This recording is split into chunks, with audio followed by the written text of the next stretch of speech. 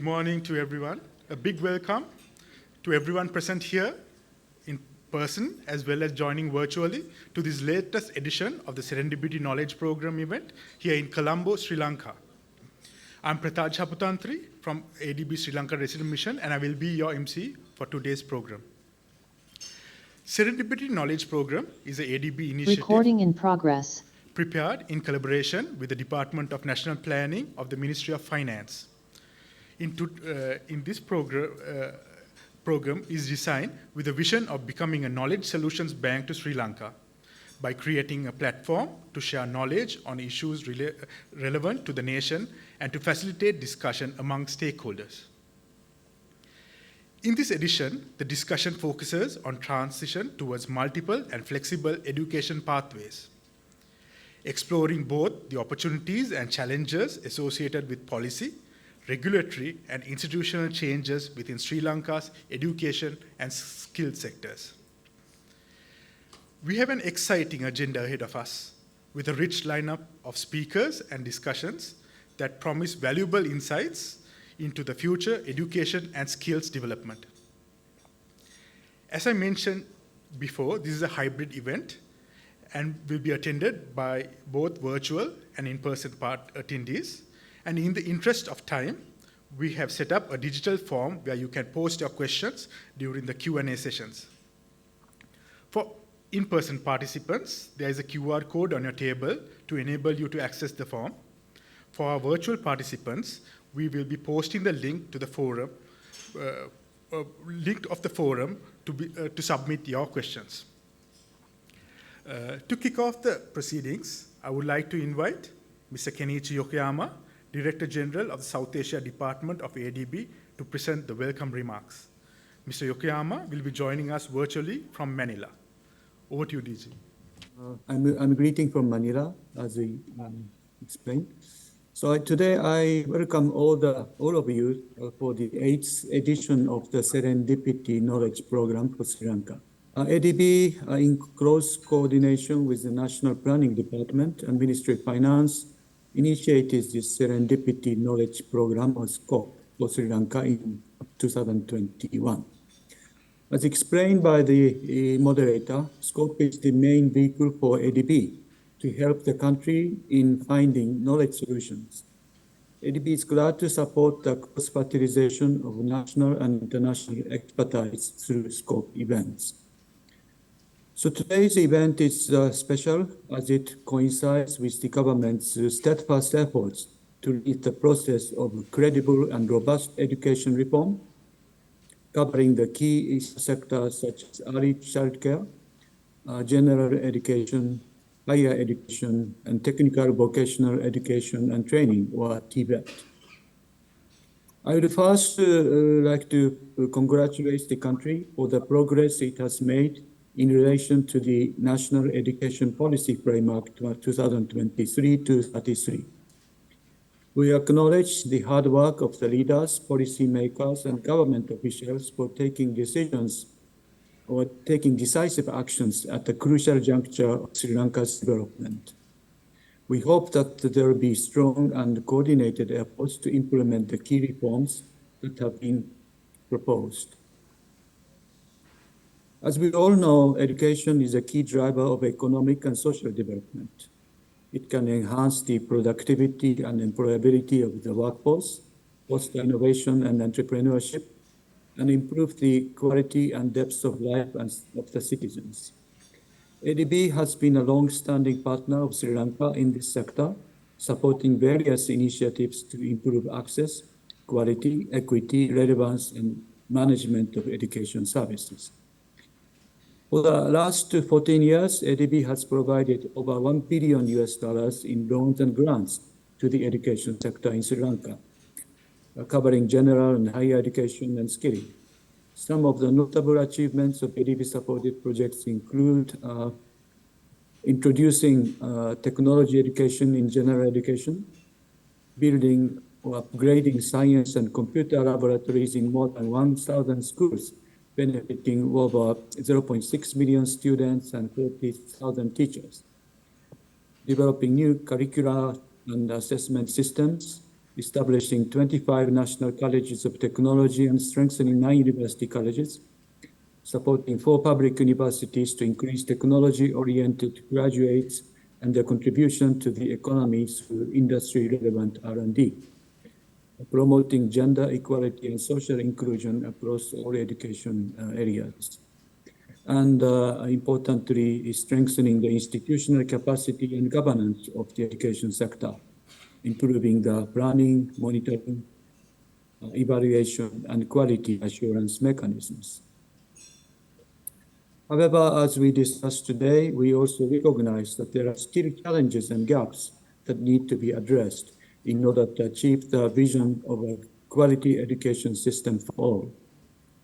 The current situation still suffers from low learning outcomes, still high dropout rates, inadequate skills development to meet changing job requirements, and unequal opportunities for disadvantaged groups.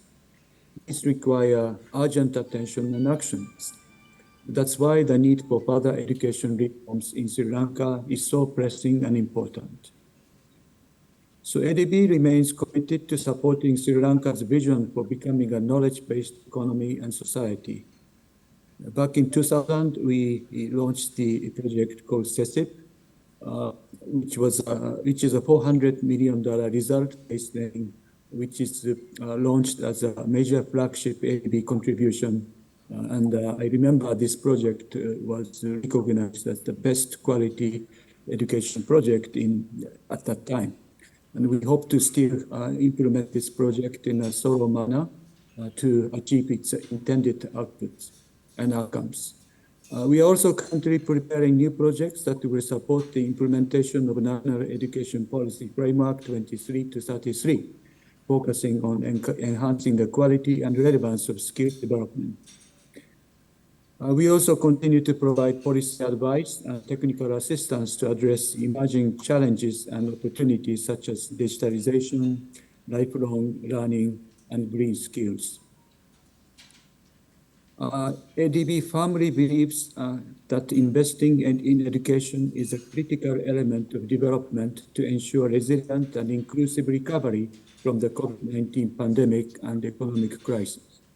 Across South Asia, we firmly believe creating massive employment is a critical factor that is essential for creating the inclusive and resilient and also rapid development. And for that, I have always been urging our sector staff to ensure that all our engagement in the education sector will result in drastic changes as compared with incremental changes to ensure that our assistance will deliver the necessary outcomes in a short span of time that is really needed in the present environment. So we look forward to working with the government, the private sector, the civil society, and development partners to advance the education agenda in Sri Lanka and beyond.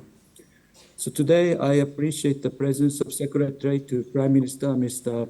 Anura Dasanaike, whom I know very well, and also Secretary to the Ministry of Education, Mr. M.N. Nanasinghe, Senior Additional Secretary to His Excellency President Ms. Chandain Wijayawardena, Director General of the Department of National Planning, Mr. Anuradha Kamarasiri, other senior officials of the government, industries, development partners, and civil society organizations, some of whom also joined the panel discussion today. I would also like to welcome Mr. Barry Pedal and Dr. Johannes Simes, who will share several international best practices around the topic, and all the panelists joining the session today. As we all recall, SKOP is an event that we bring about excellent international expertise in this area to facilitate the discussion for implementing the necessary reforms. I hope today's discussion and insights will help the public, private, and civil society agencies gaining insights from national and international best practices to inform reform agenda implementation. In the Q&A sessions and discussions forum, I'd also encourage everyone to make full use of the esteemed panelists and speakers we have lined up for you today. So with this, I wish all you a very productive discussion.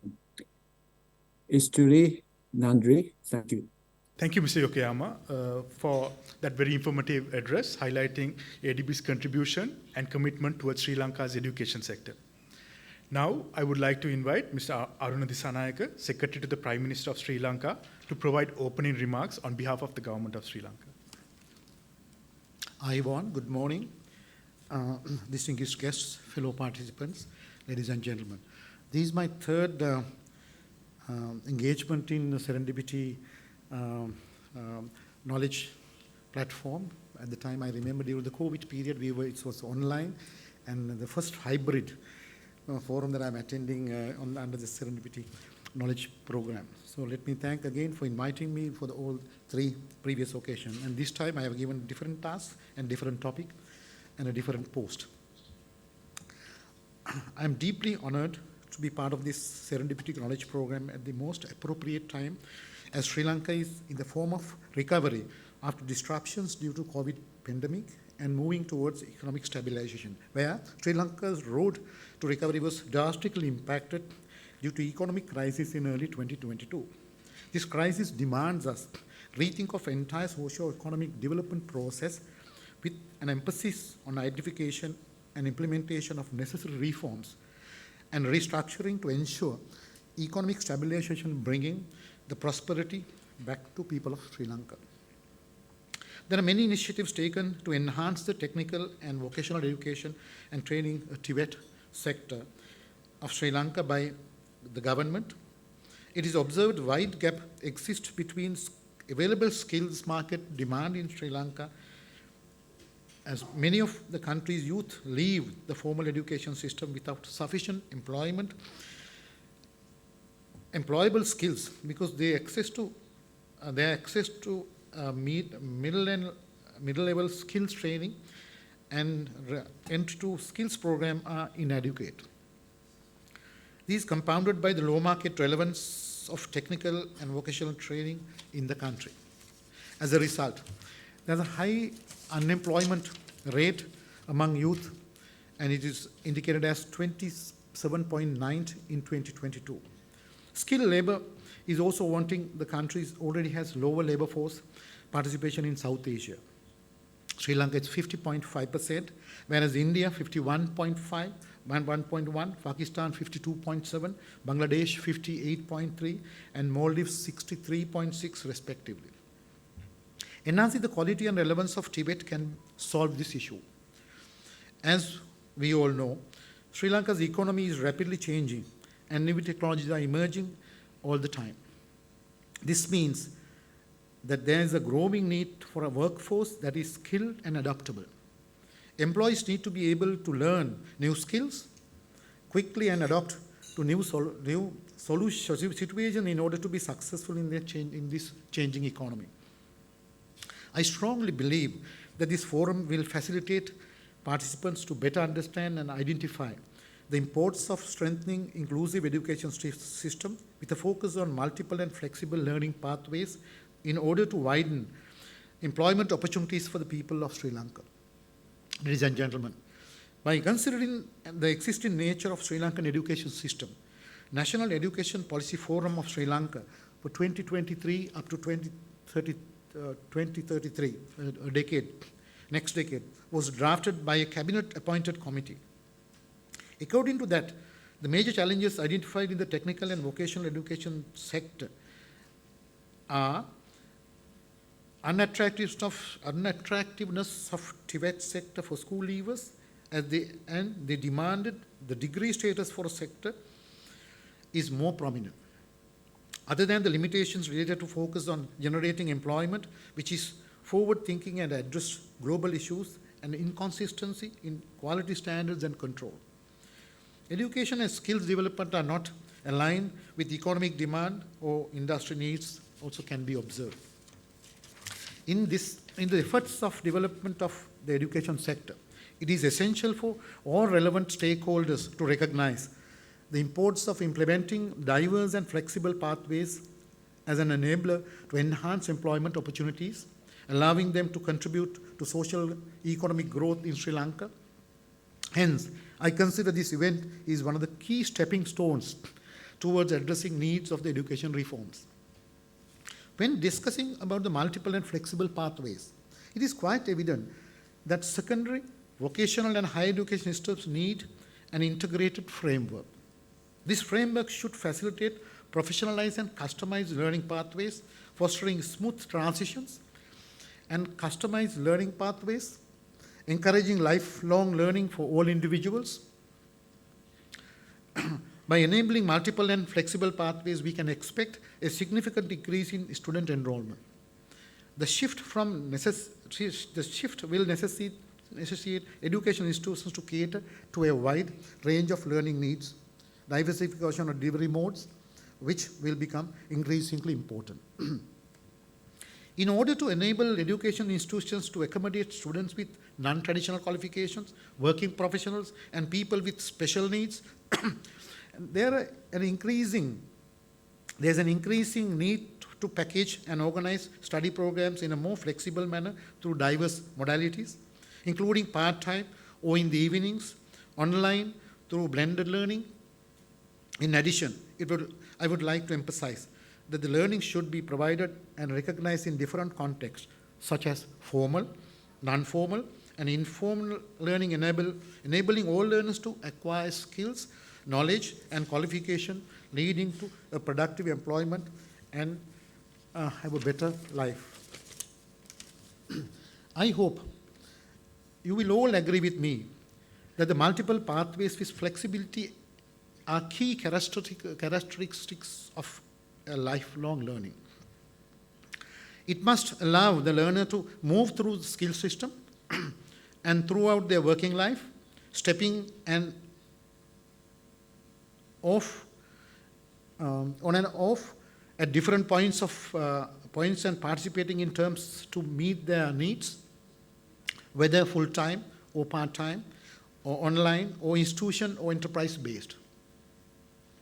While there may be a traditional linear progression from lower to higher skills, the system should also facilitate lateral movement to acquire cross-disciplinary and interdisciplinary qualifications, such as allow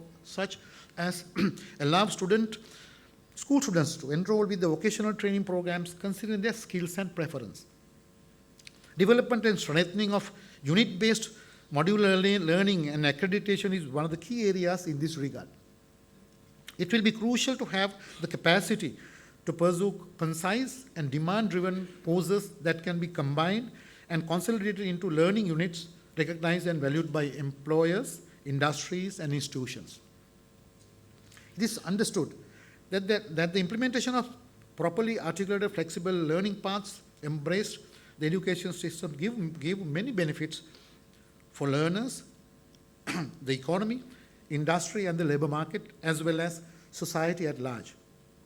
For learners, it will offer greater choices as they seek to acquire skills and to earn qualifications. This will allow entry to education system through recognition of prior learning, which means the learners can reduce their time and cost of upgrading an acceptable level of qualification with demonstrated level of skills and competency which is required by respective industries. Distinguished guests, I would like to reiterate the fact that the flexible learning pathways across the entire education system can play a significant role in responding to the present challenges. Flexible learning pathways support learners not only to access to move through education, but also to preparing for the labor market, and support to address the needs for the more equitable and inclusive education system, support to eliminate social inequalities, and to effectively eliminate duplication of previously gained knowledge and improve the employment prospects for learners. This aligns with the Sustainable Development Goal number 4, which advocates for universal access to quality education and lifelong learning.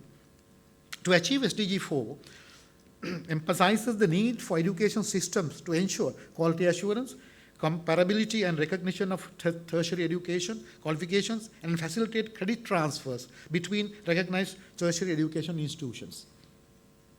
A sustainable financing arrangement will be needed to facilitate this process. Hence, financial contributions made by employees and employers need to be encouraged, as they are primary beneficiaries of skill training and as well as the government. It will be important to address the disparity in investing in higher education, vocational education, which will create seamless link between institutions, blurring economic and vocational divide, and helping to produce multiple and flexible pathways to lifelong learning that are attractive to all learners. Also, it should be essential to have a proper mechanisms to make more awareness while effective marketing strategies of vocational programs. The government is focused on broad reforms in education sector, and that will express how education and skills development system can be redesigned. So, the both higher education and vocational education institutions are valued, but also how an individual learner can be better empowered to make decisions and undertake their learning. Lessons can be learned from abroad, as well as from the mistakes made in the past. The need to act differently for different outcomes will be essential. In conclusion, we are confident that well-trained and skilled workforce is a cornerstone of a prosperous economy and a robust labor market. Flexible education systems, by enhancing gainful employment opportunities and fostering a sense of fulfillment among learners, play a pivotal role in achieving this goal. I'm thankful to ADB for their unwavering support for having this timely important forum, as well as for their continuous support to improve the Tibet sector in Sri Lanka by assisting for initiatives such as skill sector program of the Ministry of Education in collaboration with Japan Fund for Prosperous and Resilient Asia and Pacific. And the ADB are working together to implement this project titled Demonstrating Innovative Approaches for Private Sector and Women Empowerment in the Tibet sector in Sri Lanka. This project aims to empower women economically by providing Tibet and engaging in the private sector by promoting participation of non-traditional and emerging sectors. In partnership with women in management, the project hosted a Tibet conference. I learned that project had hosted a Tibet conference and awards in 2023 across 14 districts to recognize the value young rural female entrepreneurs from across the island. The Serendipity knowledge program on transitioning towards flexible learning pathways to widen skills and employment opportunities that is going to be held today, specifically focused on lessons on international best practices and policies of multiple and flexible learning pathways between secondary, Tibet, and higher education. Policy, regulatory, and institutional reforms required to introduce multiple and flexible pathways in Sri Lanka. The role of multiple and flexible learning pathways in increasing the number of candidates with required skills for employment.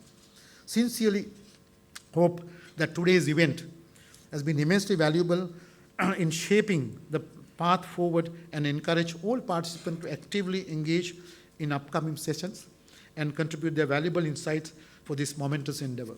Thank you. Thank you, Mr. Dissanayake, for your remarks and for highlighting government's commitment and vision for the sector.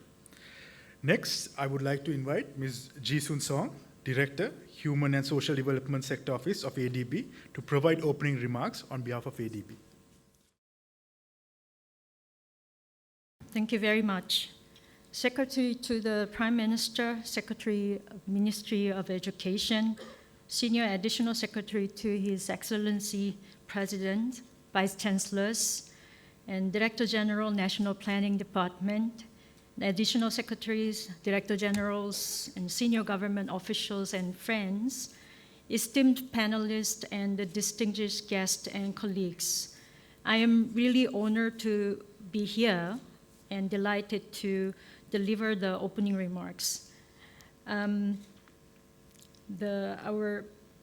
Director General and Mr. Dissanayake already have very elaborated the purpose of the new education policy framework and how ADB has been a long-term partner in the endeavor in developing education. So actually my colleague helped me to prepare this opening remarks of 7 pages. But I don't think I should repeat all the good wisdom and the commitment actually highlighted by Mr. Dissanayake. That's the kind of spirit we are coming together as a trustworthy friend.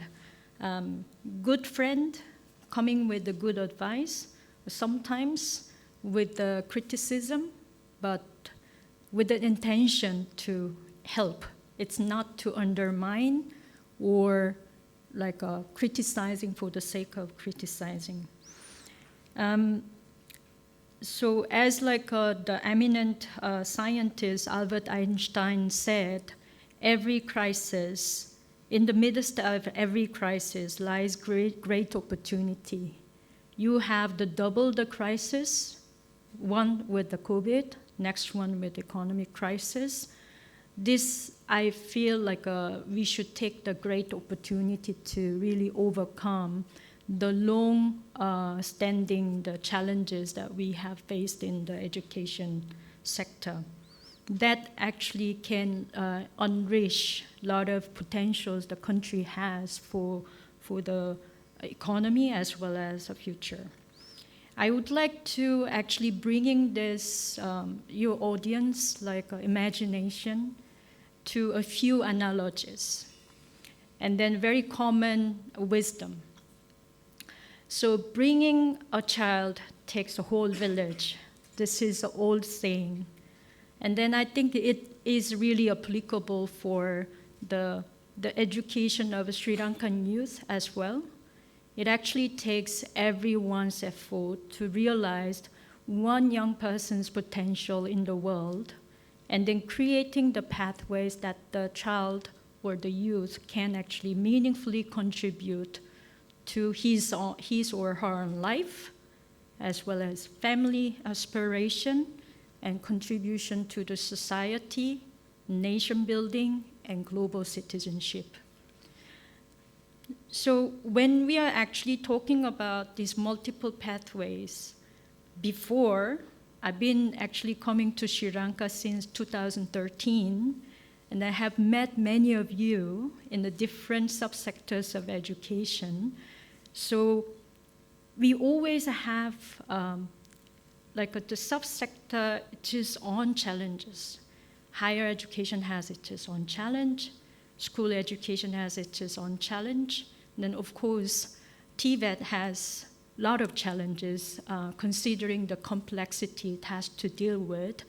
And then the need to actually engage with the employers and the labor market demand and career guidance and dealing with not only skills mismatch between what the training offers and the workplace wants, which is always changing, but also matching the aspiration of the youth and then what they can actually earn from the participating in TVET. And then over and again, there has been always this analogy of dead end going into TVET. That's actually kind of inferior option to higher education. And then therefore, a youth may kind of feel stuck. Then these multiple pathways we are actually bringing today for your consideration is actually to create the avenues or the menu of options for the youth that, given their aspiration and given their circumstance and context, they should have options, not only just one way, but there are multiple ways they can explore and then realize their potential. Another analogy I wanted to talk about is when you are actually going for a long journey and then you have this great perspective, like at the end of the road, or continuous improvements, as we say, as a good system should have continuous improvement opportunities. When you actually looking at the tip of your foot, and then looking at the stumbling blocks, which works as a challenges or constraint you're facing, you will never finish that journey. Sometimes you really need to look at the goal rather than problems at hand. They will help lift up your feet and then overcome the stumbling block. So I hope in our discussion, the audience will have a lot of, yes, you're right, but that is usual kind of very intelligent conversation may go. Yes, we know there are multiple flexible pathways that has to be built up, but we have these challenges. I hope for this forum, let's set aside this but part and then see what are the possibilities that we can actually look at, and then building the solutions in the backward way. So as Secretary mentioned, we have a 10-year horizon to achieve transform the education system. And then from that end picture, and let's see what we need to do and backward. Rather than we start from here, where we are standing now, we'll be finding a lot of stumbling blocks. And then also a lot of compartmentalized thinking. So I hope we can kind of lift ourselves up above the challenge now, and then really focus our eyes onto the goal, and then see how we can be actually more flexible and innovative and embrace new ideas. But of course, we're not saying let's forget about all the problems, and that's also not the right way as a good policymaker and good practitioner. But when the goal is very clear, and then we kind of focus on that, and we try to give in certain our own territories, or this is not my problem, this is like a higher education problem, or this is school education is so wrong that we cannot do this. Let's kind of try to give in a little bit of our territories to each other, and then see how we can actually derive better solutions.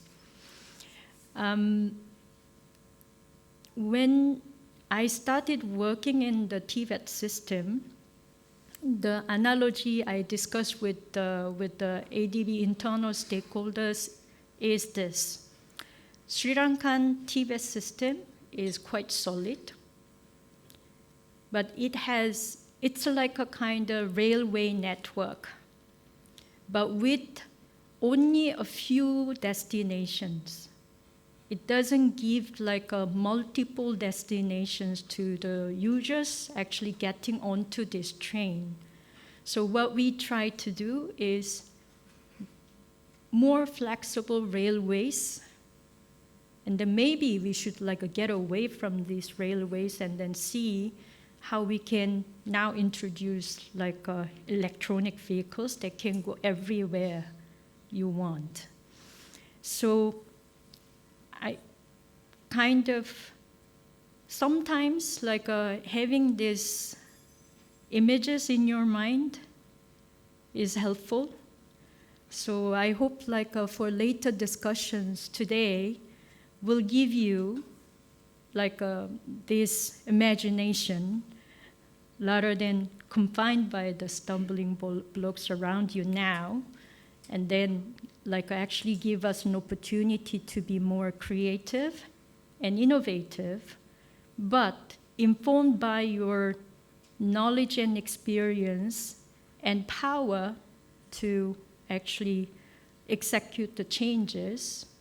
You are in the positions to actually make these changes happen.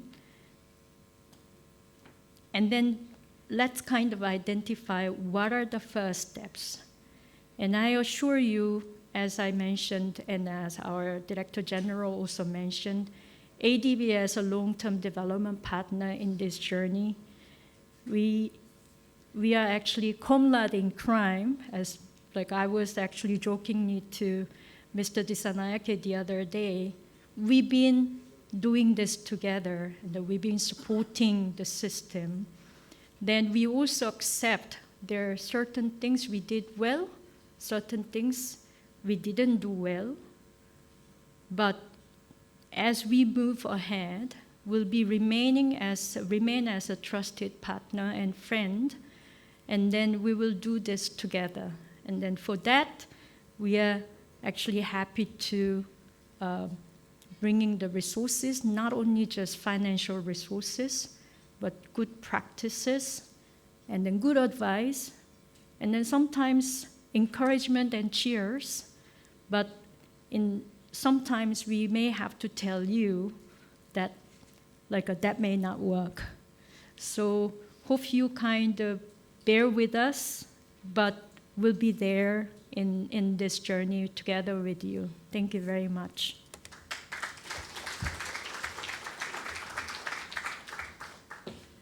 Thank you, Ms. Song, for your remarks, particularly for highlighting the importance of the topic that is being discussed today.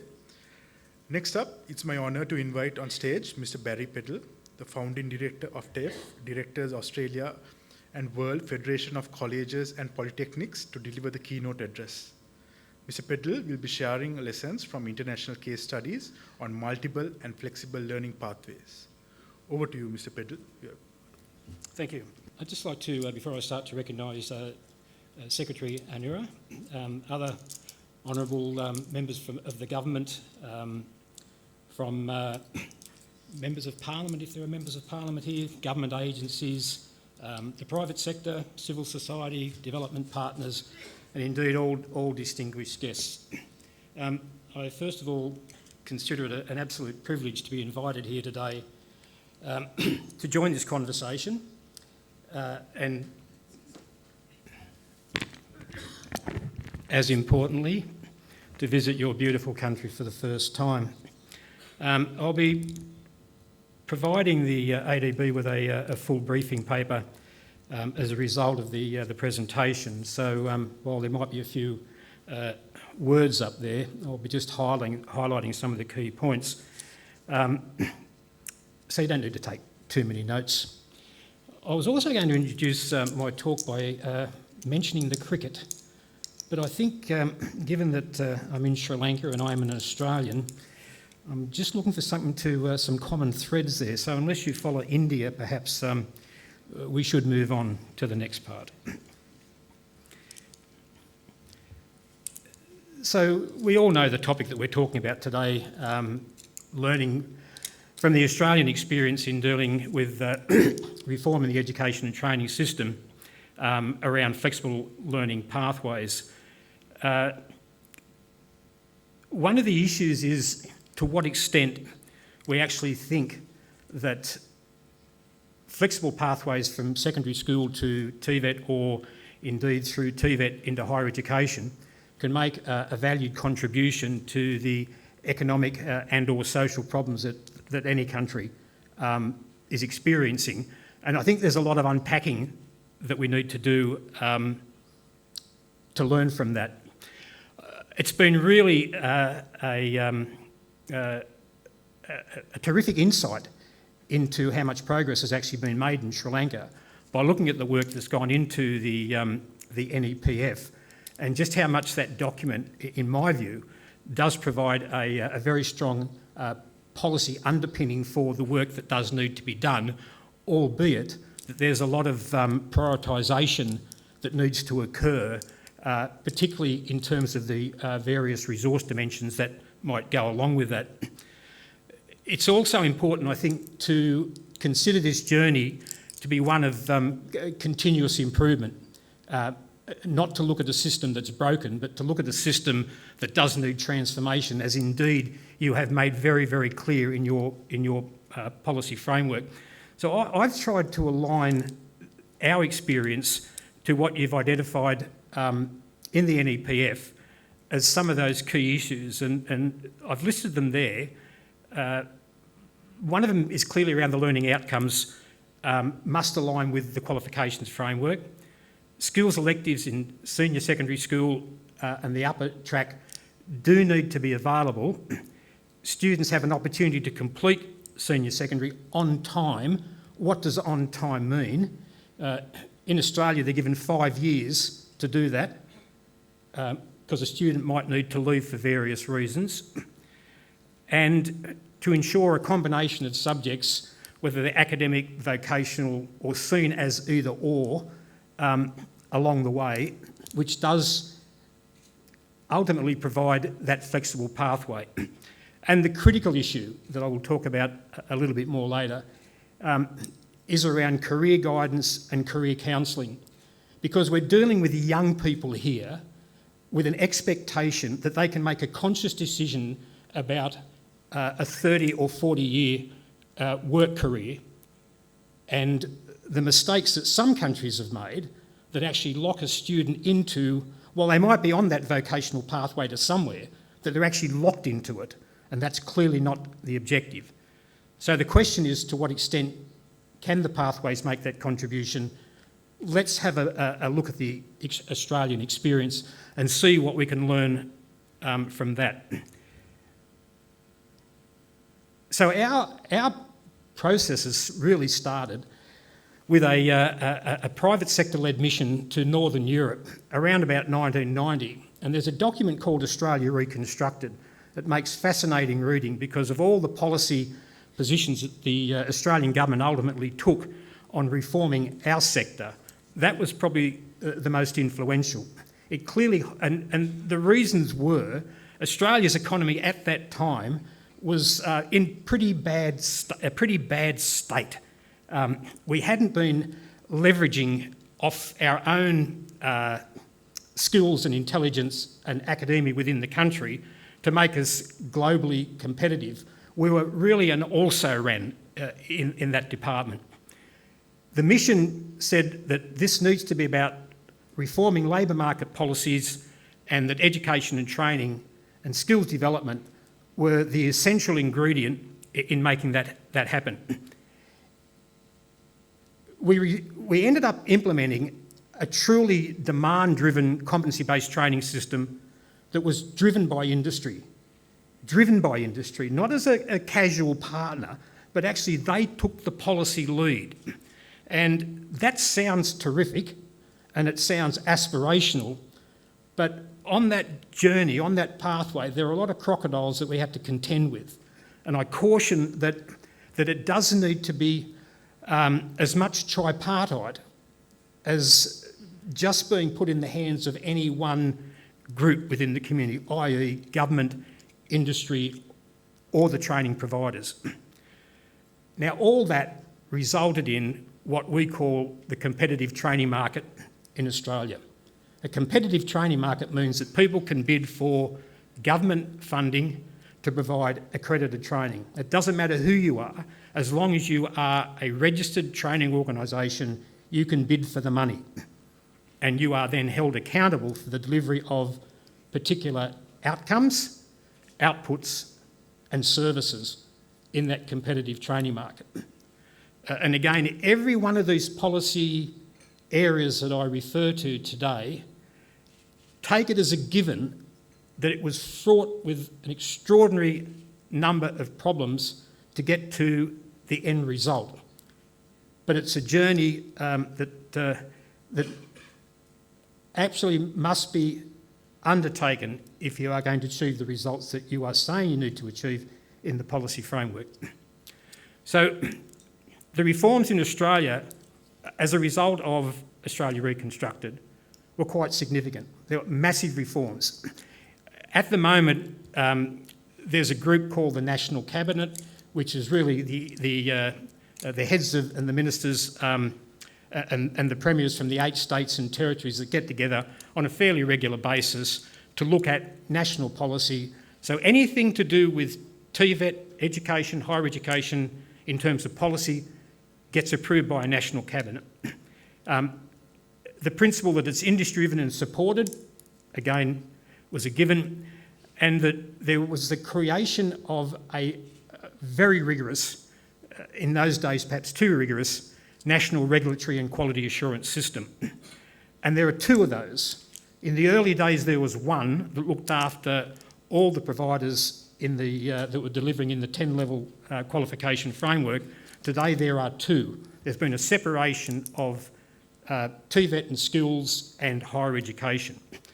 And there's a whole lot of reasons around that. But the regulatory process in Australia is about a two-step process. First of all, we register training organisations against a set of national standards, and we also register the development of accredited qualifications, whether they're in training packages or just standalone qualifications, but they all go through the same process if they're going to form part of a qualification under the NQF, which is not to say that a provider or anyone can't develop other qualifications for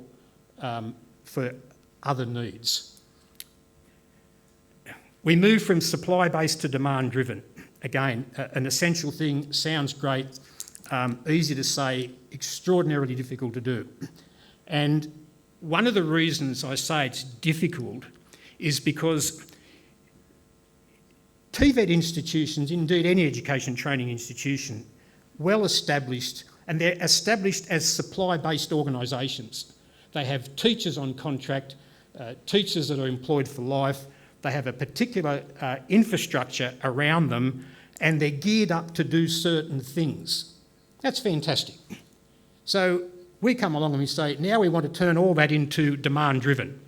So what does that mean for teacher contracts? What does that mean for aligning new curriculum or new training packages or new qualifications? All the infrastructure that's required inside that to be able to deliver demand-driven training with industry doing all the pushing. Industry doing all the pushing, not necessarily doing too much more in terms of the supply of resources, but obviously a critical component.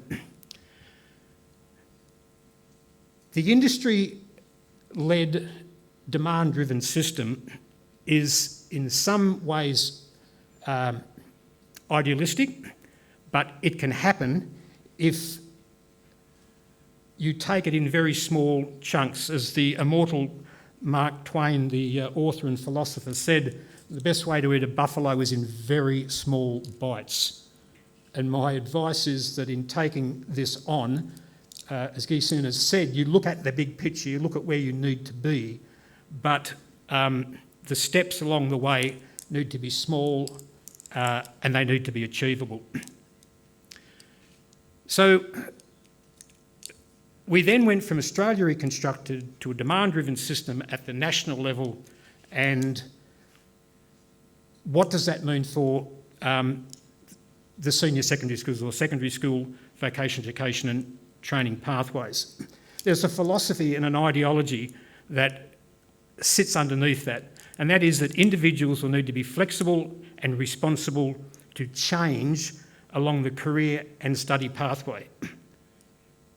And if I don't make this point later, I'll make it now, that pathways, another interpretation of that is about the student and the student moving along those pathways. I would not like the focus on our system to be on a pathway. How do we explain this pathway? What is it? It's about a student progressing through an education, training, skills development, higher education system, and the opportunities that can be provided by all the players along the way to make that journey successful, achievable, and beneficial to both the student and in terms of your country and the goals and the needs of the country as well. So I mentioned the competitive training market. There are both public and private schools in Australia, and they can offer the vocational pathways and they can get government funding to do that. So the structure of the school system and therefore the pathways, is really around 6 years of high school through 2 certificates. So ultimately years 9 and 10 or stream 5 or group 5, and then 11 and 12 group 6. But they're fully integrated. They're not separate pathways. So a student enrolls in senior secondary school, they enrol in the school certificate, and if they stay on beyond year 10, they automatically transition into the higher school certificate. So the pathway then is, or what constitutes the pathway, are a whole group of elective and mandatory subjects within those 2 school certificates. And it's actually quite simple when you try and reduce it down to this. It's not a complex equation by any means. A student is going into high school, and it is part of the process of engaging with that student for them and the school and their parents to determine what the best mix of courses, subjects, etc. are for them. So the pathway is essentially 2 steps. Years 9 and 10, years 11 and 12. Exit point, and I'll talk about the entry and exit points a little bit later and how long you can take to do that. And then the student can go to work or to TAFE or any other private provider. They can go to university if they qualify, but they can come back into the system, which is the really, really important thing. And I'm not sure that that's a common occurrence in other places.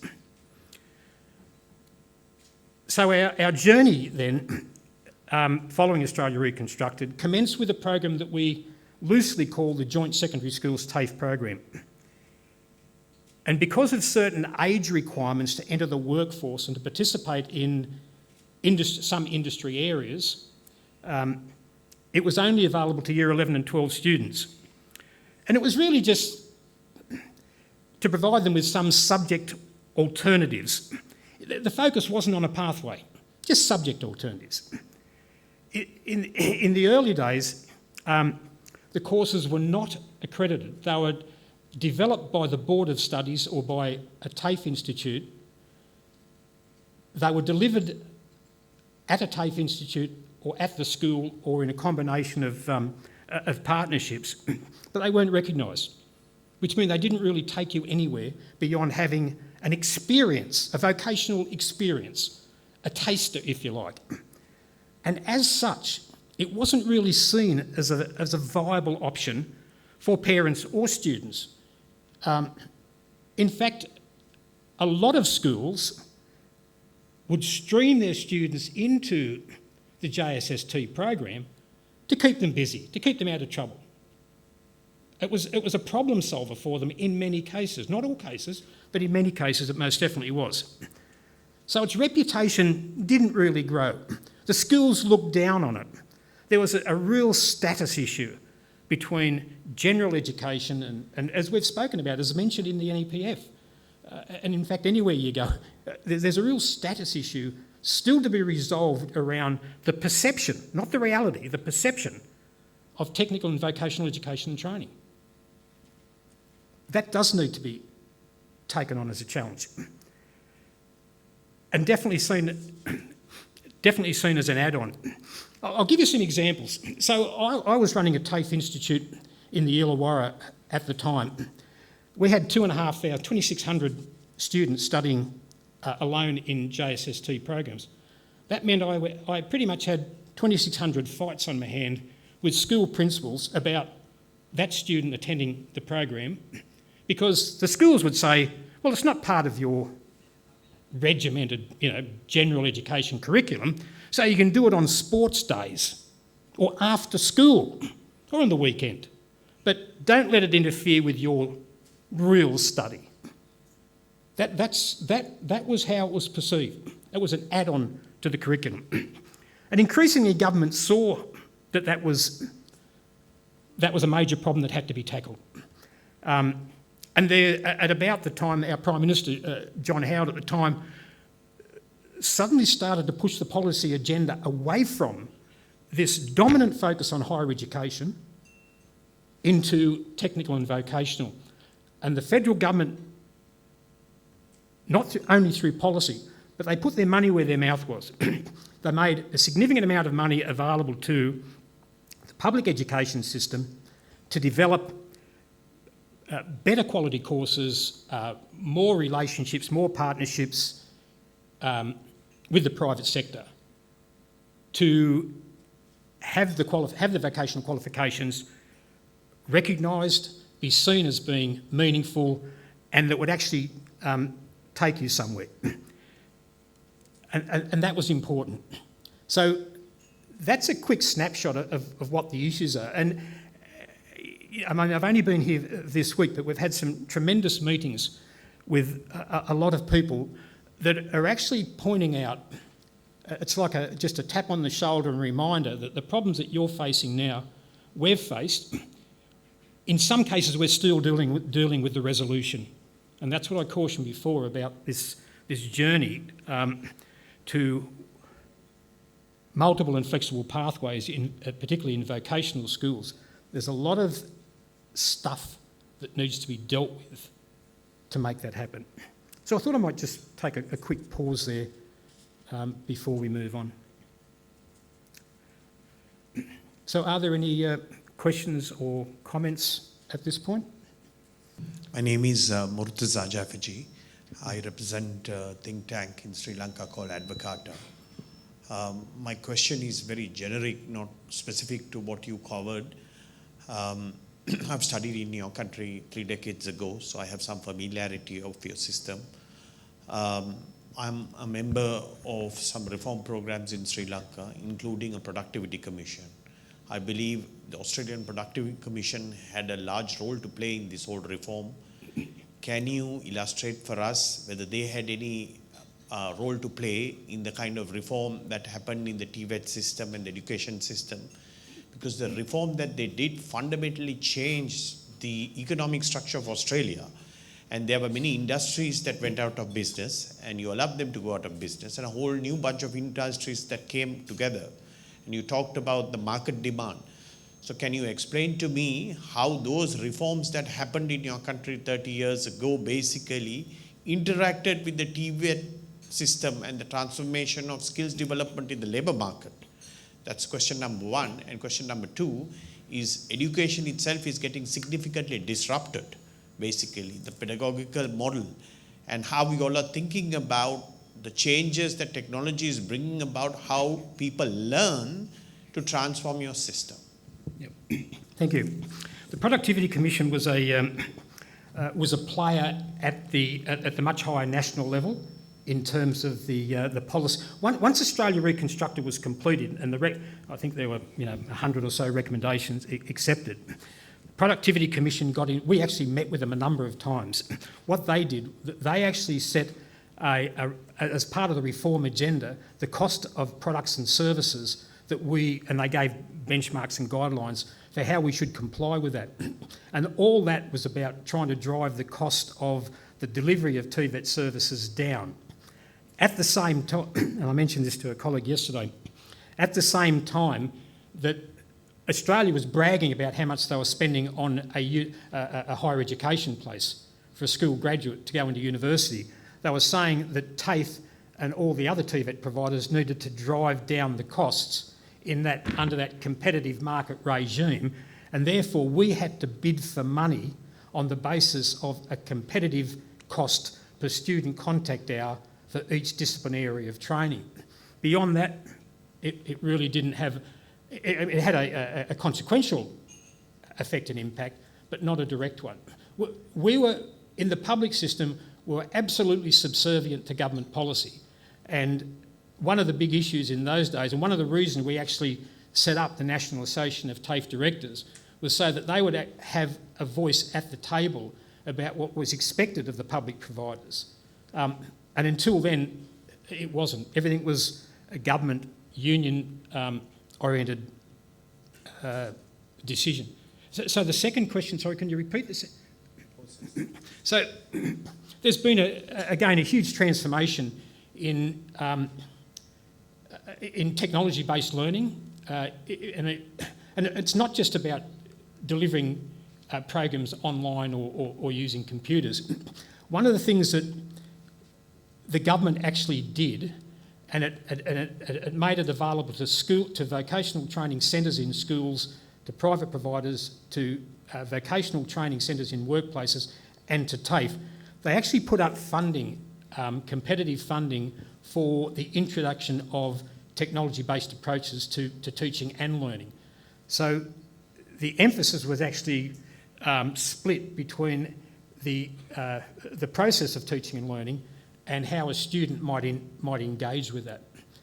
But it's still the biggest challenge for us. And I mean, again, some of the conversations this week, it sounds simple to say that you're going to teach automotive engineering in a school or a TAFE institution. The reality is, out there in the marketplace, there are a dozen different car makers, all with their own technology that they jealously guard, and it would be totally impractical to expect that any training provider can meet the demands of all of those technological responses that's required. So this issue of partnerships, getting access to workplaces, and not thinking that the providers actually have to own all this stuff. Okay? I'll move on. And I'll talk about and try and... I'll make this, again, relatively simple in terms of construct. But so we've now got a government that's pushing a reform agenda that wants to increase the participation in TVET in senior secondary schools. It wasn't necessarily appropriate for all students or all schools to think that they could do that because of the resource implications, it should be seen as just one strategy of a whole group of strategies that a school or a region or a district might embrace to give the students access to vocational studies. The student, and again, going back to the fact that we're talking about this from a student perspective, that when the student gets to year 9, or before year 9, there's a lot of career counselling and careers advice. And I'll just throw another caution in here, that a lot of our schools in Australia at this time thought, oh, well, if the math teacher or the English teacher or some other teacher hasn't got a full teaching load, we'll pack that out and we'll make them the career advisor or the career counsellor. It doesn't work. If you're going to give students advice and information to assist them make a conscious decision about where they're going to study in school, where they might actually go to after school, whether it's university or to work, or both, you need to be giving them incredible advice, realistic advice. And one of the best ways to do that is to actually get the industry people to come in and talk to the students and to facilitate a process of counselling. Then the student has got some better chance. We're talking about young kids here. Their minds are still elsewhere. They're not focused on their career path in 10 years' time. They've got other things going on in their life, and you've got to account for that. But also creating a system that does have multiple entry and exit points gives them an opportunity to move in and out of that system if they make, or is soon to make, not the wrong choice, but an inappropriate choice at that time. For a school to offer a vocational pathway, or for a student to go on into vocational studies, the school has got to be seen as a registered training organisation. If they're going to deliver the vocational program, they've got to be treated the same way as the skill centre or the TAFE college or whatever it might be down the road, and held to the same accountability for the student performance against that standard, the standards set through the curriculum. We counsel students heavily on meeting their individual needs, what's available to them in the local workforce, do they have to travel? So many young people in remote areas, and Australia's a big country, quite spread out. They attend a school in Broken Hill. It's 1,500 kilometres away to the big regional centre where they might get employment. So they've got to make informed choices. The ability of local infrastructure and partnerships is important. And the longer term planning, so the student in year 9 and 10 need to think about, am I going to stay at school to the year 11 and 12 because my parents will insist that I do? And if so, the courses that I select in year 9 and 10, are they available in year 11 and 12 at the same school at the higher level, or do I have to go somewhere else? So these are all the sort of the complex challenges and issues that they have to deal with. As much as the ability of the school to be able to deliver that program. The students have got to complete, so once they start, they have to complete all the mandatory, again, I just reinforce this fact, the school is treated the same as the TAFE college. If they're delivering accredited vocational programs, everything has got to be the same. There's no easy way out, there's no shortcuts. So their infrastructure, their teaching quality, their systems, everything has got to be the same. Which is not to say that a school can't partner with a TAFE college, and that happens a lot.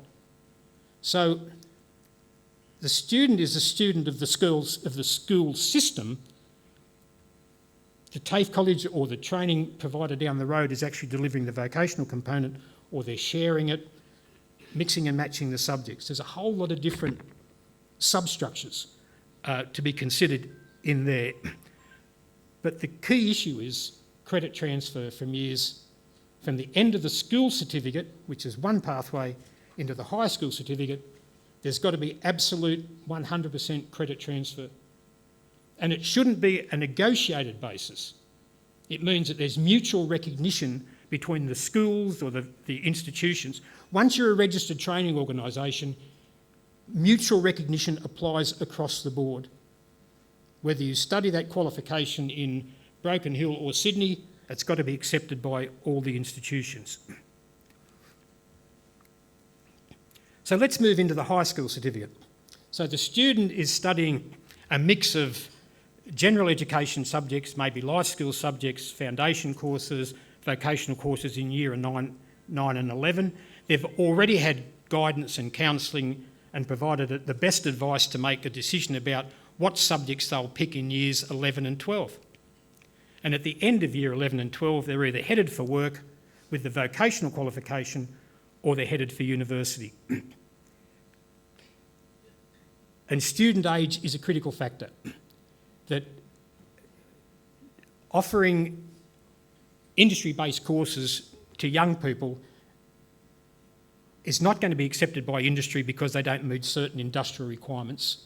They can't use machinery, they can't be out of school. There's a plethora of things that they have to consider. In Australia, there's about 100 courses, vocational courses available in the HSC, but they're not available everywhere. So this really gets down to, choice, where you're located, access to the different resources that you require to complete your study. And as I've already mentioned, that the notion of partnerships is absolutely fundamental to that. Partnerships with other providers to give don't cut off the choice, or we tried not to cut off the choice to the student, but to give them more access by opening up different horizons for them. In Australia, still the primary destination, even though not everyone is heading there, but at the end of year 12, you end up with a score, and that score is comprised of unit and credit value derived from your different areas of study, and now that includes the vocational qualification. So a vocational qualification, the subjects therein form part of your tertiary admission score into university. And that's been the big step. You go back, as I was saying, 20 years previously, where vocational studies was looked down on in schools, and that's the third option. You're better off leaving school than doing that, to now vocational studies, accredited training delivered by the schools, meeting the same standards as set by the National Qualifications Framework. So there are a range of courses available to the student. There's courses that are accredited under the AQF. There are courses developed by the Board of Studies, which also count towards the HSC.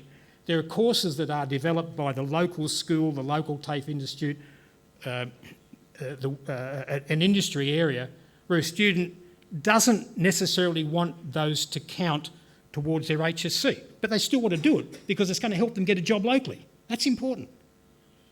So that's a genuine pathway option. It just doesn't have all the bells and whistles that the accredited pathway option does. But the real pathway is not so much in this progress of studies, it's in the fact that we provide so many options for the student as part of that package of learning. The students can accumulate their study areas and take 5 years to complete it. They can repeat without penalty. They can get credit transfer, recognition of prior learning, or in a competency model, recognition of competencies achieved. We do accelerated progression. You don't want to hold everyone back to this notion that it's all time served. That even in the school system, to an extent, given the problems that it creates with programming and teachers and other resources, it's progress on competence. And that there's study during a school-based traineeship. So I'm just going to talk very briefly about it. This is a fantastic initiative that was introduced. It's a traditional apprenticeship or traineeship.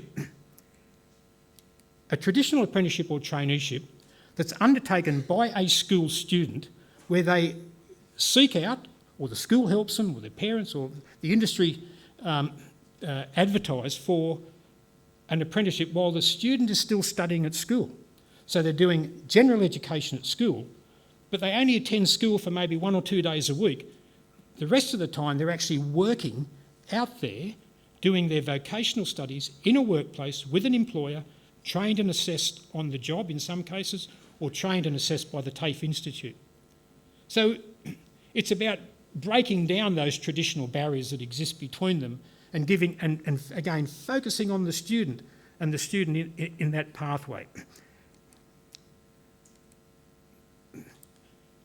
We're going to be talking about managing the change process, so I'm not going to do that now, but there's another session later where we will.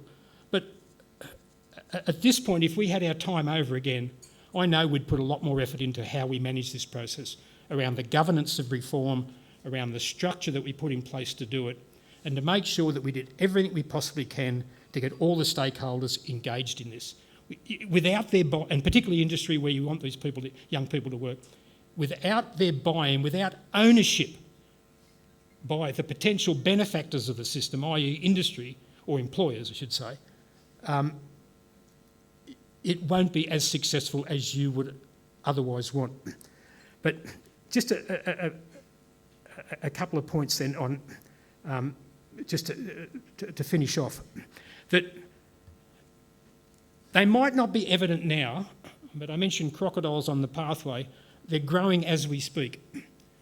The risks associated with the implementation, the potential impact on moving, let's say, to a competency-based system where a school has got teachers in areas A, B, C, D and E, but the demand for the qualification or the training that you do is in areas E, F, G, H.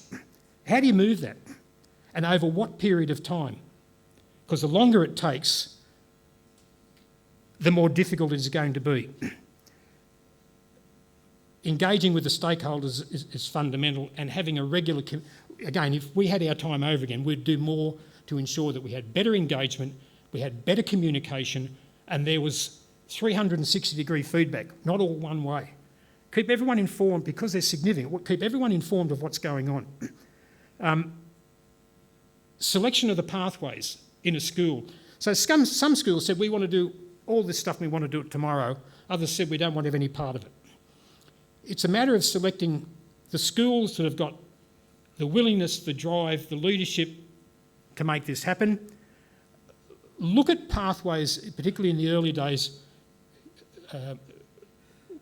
that are achievable in the short to medium term, and that means doing the vocational studies or providing the vocational options in areas where you've got the resources that you can start almost immediately, with a view to the longer term of building up to more rigorous areas of vocational studies and more technology-based areas.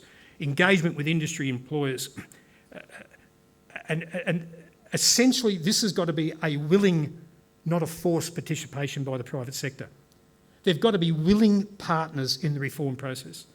They should be saying to you, listen, we know we need to make this happen. We want better skilled workers. We want all this. We want that. This is what we're going to do for you. We struggle with that. We struggle with the notion that the employers were saying, it's government's job to do the training. Just give us all these highly skilled graduates, work-ready people. No. The agenda is at least working together to make that happen. And I think there needs to be a lot of time spent on how that engagement. I've mentioned partnerships and collaboration and capacity building and investment that we're still doing it. In fact, we opened in the last 2 weeks in New South Wales, we opened 3 new vocational training centres in schools. There's been a massive investment in putting the correct resources into a school to be able to deliver the accredited training, because the employers will want to see that. They will want to see that there are the right resources that will produce the right results and the right outcomes.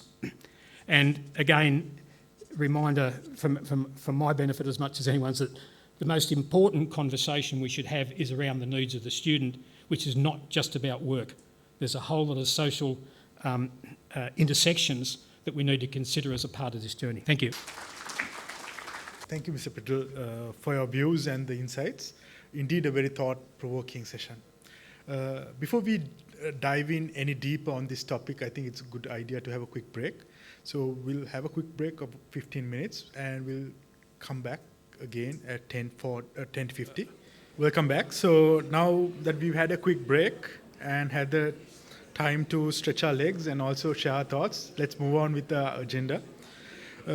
So next in our agenda is the panel discussion. This segment aims to discuss the importance of education reform in introducing multiple learning pathways. Before I invite the panelists, I would like to invite Mr. M.N. Ranasinghe, Secretary to the Ministry of Education, to set the tone for the panel discussion. Mr. Ranasinghe, I would like to invite you on stage to deliver your remarks. A very good morning to everyone, distinguished delegates and members of the audience. First of all, I would like to express my sincere gratitude for the ADB and the organizers for having invited me to share my thoughts and the Ministry's view on the way forward about the education reform program. At the outset, I must thank the ADB for the unstated support extended in this sector, especially during a very turbulent environmental conditions we experienced during the last couple of years. Now, as the Secretary to the Prime Minister is also present here, we were extensively involved in deliberations about the new education policy framework. We prepared that education policy framework with the participation of almost all the key stakeholders in the system, the government sector, private sector, and various other stakeholders representing all the relevant and related sectors. There was a subcommittee chaired by Honorable President, Cabinet Subcommittee, who directed the expert committee to when finalizing this policy framework that has now been approved by the Cabinet of Ministers, is yet to be approved by the Parliament. It is in that process now. So this entire exercise covered general education, technical and vocational education, and the higher education. Now the present status quo remains that there are so many gaps and there are so many irrelevant components embedded in this system. So this policy framework tried level based to see, to identify specifically the gaps remaining in various components and how we can make it relevant in terms of the current and future requirements of the stakeholders. Especially, we considered the sustainable development goals, to what extent we have been able to reach these goals during the last couple of decades, and also the future, the way forward as to how we can realign our education sector performance for the satisfaction of all the key players involved in this process. So now we have come to a level where we are almost aware of the policy and the guideline.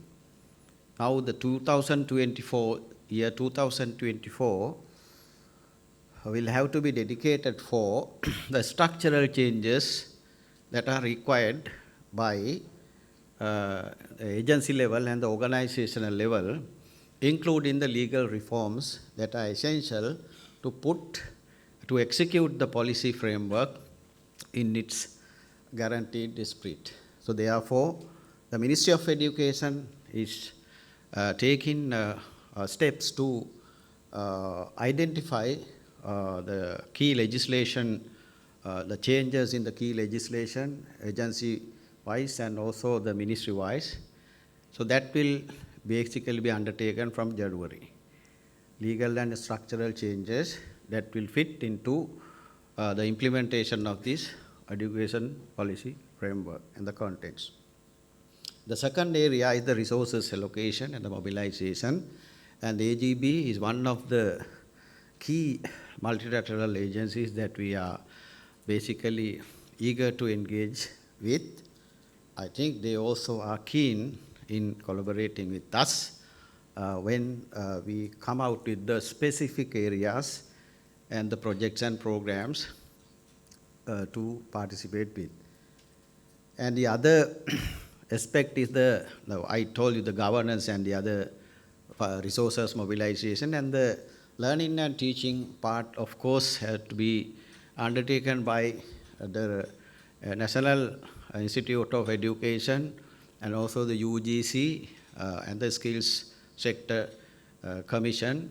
So they will also have to work simultaneously in reshaping and restructuring their structures so that the new proposed policy framework is executed and implemented as per the objectives that are spelled out in the policy framework. So we now have identified that this entire exercise cannot be handled by a single Ministry like Education.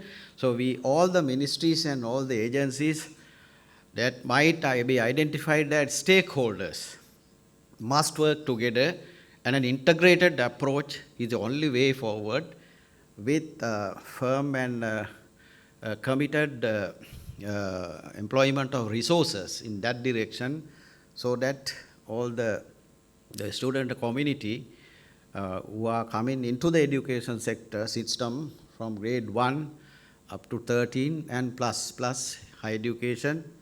So that is why the government also has identified that the education sector development and improvements are the key pillar when it comes to economic and social development. So with these perspectives in mind, I would like to invite and basically seek all the agencies and other institutions to support this implementation of this education reforms that will definitely address and eradicate all the gaps and will become a quality and a standardized and world-class education system for the students in the Sri Lankan community.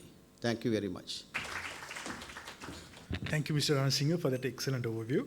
And now I would like to invite the panelists to proceed to stage to proceed with the panel discussion. Let me introduce them. Mr. Barry Peddle was our keynote speaker, founding director of TAFE Directors Australia and World Federation of Colleges and Polytechnics. Mr. Per Bojan, Principal Educational Specialist from ADB. Mr. Prasad Setunga, Director General of the National Institute of Education, Sri Lanka.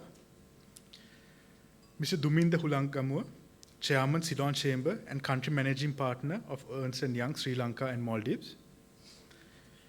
Ms. Shadika Wazir, Assistant Director, Education for All Program at the Ministry of Education, Sri Lanka. And to moderate the session, Ms. Shanti Jagannathan, Principal Education Specialist from ADB. As the panelists take their seats, please. Would like to remind you all to please send in your questions through the digital form. Good morning again, everyone. Welcome to this panel session. It is titled The Importance of Education Reform to Introduce Multiple Learning Pathways. It's very clear from the speakers of this morning that this issue about creating multiple and flexible pathways is at the heart of the reforms that Sri Lanka will be undertaking. It seems that Sri Lanka is really in the throes of far-reaching and fundamental reforms in the education system. Barry mentioned Australia reconstructed. It seems like it's going to be Sri Lanka education reimagined with all the extent of reforms that are at play at the moment. Flexible learning pathways seems that it's like at the heart of ensuring agile and flexible systems that can serve the needs and interests of everyone, students, communities, employers, as well as the employers of different industries, but as well as enterprises. So a critical feature is really breaking down the sort of artificial permeability between the lack of permeability between the TVET school sector and higher education. Ms. Disanayaka said something very interesting. He said, we must professionalize and customize learning, which serves the interest of everyone. And Secretary of Education, you also mentioned that we must have an integrated approach, and also a lot of structural and legislative changes are backing this kind of far-reaching reforms. So it's my great pleasure and privilege to moderate this panel discussion, which is bringing together leading experts from different disciplines who will weigh in on this topic and bring their unique perspectives. Let me quickly introduce the panelists. Ms. Shadika Wazir, she's Assistant Director, Education for All Program in the Ministry of Education. Welcome. Dr. Prasad Setunga, Director General, National Institute of Education in Sri Lanka. Barry Peddle, whom you already heard before the tea break, delivering the keynote address. He's an international TVET specialist and the former CEO of Australian TAFE Institutes. I think a large number of countries look to the Australian systems to learn about the TVET systems. Per Borjegren, my colleague, Principal Education Specialist at the Human and Social Development Sector Office in ADB, and Mr.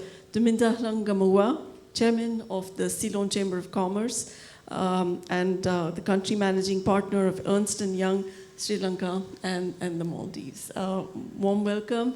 As you can see, they will bring very different perspectives to the topic. I'd like to start with Ms. Shadika.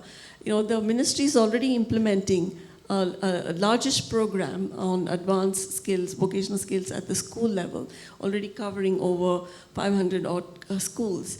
Could you share a little bit about what has been the experience, what's been the successful features, and also what are the sort of bottlenecks that you face that need to be ironed out when in the context of such a large-scale reform that is being contemplated? Over to you. Thank you very much. A very good morning to the distinguished gathering here. I'm pleased to join you today. So First of all, I would like to mention that the current program in schools was initiated with two things in mind. Number one is the Sustainable Development Goals agenda, providing quality, inclusive, equitable education and multiple flexible pathways of completing education. That is number one. And number two is a child's right to education. So with these two in mind, the program developed by the Ministry of Education some years back. I would like to just mention what the program is and give a brief introduction so that we all get an understanding on what it is. So within this program, introduced at the advanced level vocational stream, students that go up to grade 11, so of 16 years of age, they get the opportunity to transition to grade 12 regardless of whether they succeed in their ordinary level examination. So they can enroll to grade 12, enroll to the advanced level vocational stream. They undergo 2 terms of study in school, which encompasses generic skills, the development of generic skills, and then they are given an introduction to 3 vocational areas. So after this, the students opt to go for an NVQ level 4 vocational training.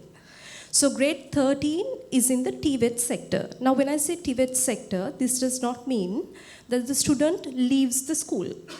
This means that as a school student, the student goes into the existing vocational training programs and complete at least another year in vocational training, upon which they get an NVQ level 4 certification. So with this, we've ensured that we do not duplicate resources. We use the current structure in place. We give an accredited certification to the students. And the pathways available are of multiple areas. It has to do with IT, apparel. They can go into the apparel sector, automobile, electrical services. Then they can go into arts and crafts, sports, healthcare. All these industries are made available to them. So in this program, we have ensured that there's a smooth transition from the school to TVET to industries, which I think is one of the best practices in the world, to have a link between the school and the TVET system and the industries for a student to complete a comprehensive vocational training. And in terms of our successes, the smooth transition itself is a major success. Apart from that, we've been able to reduce the number of school dropouts because we eliminated the barrier of having to go through an examination and pass the examination. This guarantees that every student up to the age of 18 gets the opportunity to complete education. It also ensures that the student is a school student up until the age of 18. That means there's constant monitoring from the school. The teachers provide psychosocial support where needed. Sometimes when there are financial difficulties and other difficulties, the teachers provide some services to students as well. Where needed, we provide grants to schools to help these students out. And in terms of this, we ensure that the vulnerability of a student dropping out is almost eliminated. So this is another strength. And since we're a very young program maybe, but another strength I would mention is the flexibility of the program. Now we've been conducting this program for 6 years, and we've changed multiple things, we've amended multiple things within these 6 years. We're very flexible. We listen to the industries, we want to listen to the TVET sector, the labor market, and the pathway that the country is taking towards development. The other major strength that I would like to mention here is the holistic nature of the program, and also the ability of the program to capture the most vulnerable students of our communities. So if you take the student body of the program, 86% in 2021 were of students who were of families that earned less than 35,000 rupees per month, Sri Lankan rupees. So 86% of those students. Then 3.2% of students were those with severe psychosocial issues. 1% of those students were disabled, and 7% were of the plantation communities. So there are a lot of vulnerabilities that these communities face, and we've captured some of the most vulnerable communities in the society through this program. So when I say holistic, this program, with its many avenues, has the ability to capture multiple goals and targets in the SDG agenda. I think we can go into those details later. So apart from the challenges caused by the COVID crisis and the subsequent socioeconomic crisis, one of the major things that I would say we need further development in is, of course, career guidance and student counseling. Because one of the major things that the student has to do in this program is to choose the training pathway that they intend to take. And if they're not provided proper career guidance, strong career guidance, if they're not recognized in terms of their capabilities, that goes very wrong very quickly. So that is one of the areas that we have focused on and we hope to develop further. And another area I would mention is the need for students to develop their generic skills, their soft skills, skills for the 21st century, which might not just be vocational skills, but a broad range of other skills as well, which starts from, I think, early grades itself. We want to develop our partnerships further. We already have partnerships with 7 ministries, 15 institutes, around 300 centers island-wide, but we want to develop it further, and this is an open invitation to all of you here as well. And another thing is the opportunities that should be made available further for students, for employment, but not only employment, for entrepreneurship and higher vocational education opportunities. So in terms of what our program is, the strengths and the challenges, this is our experience, and I hope through this discussion we'll be able to discuss more on how we overcome these challenges and how within this room, the partnerships that we develop today and take forward will help this program and the education policy framework ahead. I would like to mention something before handing over the microphone to you, which is that general education is a system to develop a good citizen. A career and a vocational pathway is a part of it, not the entirety of it. So in this program, what we're trying to do is to take the student forward in terms of their careers in their professional life, while not sacrificing the values of a general education system that builds up a good citizen. So over to you. Thank you. Thank you so much, Adhika. I think a lot of interesting, I would love to visit some of the schools that are undertaking this program. Thank you. One of the things you mentioned towards the end was about soft skills. So that's a good segue to move to Mr. Sedunga. I understand that there are plans underway to introduce curricular reforms for non-core skills in grade 9 onwards. So how do you see the implementation of this linked to the large kind of reform roadmap that's underway, and what are the sort of things to keep in mind, and what are the sort of metrics that you would like to pursue as you take this forward? Good morning to everyone. Thank you, ADB, for giving this timely important opportunity to discuss newly designed curriculum framework and our policy document. Let me start from the main characteristics of this national curriculum framework.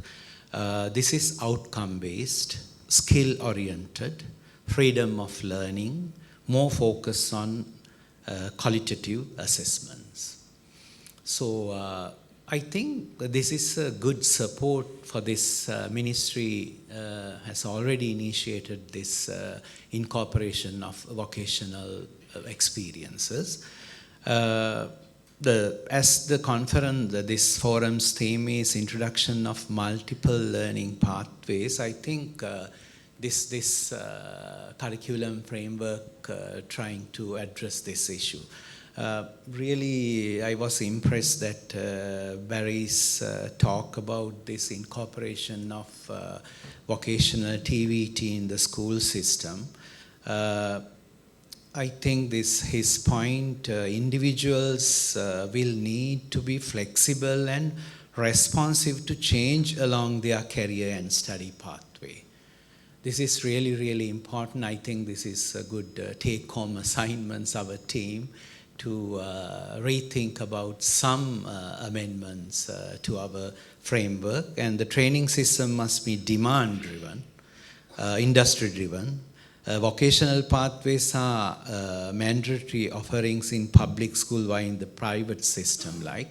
So thank you very much for this insight. So with this insight, I would like you to tell something in detail about our framework.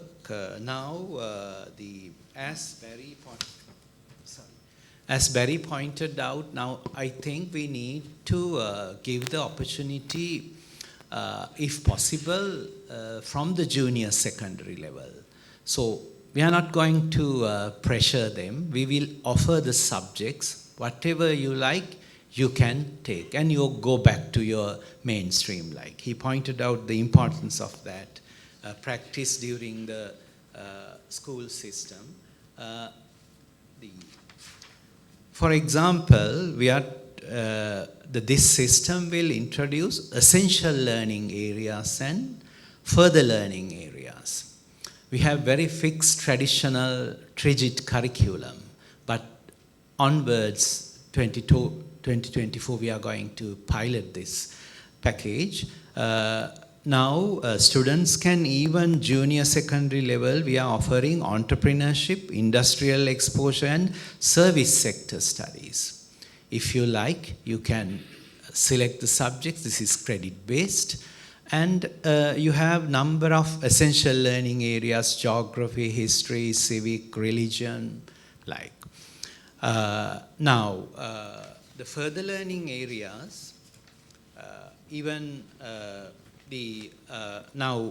this is continuation from the junior secondary level to senior secondary level. These are the essential further learning areas are completely optional. Later I will give you the Q&A session in detail. This applied technology modules based on developing skills of students, social service modules under humanities and social science focusing on developing transversal skills of the students. After grade 9, students will be given opportunities to widen their skills in selected areas based on their interest. So apart from those modules, now we are newly designed module is there to be implemented. Media studies will help the students improve their digital citizenship. Now, as we all know, this paradigm shift as Education 4.0, we need to incorporate the newly propose and practice concept, AI and augmented learning, promoting personalized learning, TOT, IoT, Internet of Things. Now, very gradually, step by step, thinking our rural school situation, we are planning to implement these concepts. Especially, I think we are now in the process of discussing of this innovation labs, establishment of innovation labs at the school level. Our policy document is really supports this NI's already designed module. So as two secretaries pointed out, with collaboration, now we are in the process of to start the implementation of piloting next year. The last Academic Affairs Board at the NI, we have already established a steering committee on implementation of the reforms. Thank you.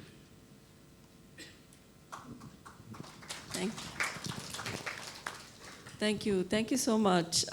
It seems like a very already an agile and kind of responsive as you're introducing subjects that are going to be important in the future, like media studies and basic digital skills and so on. I want to turn to Barry now. Thank you for your keynote. And you also very consciously talked about the bottlenecks and the sort of stumbling blocks that came along in the Australian journey and how they were addressed. So it's clear that like a far-reaching and complex reform is not an overnight process. It's more like a journey. So in the context of what you heard about the Sri Lanka system and ideas like encompassed in the NEPF, what kind of cautions would you give to the policymakers on how to prepare for this journey? And also what could be some of the urgent tasks that should be front-loaded in the reform journey? Over to you. Thank you, Shanti. Again, I just repeat that I'm not trying to suggest imposing doing open heart surgery to put an Australian or any system in place, but simply looking at the learning from what we've done and the mistakes we've made, but ultimately quite buoyant about many of the successes we've achieved as a result of that very difficult journey. So I've just put some key points down, if you like, but to me, this will get back to leadership and managing the change process, having strong leadership at all levels. I know we suffered from some of that you'd have strong drivers, strong leadership, ideas from the government, but sometimes some of the agenda got lost in the middle, and therefore the people on the ground that were expected to make and champion the changes didn't really understand what was expected of them. It wasn't all that clear. So I think that leadership that would bring people into that change process so that they were seen as owning it and driving it and not having it imposed on them is to me one of the most important things. That if people don't own it, they won't genuinely get behind it. They might on the surface seem to be championing the change, but behind the scenes they could be doing all sorts of nefarious things to make sure that it really wasn't happening. So I'm using technology here, not paper. Probably my first mistake. Ultimately, whatever it is that is designed and put in place, there needs to be a confidence of the end users of the system, which start with the student. And the key decision makers in selecting their pathways, the student, the parents, and the employers. And it's the reason why I place some emphasis on the schools looking at themselves as being an extension of the registered training organisation, that they have to be quality assured so that the product has got credibility and reliability with the very people who will select the students to work from. As also, and I take the point that it's more than just about jobs. It's about this young person's place in society and the importance of all the education structures around that, and not seeing TVET as being more important or less important than higher education or general education, just simply one of the options, and how people make the decisions to take up the options, I think is critical. There needs to be a very strong public and promoted rationale for change. People, again, back to having it imposed on them, but owning it. Why are we doing this? What are we doing it for? And I think that NEPF is a fantastic, supporting document, and I would hope that the rest of the people in Sri Lanka get to see it, get to understand it, and really, if they do, you have far more of a chance for them to be working with you to make the changes happen. I've seen the whole proposition about governance structures to manage the change process, I think, is critical, and I think already we've seen, a terrific proposal for how that might happen. I would focus on communication and consultation and stakeholder feedback. I think you have to have a public communication strategy so that, again, it's not all being done over here, why are we doing it, and making it really super public for that. And when you ask people about, well, what do they think of all of this, listening and considering the change, because you'll get some really good ideas from people if you ask them, I mean, that was one of our big mistakes. We took off on this journey because it was so long, complex, and we charged forward and we left a lot of people behind in our wake. And I wouldn't be doing that again if I was involved in it. I think a multi-stage process is important. Again, back to the earlier comments about have the big picture in mind, but be prepared to take critical steps to get there. and making sure that all those steps were part of that journey. But you might have to redirect it too. You know, there might be a reason why, you know, you have this carefully planned and articulated pathway to get where you want to go with the reform process, but suddenly you have to take a right turn. There's nothing wrong with that. I think as long as there's a rationale for change and you ultimately end up working towards the final goal, well, that would be great. I think all that is around implementation plans and, you know, again, the publicising of it. But in terms of barriers, that I think it really is a matter of identifying where you will find the roadblocks. Having done this in so many places, more recently in the Solomon Islands, where we thought we'd done a terrific job of this, we looked back over our shoulder and suddenly we saw all these things happening behind us that we thought we moved on from. But there will be roadblocks. I think it's critical to identify where those likely areas of resistance would be, not to knock them over, but to bring them inside, you know, what we would say inside the tent, to be part of that process. But I don't think you can underestimate the potential for resistance to areas that you would think are quite, you know, oh, this will happen easily. It's just, you know, it'll be all great. And then the last point would be, again, the small steps, the critical steps, not trying to, as Mark Twain said, eat the buffalo all in one hit, but to take bite-sized chunks of it, things that you can actually achieve as a result of the process that you're going through. Thank you. Thanks, Barry. Thanks for sharing those thoughts. Very valuable. I want to turn to Per now. You've lived and worked on TVET in different countries. You've been part of several, TVET programs, design and implementation. Now, ultimately, the success of TVET lies in labor markets, right? Ultimately, what does it do for jobs? And private sector plays a really critical role there. So can you share your thoughts from your work, and what are the ways in which this collaborative partnership with the private sector be nurtured, fostered, and made to serve the interests of students in terms of linking TVET to jobs? Over to you. Thank you, Shanti.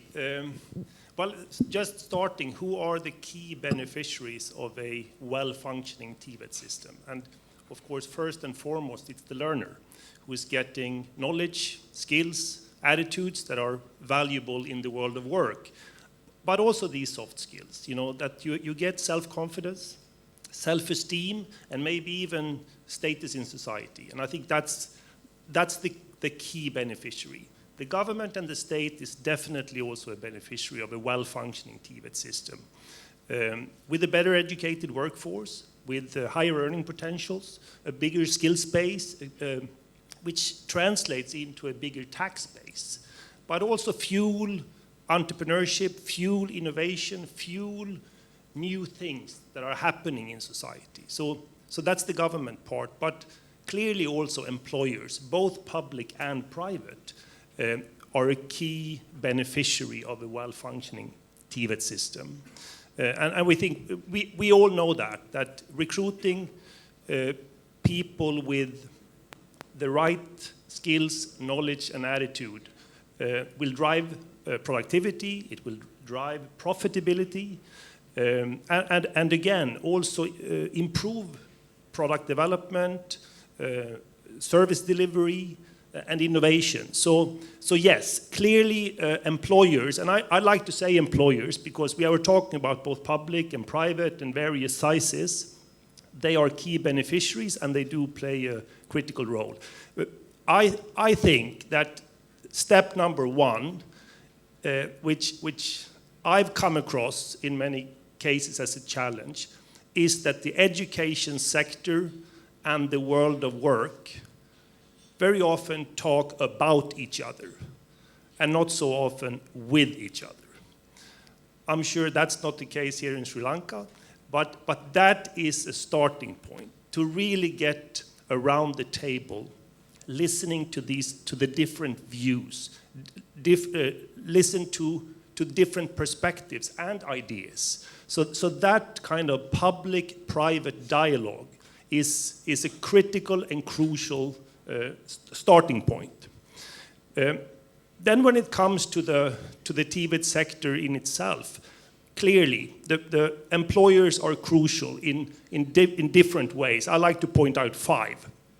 In identifying the needs.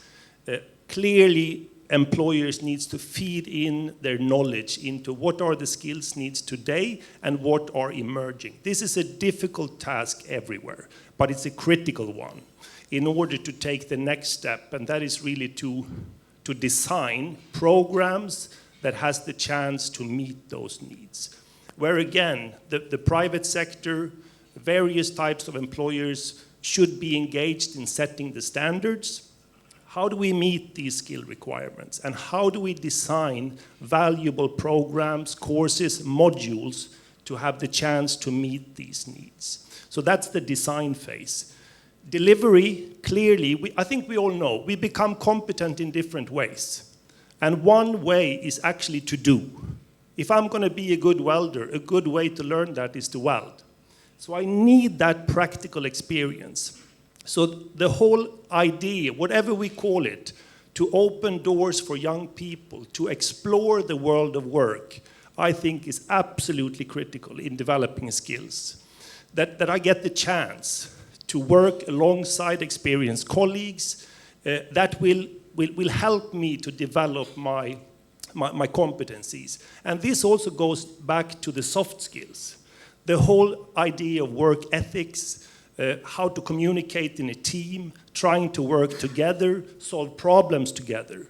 This is a critical point, and also, of course, important for resource mobilization, that employers play a role in delivery. 4th step would be then assessment and certification. But I think in order to verify that skills are valued in the market, employers also should play a role in the verification of those skills. And lastly, of course, job placement. Employers needs to find talent, young people and others needs to find employment opportunities, and that this matching function is something where public and private needs to work together.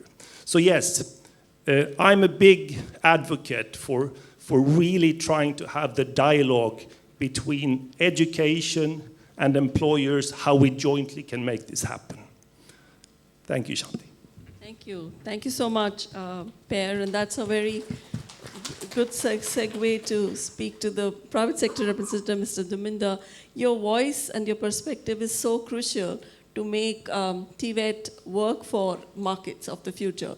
How do you see, from your work, how do you see the opportunities for public-private partnerships and co-investments in the TVET sector, to, especially at the school level and beyond, of course, to make sure that the necessary skills and talent are built for serving future markets? And from your perspective, could you also share some pain points that you have experienced as an industry representative in terms of workforce readiness?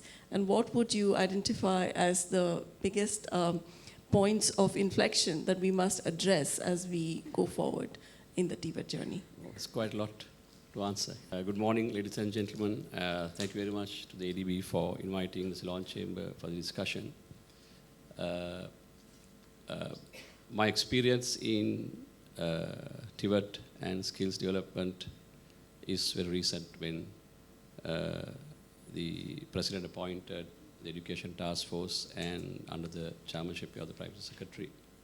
And I was in charge of the Skills Development Task Force, and I worked very closely with ADB and your team.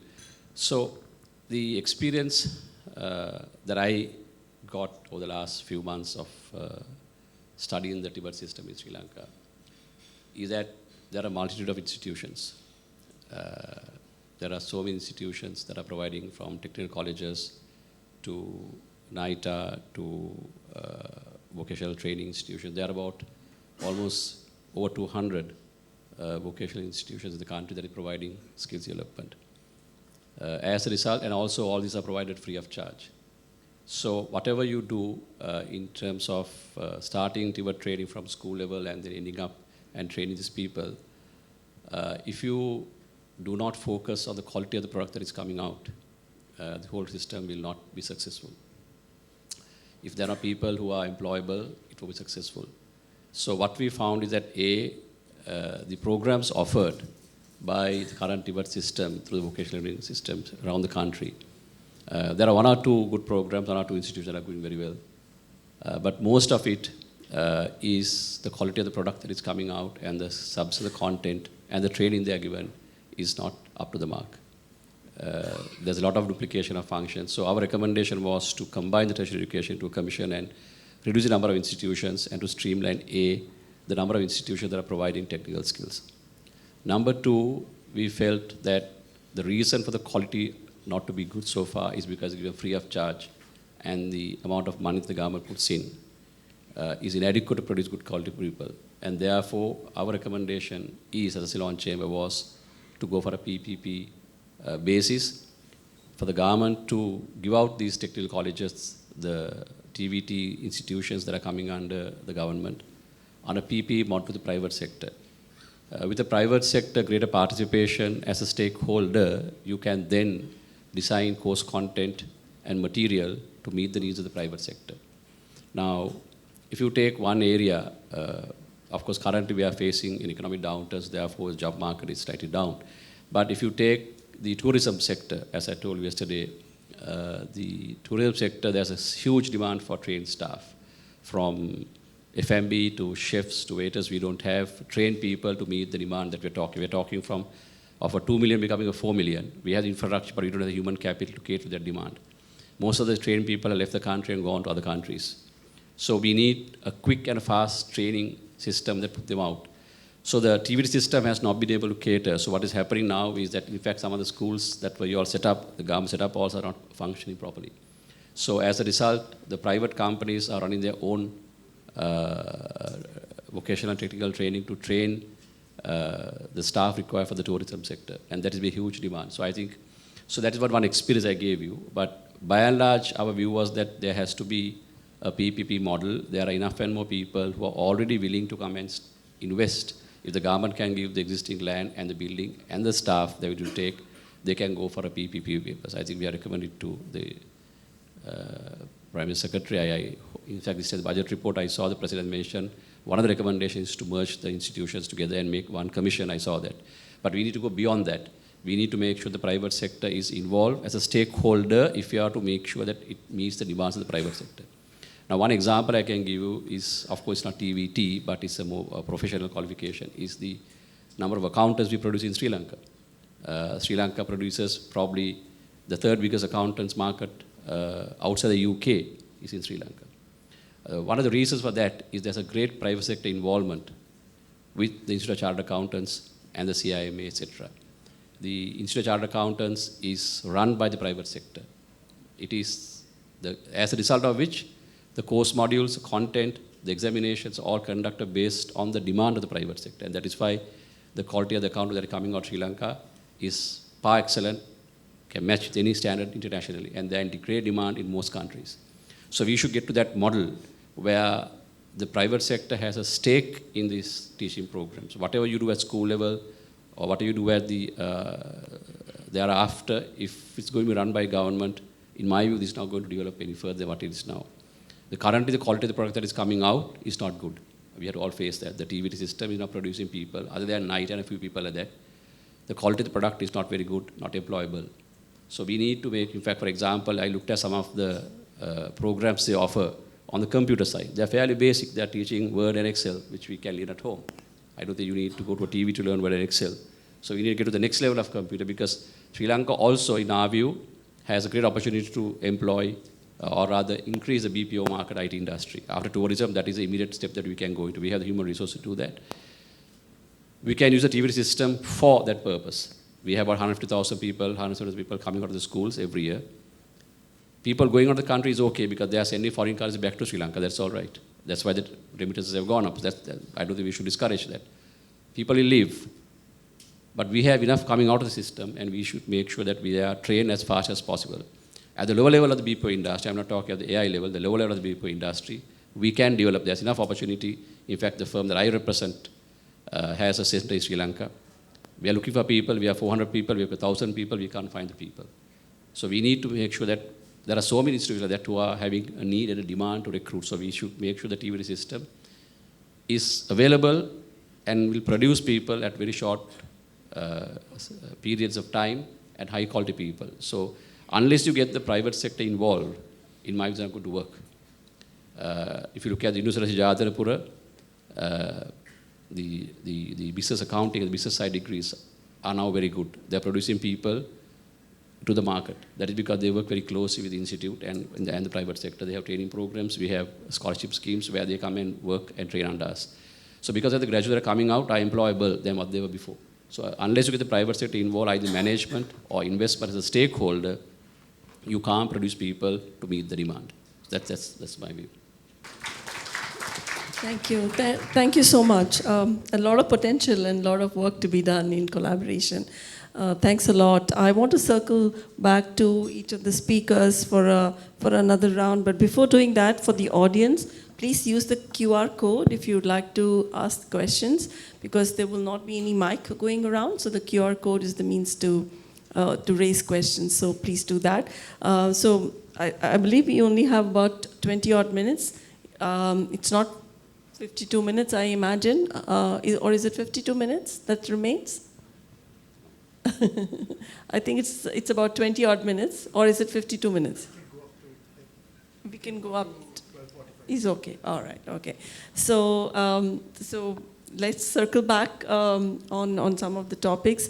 Going back to you, Shadika, if you think about the next stage of development of the school-based and school-enabled programs, what kind of partnerships do you think would be necessary to make it raise up to the standards that Mr. Duminda just now mentioned? That we need to have investments of a quality that brings out the graduates that meet the needs of the market. That's one. And the second, you mentioned that the program is really serving the vulnerable population. But how do we ensure that the minimum requirements to bring in, whether it's girls or disadvantaged youth, how do we ensure that they are well catered to in the context of the program going forward? Over to you.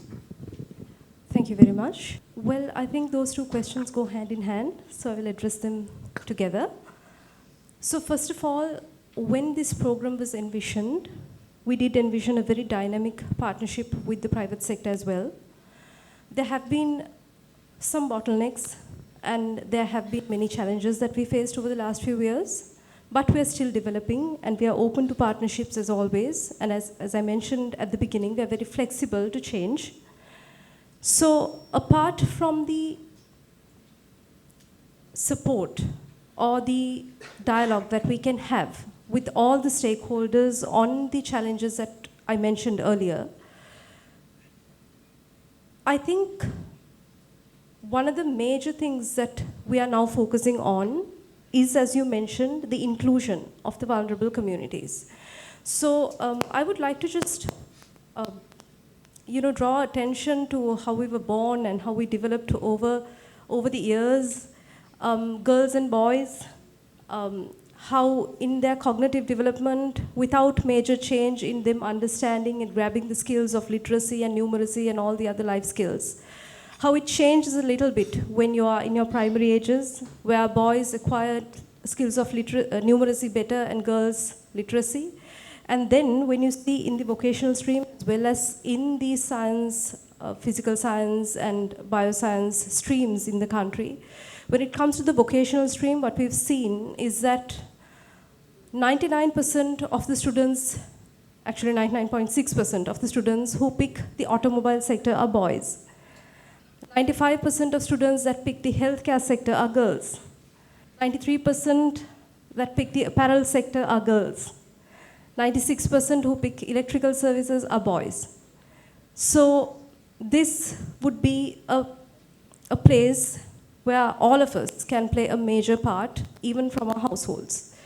The other is catering to students with disabilities.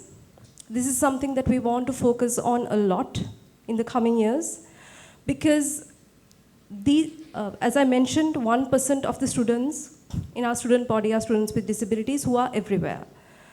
They are in all 25 districts of the country, and they have various skills, and they are good at different things. And we do not have, with the limitation of training centers, even in the current setup, we have a severe lack of training opportunities for these students. So that is an area that we want to look at, and we would like the support and the partnership for that as well. And we would also like to include some programs or some dynamic partnerships and some capacity building at school levels in terms of addressing psychosocial issues of students, to get them away from antisocial activities, and to actually strengthen them and empower them into going into this field confidently. For this, I think we all, the government sector, the private sector, the industries, and all of us need to look at these programs as national programs. We are all stakeholders, we all have a part in it. So that is one of the major points that we are looking at right now, because as I mentioned, we work with various industries, we work with various ministries, we work with the industries in partnership with the Tertiary and Vocational Education Commission, with the tourism industry, manufacturing, IT, construction industries. But as long as we don't see this as a comprehensive national endeavor, we can't go together. Some of the best partnerships and best dynamic involvements we've seen in the program have come from community levels. Teachers and schools have really partnered with their communities really well. The communities that saw these students who come into vocational training and vocational education as students who are subpar have accepted them, have recognized them, and now they are admired as esteemed individuals who are building up their communities, bottom up. So those partnerships that are at the ground level, we want to highlight them as well, because they showcase some of the best values and the best people in our system itself. Another thing that I want to mention is getting the involvement of the industry as a trainer.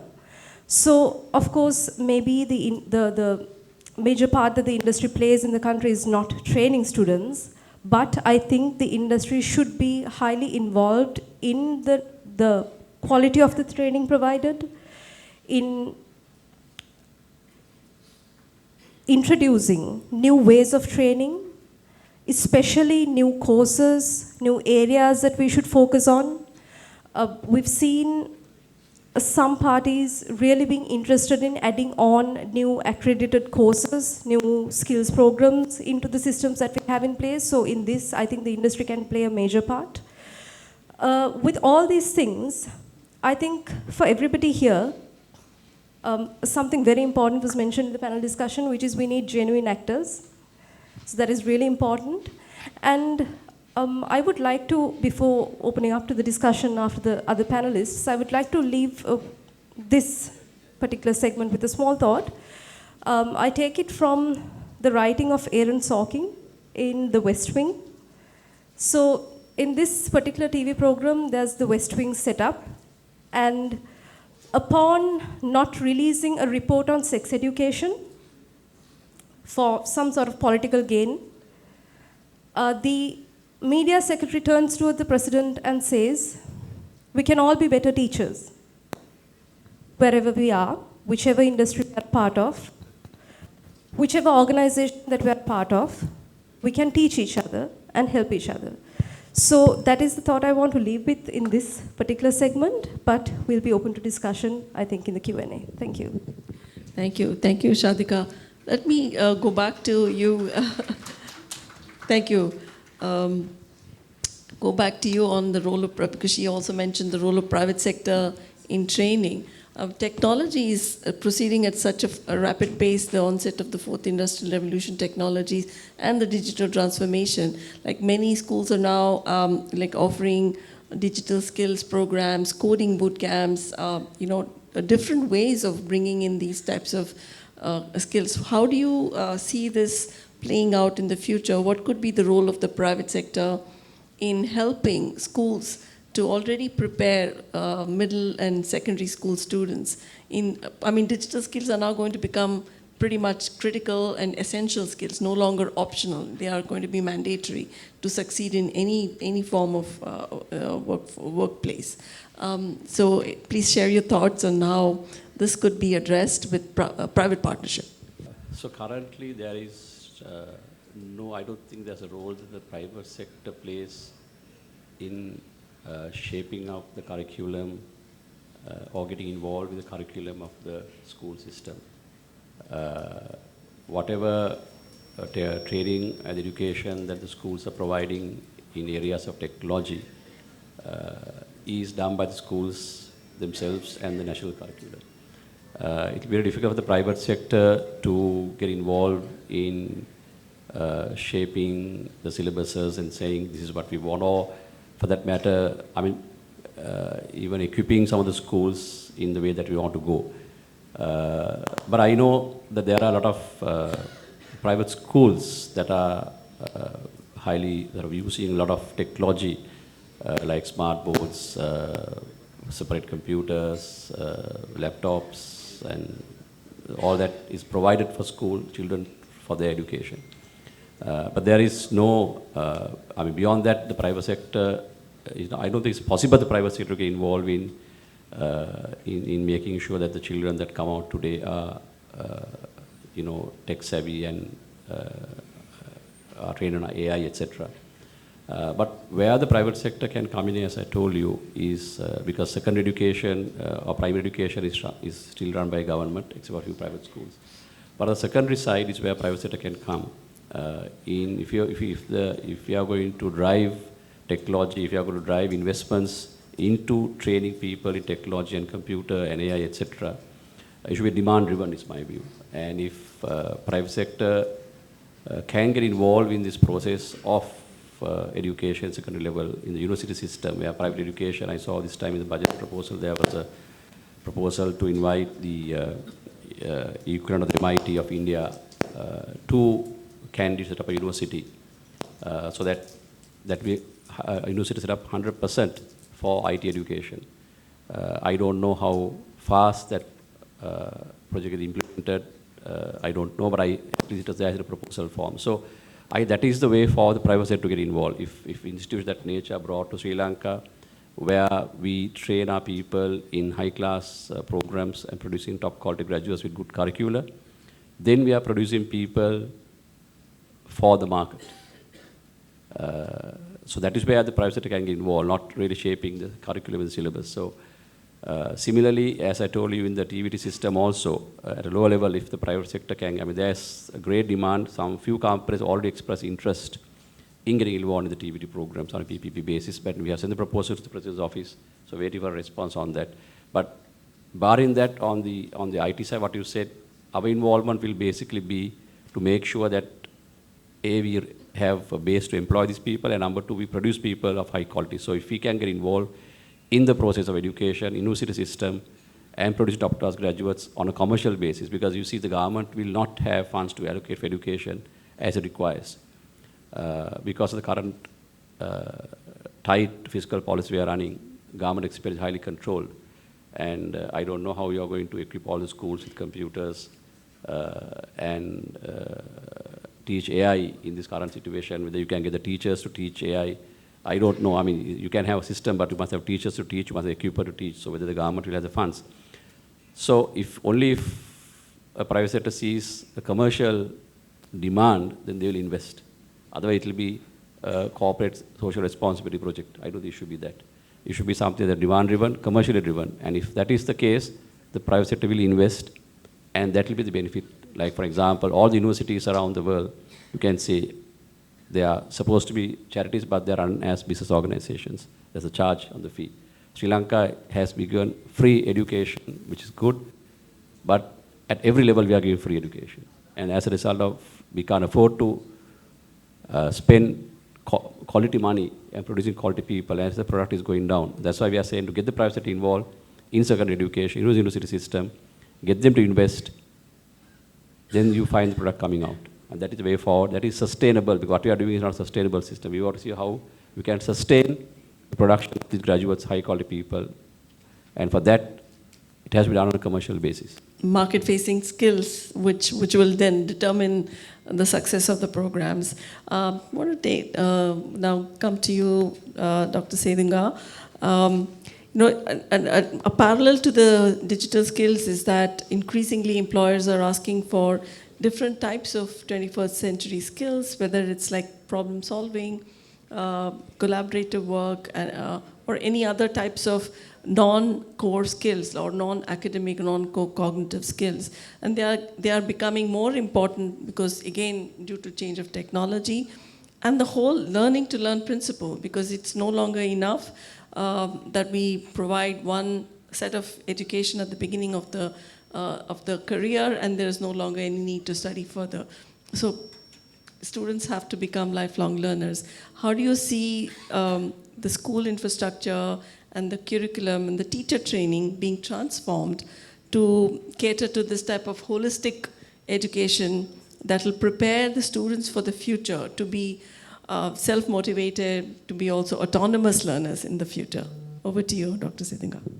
One question came, I think the first question was how to change attitudes of students, and like I think I noticed that question is there from the audience, how we are going to change the attitudes and to contribute for the workforce and how they are selecting their jobs like.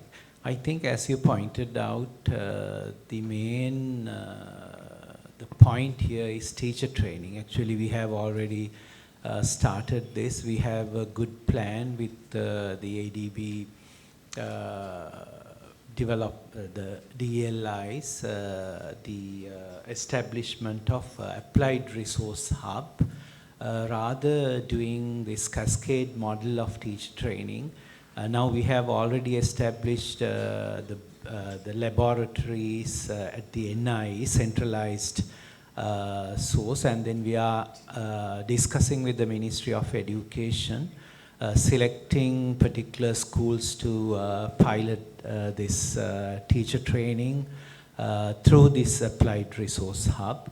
Earlier we had a lot of misconceptions and misunderstandings. Actually this time we need to be very careful. After implementation of the reforms, schools level started to criticize and they are starting giving comments. No. Here and there, even we need to, in the Japanese system, everywhere we need to spend some time to see the outcome, evidence-based manner. So we are planning to do 4 case studies with this piloting to see the reality of these new reforms. This is really, really new for us. As you pointed out, sometimes we don't have proper resources. Now actually the Ministry of Education has already initiated to purchase the equipments through the ADB funds. After this approval of the cabinet, approval for the national policy framework, we had 2 meetings to initiate this discussion. Actually, we have already started the another training program for principals and teacher educators at the MIPE Institute, starting from why we need these reforms, why the paradigm shift. Even though we don't have enough computers, but students are asking us digitalization. Now the A-level streams are really unpopular nowadays. They are seeking another experiences. Anyway, we need to give this, we need to address this. So we are very quickly started to train the principals. But my team members, after yesterday's training session, they pointed out that the principals are really very positive to welcome this package. I think, nowadays, our children are with their smartphone, they will do something, We have very well-planned modules we have developed. These are not textbooks. They are very flexible, as you pointed out. Flexibility should be there. I think we can change their attitudes, giving the flexibility. If you want to take this further learning subject, you can go ahead. If you think it is not fit for your purpose, come back to the another subject. Like that flexibility is not with us at the current system. So to do this is collaboration is a must. And we have started the training, but we need to prepare a lot, very, very activity-based training modules. Those are the plans at the moment. Thank you, Mr. Sedunga. Again, a lot of work underway. Per, you're familiar with much of the European systems. If you look to the German, Swiss, and Austrian systems, which are very well known for their strong TVET programs, and when you think about the sort of how to break the barriers of the different levels of education, school, TVET, and higher education to create the flexible pathways, what are some of the topics that Sri Lanka could be inspired by? Some standout examples that you can think of from those European models. Thank you, Shanti. And I think I'll start with the word flexibility, because, sir, you mentioned flexibility. And that's also a key message reading the new framework, that this ability to continue to learn through life. I think that's the only way forward. I have a son, he is in secondary schools, and very likely his first job, I don't think it even exists today.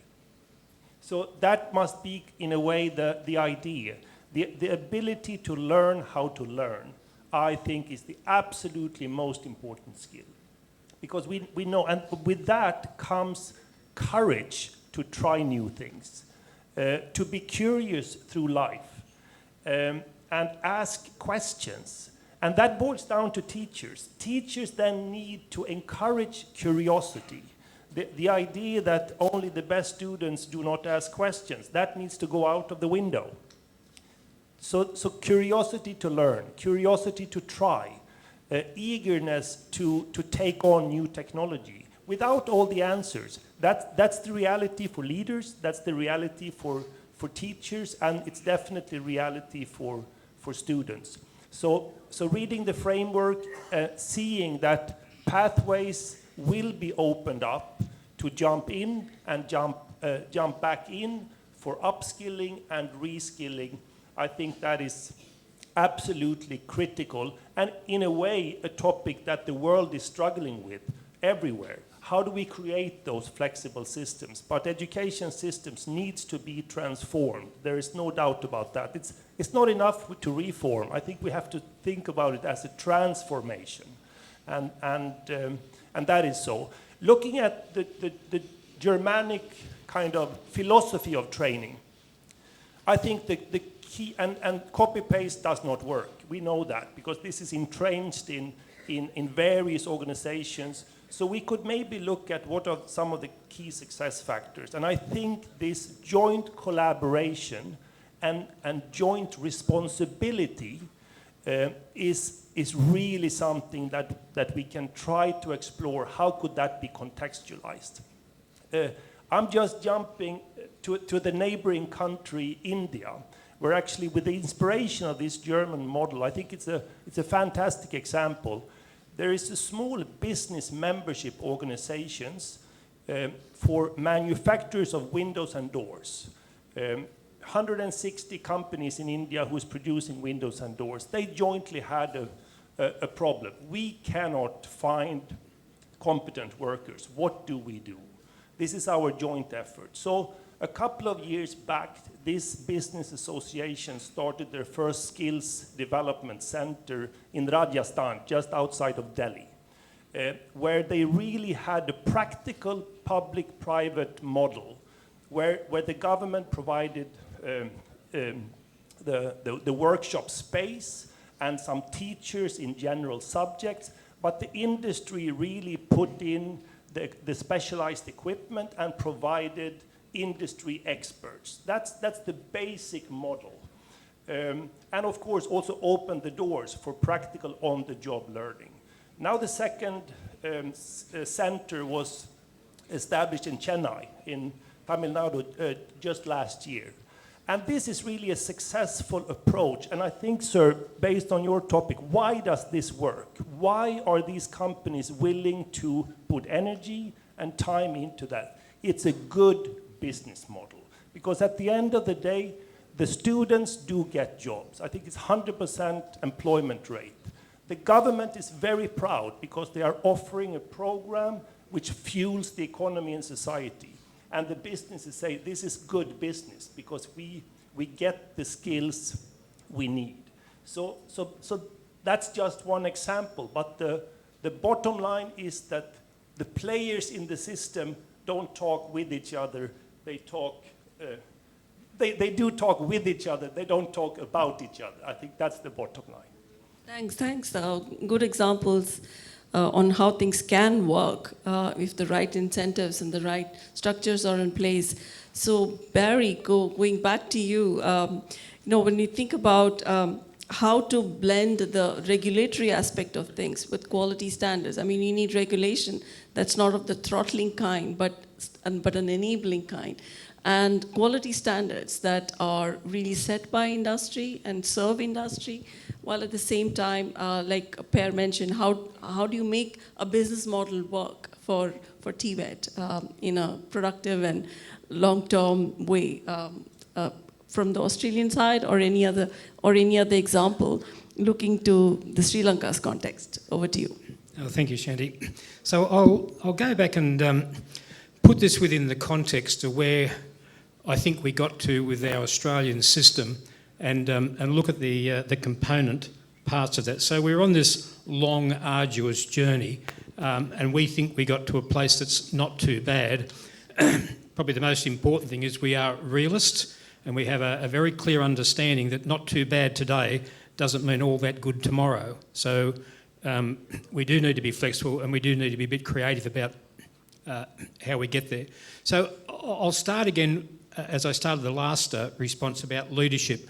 I think we ended up building good, strong, reliable leadership to run our institutions, probably a lot of the agencies that were supporting the institutions. But clearly this issue of leadership and creativity and innovation, and leaders not being locked in to traditional paradigms of East or West Coast management theory. You react and respond and lead to the context which you find yourself in today, leading into tomorrow. The second part, I think, which is absolutely fundamental, we built an environment of inclusivity that I think is of world standard.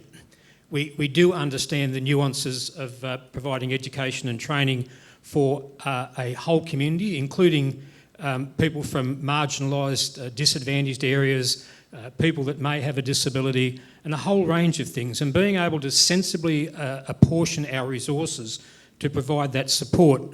And I caution that it is very easy in vocational education and training to provide traditional skills courses in traditional occupational areas. And if you look at that, it's very easy to put males into male-dominated course areas. And I think a range of things, not just setting targets, but having an attitude of inclusivity is absolutely fundamental to the system's success.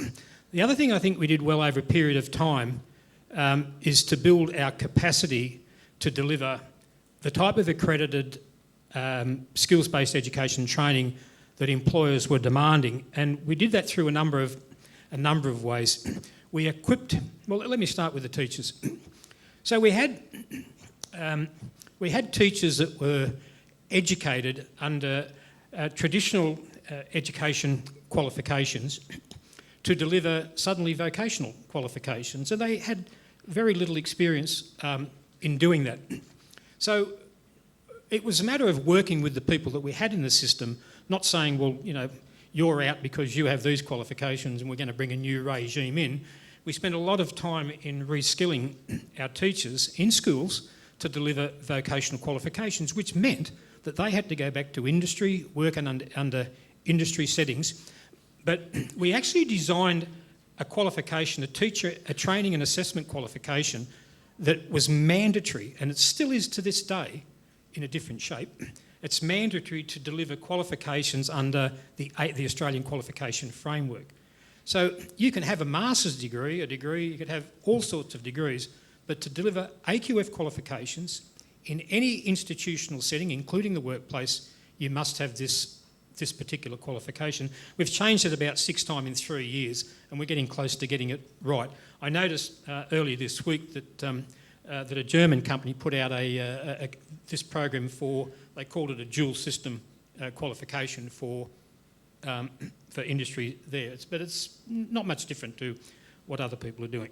So training the teacher was important, as much as equipping the institutions with the appropriate equipment, infrastructure, technology, whatever was required, as much as we could afford relative to what was required, and then focusing on, again, the value of partnerships and being able to access the resources that workplaces had, or other organisations or other schools had, or other TVET institutions, or indeed universities had. And so, like when I was in Illawarra, we had one range of vocational courses where students went from schools doing mineral geology into TAFE, doing a whole range of cadastral surveying courses, into the university across the road, so that they could work in the mines, the many mines that exist in that East Coast part of Australia. So that was critical. So the infrastructure, the teacher training, the partnerships, I think were what we ended up doing well and where we got to with our system. And the last point, and it goes back to some of the earlier discussion about career guidance and counselling and the plight of a young person having to make a decision about the rest of their lives as they might see it. How do I understand, if I want to do automotive engineering, what an automotive mechanic does? Do I understand what the industry's like? Do I understand what the industrial setting around that, what the wages are like, what the workplaces are like, what's expected of me? Do I genuinely understand that? And in most cases, the answer is no. So we spend a lot of time, particularly in schools, letting the students do some self-exploration, but also providing support, including putting them into the workplaces so that they could experience that. So I think that's a bit of a snapshot of where we got to. Great. I think you're already speaking to some of the questions that have been raised. So thank you. We have a number of questions already that have been posed. I hope we can get to as many of them as possible. On the question of youth aspirations, Barry also just mentioned, and Chadika, you had also talked about mentoring and kind of counseling for students in the vocational pathway. There is this question with regard to youth aspirations and attitudes, which seem to be at cross purposes with job opportunities. How can we bridge that when we think about preparing the youth for the workforce? And there's also another question that's addressed to you around NVQ and the preparation of teachers. So thinking about students and teachers, how do we help to set them up for a successful program in the future? So to answer your first question, it's not a simple answer, but I can say it in simple terms, which is you not only learn from the industries, but you also learn from the students. They know what they want to do sometimes. They may not be able to tell you what exactly I want to be, but they know what they want to do sometimes. So as we mentioned earlier as well, some of the vocations, some of the careers, some of the jobs that they will do, most of the jobs that they will do, we are unaware of them. So to match their attitudes, their skills with the job market comes from listening to the job market and listening to the students as well. So with that, we come to the teachers who are the best listeners of students if they do their job well. So in terms of the question on teachers, within the current advanced level vocational stream, I would reiterate the point that in school, what we do is develop their generic skills and give an introduction to vocational pathways. So the actual training, the practical training, or the training that is done at a job place, at a place of employment, is not duplicated in schools. So we do not give complicated equipment or train teachers to do that in schools. That we use the existing system for. So teachers were recruited for this stream. In some areas, we were unable to recruit the number of teachers that were required. In some, we were successful. But, which is why we provide grants to schools to get community actors involved so that the teachers can guide them in preparing the students better to opt for vocational pathways. In terms of the training in the TVET sector, yes, there is a lack of trainers, especially now in the TVET sector. But this year, we are hoping to expand the number of trainers to significantly increase the private partners that can provide training and on-the-job training for these students. So we hope that this would mitigate or address the issue quite significantly with the hope of increasing the number of partnerships significantly this year. So in terms of some of the things that were mentioned before, we have also seen communities getting involved and actually taking up the work of the teachers and schools and trainers. I could also give you an example from 2 schools who actually have proposed using the school building and the support of the community around the school to get equipment on gem and jewelry manufacturing. So they have community actors who are heavily involved in this. They can get the equipment, they can provide the building. They want a training partner to come and provide them with the teachers required. They want the industry to come and partner with them for job placements. So the school, the community, the trainers, and the industry at the local level are coming up with these partnerships on their own, which is why I mentioned that the most dynamic partnerships come from the ground levels. So though we do have a lack of teachers, though we do have a lack of trainers, it is not something that the Ministry of Education or one party can address directly. But we're trying to go into different alternatives, and various actors are coming with different alternatives. So this is what we're looking at. And in this, students are also partners. They are also stakeholders who teach us to do a better job. So I think a lot of these ideas also come from the students as well. So we're listening to students and we're listening to the industry. Thank you. Fantastic. Thank you, Shadika. I can see that you're really very invested in helping students and seeing to it that their voices are heard and we really understand now. I think it's really an important thing to keep in mind in current times, especially because the youth unemployment is just so high. So understanding youth is just so important that we often underestimate. The fundamental question is, when you're a child, you trust the adults in the world. And the question that we should pose ourselves is, what do we do with that trust? Fantastic. So that is what we're looking at. Needed when we think about nation-level reforms and all that, and keeping that one child and one school in mind, and how we help those. Pose this question to you. This has been posed to you, Deminda. It's about, you mentioned the commercial model and the PPP, public-private partnerships in skills development. And the question is whether students from disadvantaged, how do you see the future of workplace-based training? How to make it successful, the workplace-based training? Over to you. Yeah. So the first question is on as to how the vulnerable communities and poor people have access to TVT if you commercialize it. So we have in fact looked at that aspect. Currently, the entire TVT education system is given free of charge and the government bears a cost.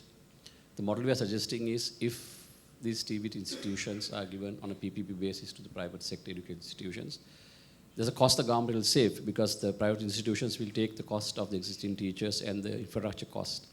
And that cost saving can be passed on to the people, to the students who are going to, who are poor and who have access to education, we have to pay for it. So we are not saying for them to pay. The cost they save can be better utilized actually by giving that in the form of credit, as a loan, or even as a grant to the student itself. So the student doesn't have to pay. So we are only trying to repurpose the resources from ineffective to effective. Number two, also in countries like Singapore, if you take education, the students are given education loans, so they don't pay while they're studying. But once they pass out, when they get employment and they are earning, they have a salary and they earn, they can pay the loan that they take. I think that is the model Sri Lanka should go in my view, if we are to sustain. You can see what has happened to the country. The financial crisis is a result of all these policies that we adopted. And unless we learn to pay for what we get, none of these programs are going to be sustainable. These models that are talking of institutionalization, all that is fine. If you don't have the money, you can't run them. You can't get quality education. And that is why it's stopping. Secretary is here. And that has been our view, that we are not asking students to pay. Money you save can be used to give to students so that they can get a free education still. But repurposing the resources from effective to ineffective, ineffective to effective way of teaching. Thank you. Thank you, Dhaminda. I think there is a lot to be done in structuring an effective way, and that there could be multiple pathways on how we can bring in the private sector and make the partnership work for both sides. Thank you. Thank you so much. We will probably need to think about different models. Barry, there are a few questions addressed to you, and the most prominent being how the GSST program, which was kind of initially looked on upon, how was that overcome to build the kind of image? That's one, and the other is around workplace-based training. How does the accreditation and the partnership work to make workplace-based training more successful? Thank you, Shanti. I think in terms of the image and the profile of TVET, the question asks how we actually go about it, and it's still the most challenging issues that most countries face in terms of implementing TVET systems that are seen to be providing employers with everything they need. And part of the challenge that we've got at the moment is in terms of the school. Australia's been suffering a skills gap well before that 1990 Australia reconstructed. And if you look at the problems we face now, it is young people, men and women, moving away from what we've always categorised as traditional occupations for them. Like a young person 20 years ago, they wanted to leave school and become a mechanic, a carpenter, a welder, a boilermaker, or whatever that occupation might be for males. And many women saw themselves working in the tourism and hospitality sector or the business sector. So the growth of those program areas in TAFE was exponential to the employment market, and it still is. I think it's something that will gradually change. So apart from the marketing and the branding and the image stuff, it'll change as the integrity of the training programs continues to increase, and people that graduate from the system are really sought after by employers. In other words, employers will be the ones that are generating the raise in status because they're getting well-trained, work-ready graduates. And I think that's really the major issue. If people will continue to look down on any TVET system if the graduates are considered to be inferior and not appropriate for the jobs that are on offer. So that's an equation that needs to be dealt with. There's a lot of other things. I've been a director of the Australia's World Skills Association for a long time. In fact, we ran international world skills in Australia out of our institute for 15 years. World Skills is a great way of being able to showcase TVET skills. Competitions are held all around the world. It allows young people to compete against other people, but more importantly, it actually brings in the community to look at what these young people are doing, and they can see them in a competitive setting, doing all the occupations, from mechatronics to metal fabrication. And I think that's one of the any country. In fact, I was going to talk about that here at some stage, but whether or not Sri Lanka could, or whether or not they are, or if they're not, could they become part of that world skills regime? And there are other things, like a colleague of mine runs a vocational facility out of Wollongong that spends probably 90% of its time doing career guidance, counselling, market days, a whole raft of activities across New South Wales, which is promoting TVET. And so there are things like that, but singularly they're not the answer. It's a collective of strategies that I think need to be looked at, but none more importantly than being able to promote the worth of the graduates that come out of the system. The issue around workplace training, and there's been a couple of questions about that, it's actually quite a simple one from our perspective. So there's three bits of it. Workplace training and assessment is part of an option for many of the qualifications that exist under our AQF. So if you take apprenticeships, for instance, so apprentices are a combination of on and off the job.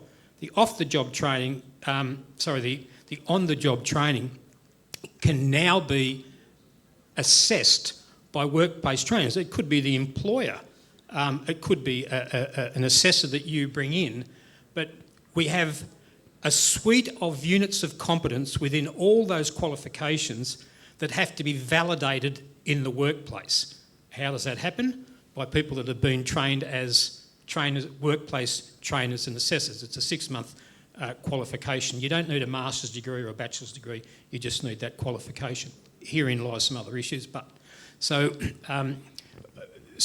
workplace training and assessment is a component, sometimes mandatory, sometimes optional, of most of the qualifications that we have.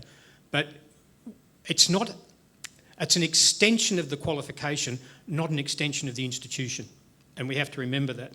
So that the conditions have got to be replicated in the workplace so that they mirror the assessment processes and the training processes that go back on in the institution. The great benefit is you can actually get really dynamic partnerships between the institution and the workplace, and using that student as a central focus for all of it. Thanks, Barry. Actually, I also want Per, if you would like to weigh in a little bit on this partnership with the private sector, and how does one strengthen the connect with the real world through whether it's through workplace-based training or exposure to market practices, or bringing in the private sector into the training institutions to coach, develop new courses and so on. So a couple of thoughts from you on how to do this. And I don't think it's a one-way street. I think it's both ways. The colleges also have the opportunity to support, especially I think small and medium-sized enterprises. Good TVET colleges should pick up projects from the private sector where students and teachers and leaders in these colleges really can support private sector growth. So it cannot be a one-way street. It needs to be both ways. So I think that's my key takeaway from how do you fuel this partnership, and also, of course, moving into higher education, where students all the way up to doctorate degrees, of course, should support the local industry with knowledge input, but also practical things like product development and streamlining processes and so on. So we should never see the private sector as just a contributor. They also have to be a receiver of value from the training system. Thank you. Then I want to ask Mr. Sedunga, if you think about the non-core skills, is there any way that you can engage the communities to come into the schools to also be able to coach and support students, to give them that big vision, that big aspiration that will help them to push themselves to study better, do better? Yes, definitely we can. Actually, I was thinking my key takeaways while listening to this discussion. I think now, thinking about the current situation, first we need to have a collaboration with the TVT sector and the general education sector, how to incorporate the vocational experiences in the formal education system. Like I think the TVT sector has already designed programs. If possible, we can incorporate those programs to the system. That would be really, really good. Now the O-level, after the O-level examination, we propose that we give certification for them. So with this certification, they can do a lot of courses like TVT courses like. So I think practically I am thinking now we have just established this steering committee. I think definitely TVT members should be there and observe our proposal and as much as possible. Otherwise, we won't be able to promote this vocational experiences and this Shadika's already initiated work. So I think so we are planning to start to give the exposure bit early level, like very flexible manner. Then if we can hands together with the TVT sector, I think regional requirements are also very important. You pointed out some communities definitely will cooperate us. This is very, I think, regionally wise. Some modules are with us really regional economies and their products like. So if we can have a discussion how to promote these modules regional wise, I think this is quite practical. And also the ministry has already asked us to develop a career development program for O-level and A-level leavers, waiting results and thinking what they want to do like. We have design, IT, English and career development combination training, 3 months training. This is not huge qualification, just training to expose them for the world of work. Those are the practices now we are doing. Thank you. Thank you so much. We're just about a little less than a couple of minutes to go. So I don't want to do any summing up or anything, but what I would like to ask is if in 30 seconds, if each of you would just say something, like if you were to see that one big change that you would like to see in the TVET landscape, what would that be for creating the opportunities for young people? That one big change that you'd like to see under the new reform program. 30 seconds each. Equitable value, I would say, for students, for teachers, for communities, for the private sector, for everybody. Their value should be equitable, their value should be considered equal, and their inputs and their partnerships, their stake in this whole thing that we call education should be equally valued. That would be the... So my take would be that we should take a relook at the entire TVT structure at the moment and see whether this is the structure that we want to follow in order to produce people whom the employer or the private sector wants to recruit. So it requires an overall change, in my view, of the TVT structure and consolidate some of these institutions into a lesser number of institutions. There are 200 institutions countrywide. And to see what kind of PPP programs that you can enter into in order to make sure that you produce people who are employable. After these reforms, if our students can feel flexibility and if they can choose subjects what they like and rather wasting time, unnecessary things, if we can contribute to the work world, leave the system quickly and do something, come back to the system, my goodness, that's flexibility is there, the meaningful reforms. I think on a similar note, to create a system where lifelong learning becomes reality, where opportunities to go in and out of the system and see learning as an integral part of my journey through life. That's what would be wonderful to see. Great, thank you. Last word to you, So Barry. I'll take it as a given that we agree that the student is the central focus of everything we do. I'd be focusing a lot of attention on the capacity of the various players in this marketplace to work together to achieve those results and not see it as one person's or one group's or one person's responsibility. The fact that there's been so much effort put into the national policy framework is a fantastic start. Now the real work begins for all the players to get together to make that happen. Thank you so much. It's now time for lunch. Thanks a lot. Thanks, very many thanks to all the panelists for spending time and to all the participants as well. A big thank you to all the panelists and also to the attendees for sending in all those questions which enable for a more insightful conversation. Ladies and gentlemen, now it's time to break for lunch.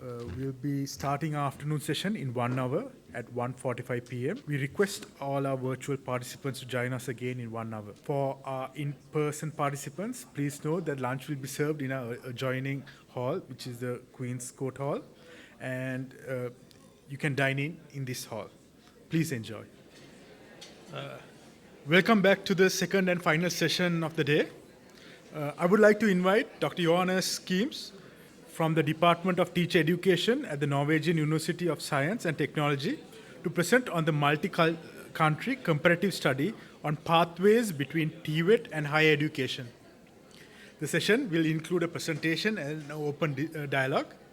I will also would like to invite Mr. Sudarshan Anojan, Social Development Specialist at ADB Sri Lanka Resident Mission, to facilitate the discussion. We also would like to request our virtual participants to continue to submit your questions and opinions through the digital form. Over to you, Dr. Skeems. Dear distinguished guests, thank you so much for having me, giving me the possibility to talk about my research on linking vocational to higher education. And I will, giving the cameraman, I guess, a harder time than the other speakers. I will try to go around a little bit when I talk, because what I will present is essentially a lot of examples from different countries. I wouldn't necessarily call them best practices, as they do have their best practices, but they also have disadvantages, each and every one of them.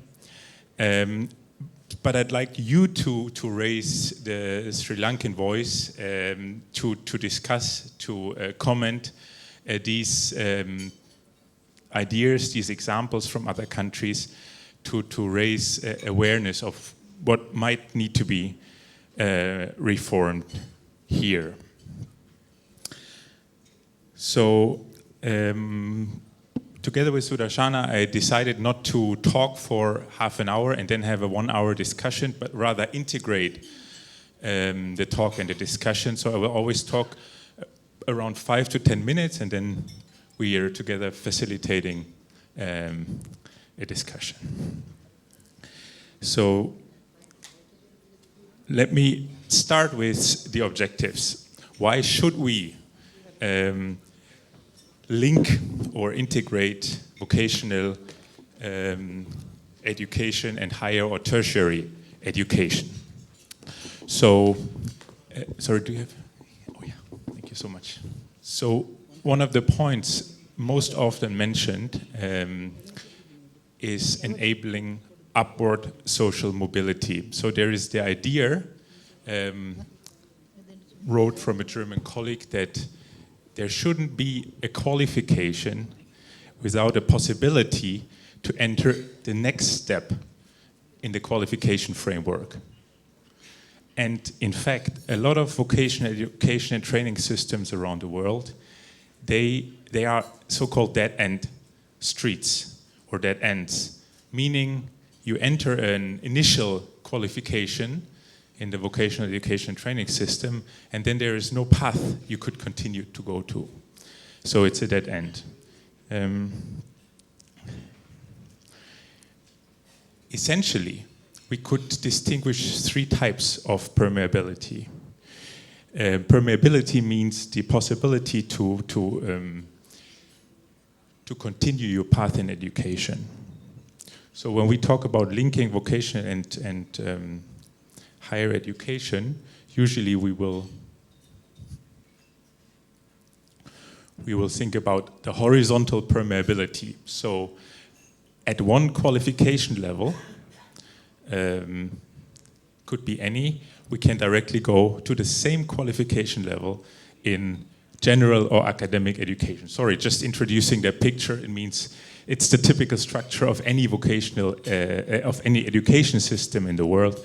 We have a vocational stream on the one side, and it's quite isolated from a general and academic stream who are quite connected to each other.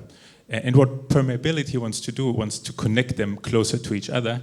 And the traditional way is that there are paths from vocational education to general education or to academic education. And the one concept is horizontal. So you stay at this very same level and have to basically repeat your qualification at the academic or general education subsystem. Another idea is the transversal permeability, meaning your vocational qualification is recognized and you can step up and in the other system at the same time. So you don't need to repeat on the same qualification level again, but you can directly, as it is recognized, step up and change the system.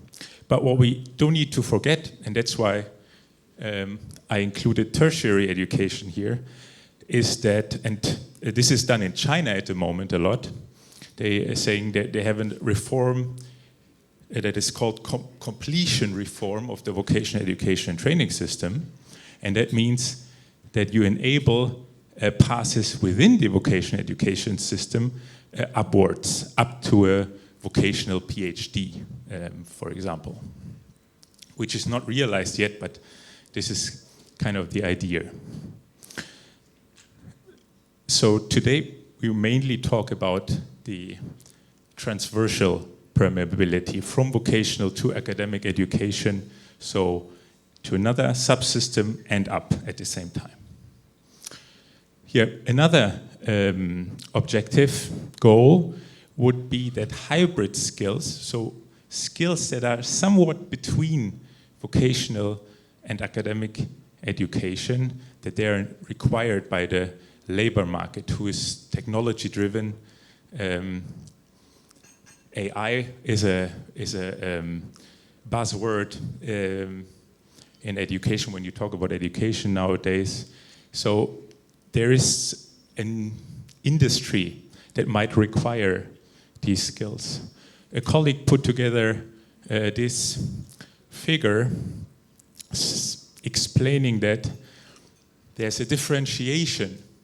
So it's an observation of a lot of different education systems in the world, and his analysis was that there is an ongoing differentiation in the vocational education and training system, but also in the higher education systems that differentiate universities from each other and also educational programs from each other, and that there are programs that are quite similar to each other. Flagship occupations or flagship occupation qualifications, as he calls them, and on the other side, very applied universities. And there is a overlapping, maybe increasingly overlapping idea of skills that are needed, that are on the one hand vocational but also academic. There is the idea of making higher education more relevant for the job market.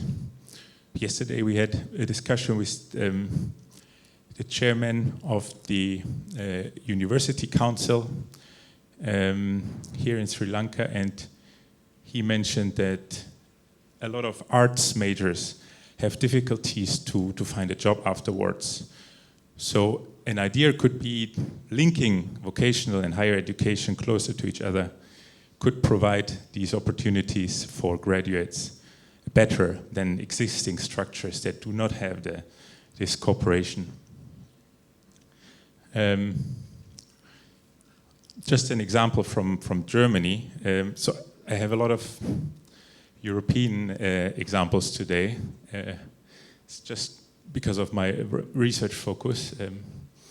So this is the state in southwest Germany, and it's basically the industry powerhouse. There are a lot of car companies located, and the so-called dual study program And the dual study university was developed in this particular state as the industry required these kind of graduates.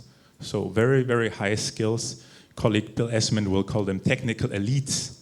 And they designed these programs to exactly fit this local market. So this university, which has several branches around that state, just exists in this particular state in Germany. So you see the local economy might require these higher education qualifications. You could also elevate the attractiveness of vocational education and training using this linkage. In fact, the German development company, GIZ, they tried a long time to transfer this dual apprenticeship system, which was already mentioned in the discussion earlier, in other countries, and somewhat it never worked in a nutshell, but nowadays they're trying to have the universities as a partner because they realize that vocational education might have not the same prestigious in other countries that it has or had in Germany. So one example is a program that they enabled in the Palestinian territories where they cooperated with a university, Al-Quds University, to set up a faculty with dual study programs. So where companies and the university together offer programs for students. And the last one, because other countries are doing it, it's not so much an objective here maybe, but it's a research perspective maybe that as far as or as soon as a successful program is developed somewhere or a trend is developed somewhere, it's transferred to a lot of other countries, but it shouldn't occupy us too long here. Yeah, so this would be my introduction, and I invite you all to comment or question on these first ideas, thoughts, myself, and to integrate the Sri Lankan case in what I just presented.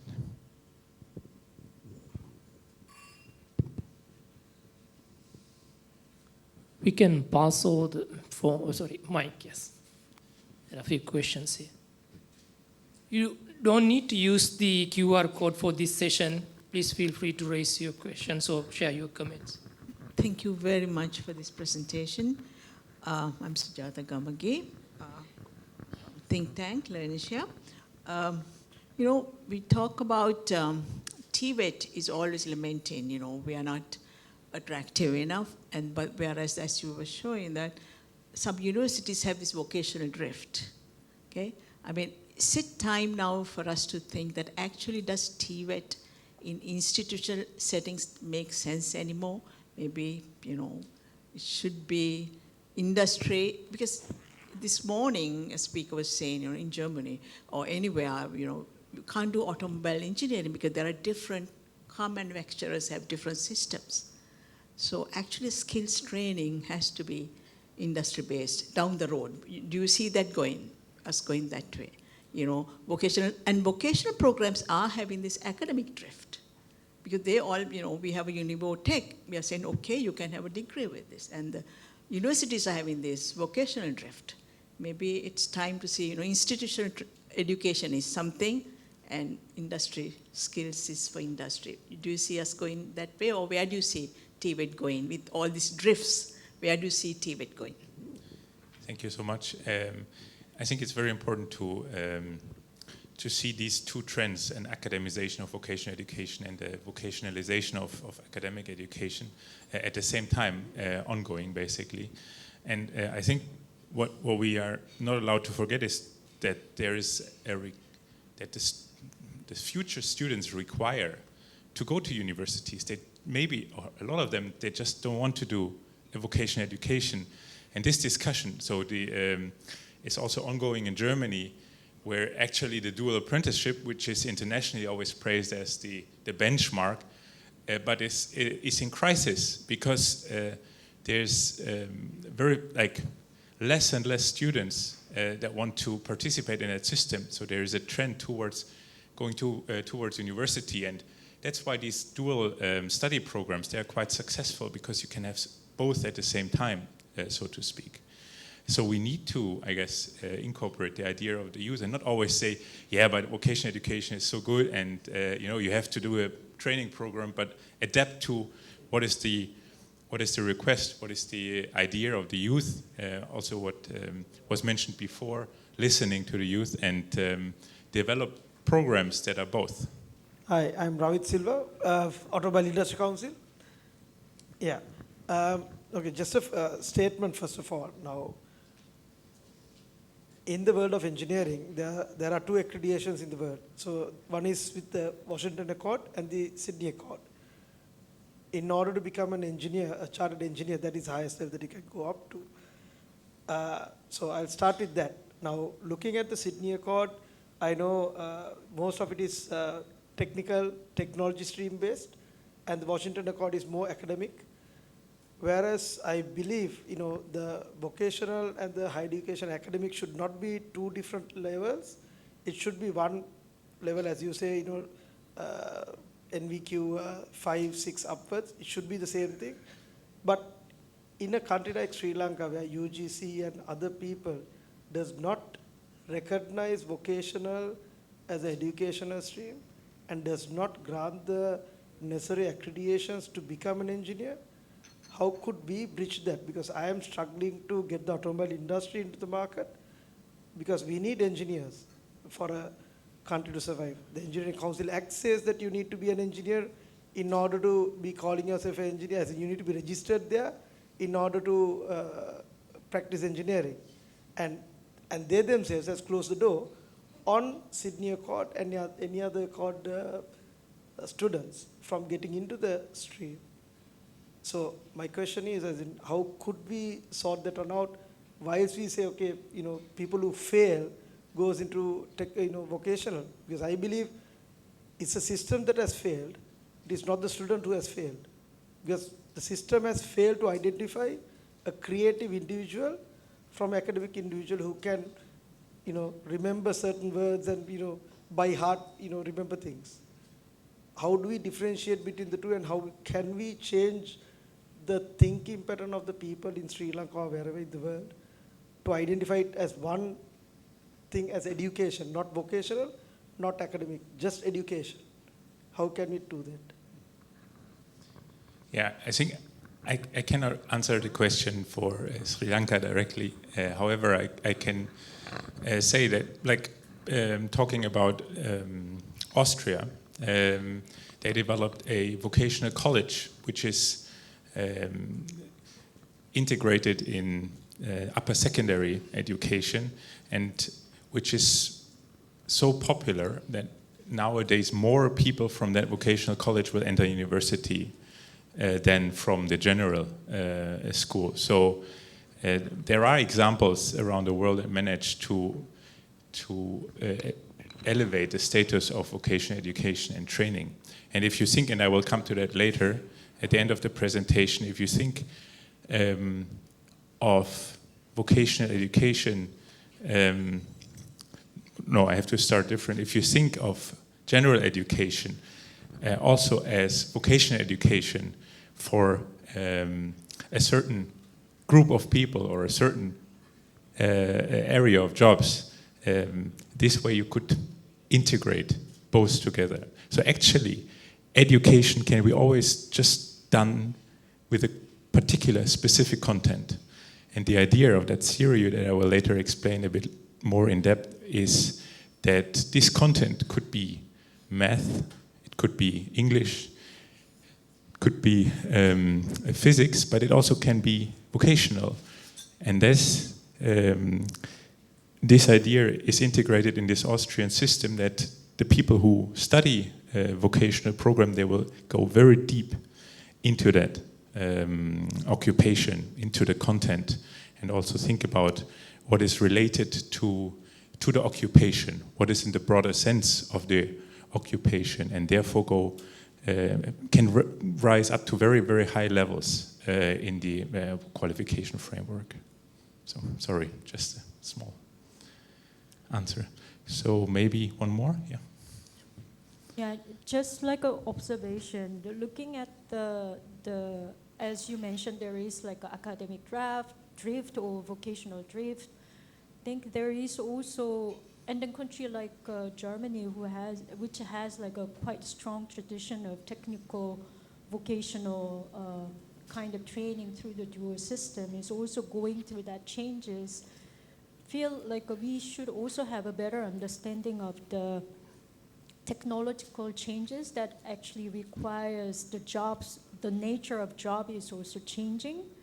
So even like a kind of maybe, earlier, maybe 20, 30 years back, the plumbers may not need to understand the engineering principles that much because the plumbing may be like a much simpler.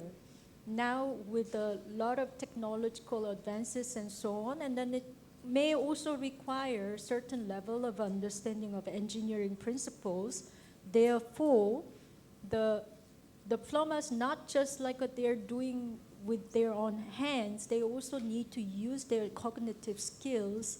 And then when we say competency standard, it comes with a lot of different aspects of the knowledge and the application of the knowledge, and then hands-on skills capacity and so on.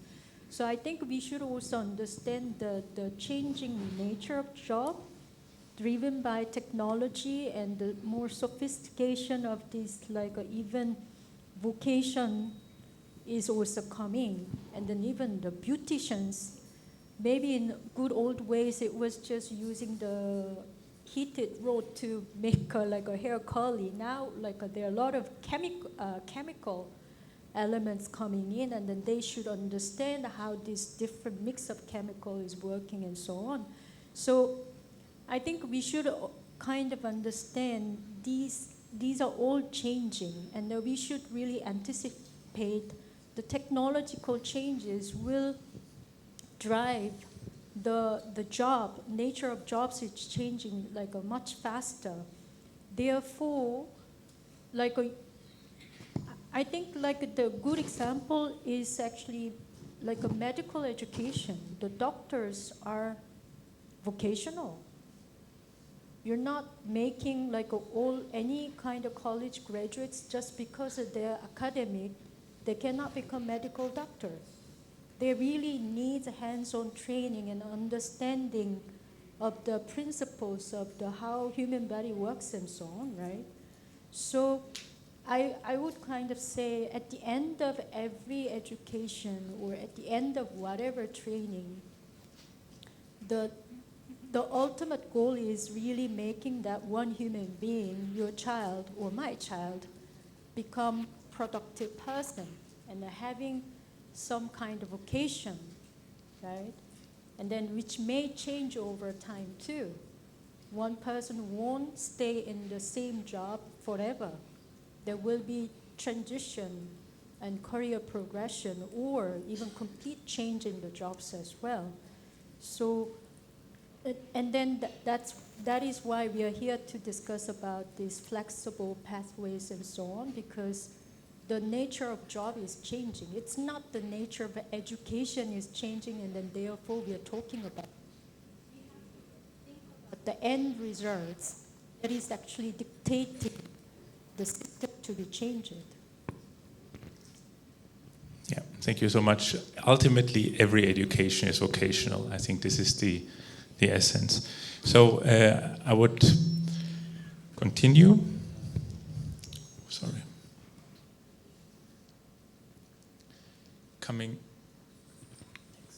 to different dimensions that we have to think about when we linking vocational and higher education.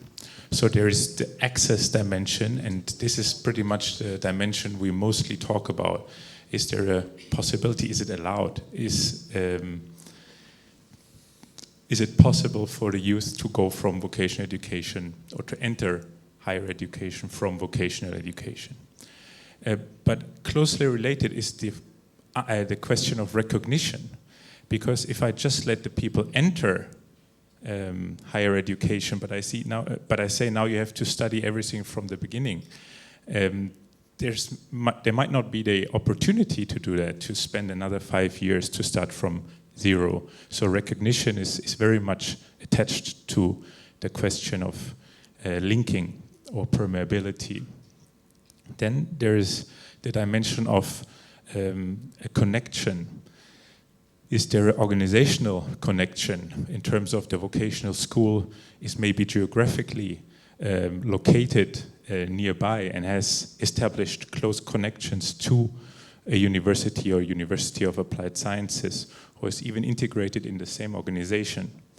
There are curricular or program-related connections. So this is pretty much also similar to recognition. So is a program following another program directly from a vocational program is followed up by a higher education program.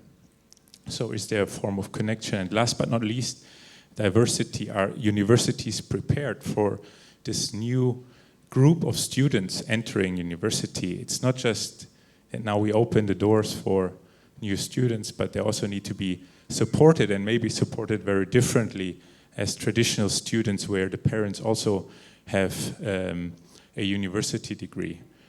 There's the question of financing, as we know that people who initially were in a vocational education program, they most likely work afterwards.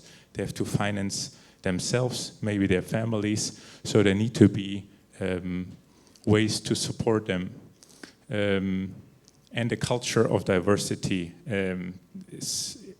Universities, actually, if you look in the interactions in seminar rooms, the language used is mostly academic, and also the students, distinguished students, they will very fast adapt this academic language, which might block people with other backgrounds to integrate in this discussion and to raise their own voices. So we will now slowly go to these dimensions. However, I will spare the last dimension, as I didn't do research by myself on this dimension, but on these three others. So we might discuss this in another venue. So the 3 country examples for access. Okay. So there is in Norway, where I'm based at the moment, there's in upper secondary education, there is a vocational education and training track and an academic track. Basically, the academic track is preparing the students in 3 years for going to university, and the vocational education and training track is preparing the students for the job market directly. The traditional VET track, or the most common VET track in Norway, is 2 years at this upper secondary school, and then another 2 years in the company, in an apprenticeship scheme.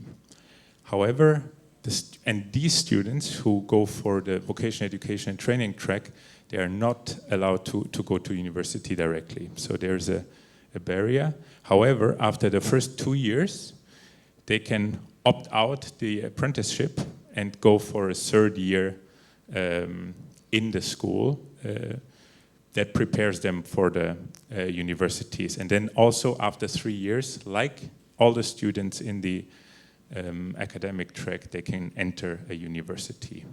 So this is a way of making students trying vocational education and not lose any time if they still decide to go to university afterwards. So the access is made possible. Yeah. So general subject, this is the academic track, and then the vocational subject, and this is, you can spare the last 2 years and then go for this general subject. I think it's difficult to see, but next example, the Netherlands. There will be a lot of examples from the Netherlands. As the last days I realized, I guess this is a very good country for examples of problems that were raised here. So if you look at the system, you don't need to read it in detail, but basically the vocational education and training system is designed in a way that you can enter 4 different levels from general schooling, and afterwards, so the levels are the more basic level, or the entry level, then the basic level, the professional level, and the middle management level, and you can step up. So no matter or despite where you enter the system, you can jump to the next level and proceed your education. There are no barriers. And let's say we just imagine a student didn't perform very well in school and enters the lowest level in vocational education. He can jump up and eventually still end in the Hogeschool or University of Applied Science in the Netherlands. So, and there is no additional examination. So the 4th year, the 4th level of vocational education, the middle management level, if you qualify from that level, you automatically qualified also for access to universities of applied sciences. So altogether, it's a very open, very integrated system. And open university, I know Sri Lanka also has an open university. However, and I'm not sure exactly how it's structured, but the fascinating thing about the Open University in the UK is that there are no barriers for entry, except the money, of course, but in terms of the student population, you don't need a degree, you don't even need to go to school before, you can just enter any course. And the idea behind is that the student can prove him or herself during the studies. So you don't determine the readiness, preparedness, or the qualification before a student enters university, but he or she should just prove himself during the studies that he or she is ready for whatever qualification is wanted.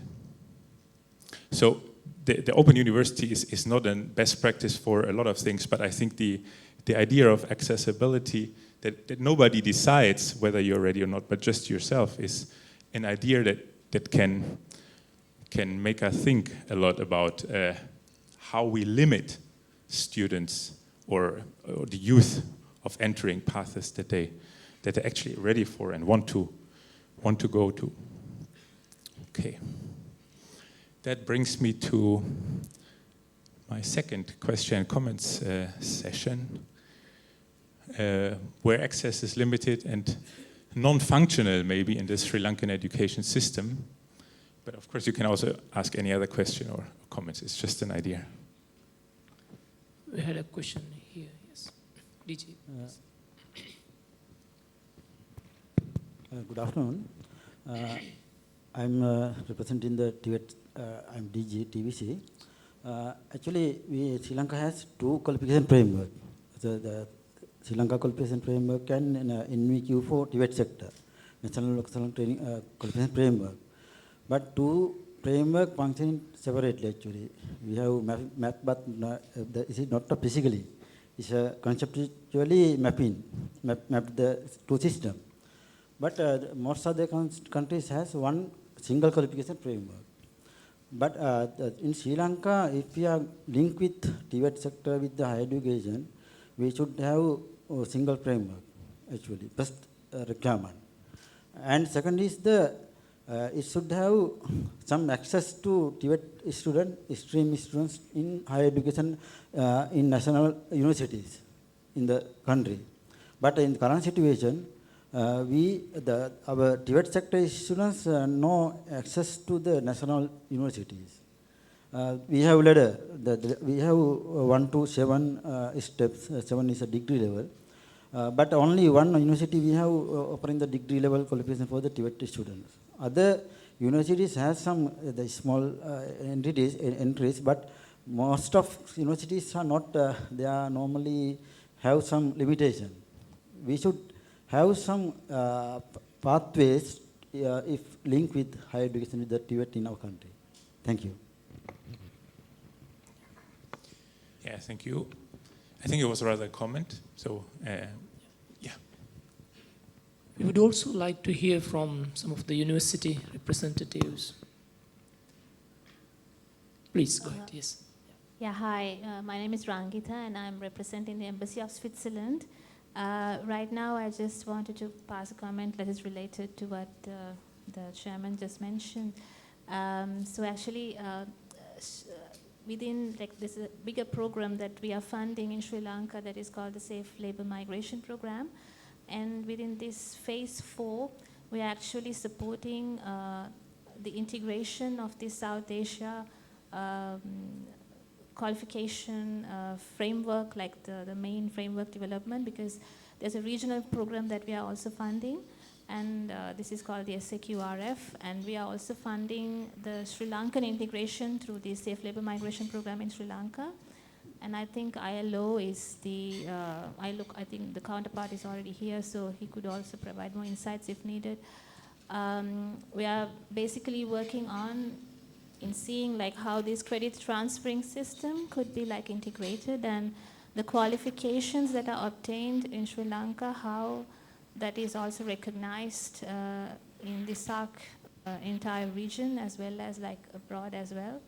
I think that is very important when it comes to the qualification accreditation, as well as to showcase that you are also equally qualified. Plus, there are some career guidance programs also being provided by IESC, also that is, which is, the counterparts are also here. I think through that, we believe that in the future, there will be a very positive paradigm in Sri Lanka, in the Sri Lankan education system, regardless of the academic qualification and, the deviation is there, but just to, as a gap filling. And also, to the earlier content that you presented, I think it was very interesting. I think the mindsets of the parents also have to be shifted, because sometimes parents do think that vocational education is lower than the recognition of academic qualifications. So it's like a two-way system. Thank you. Thank you. Maybe one more comment or question at this round, yes.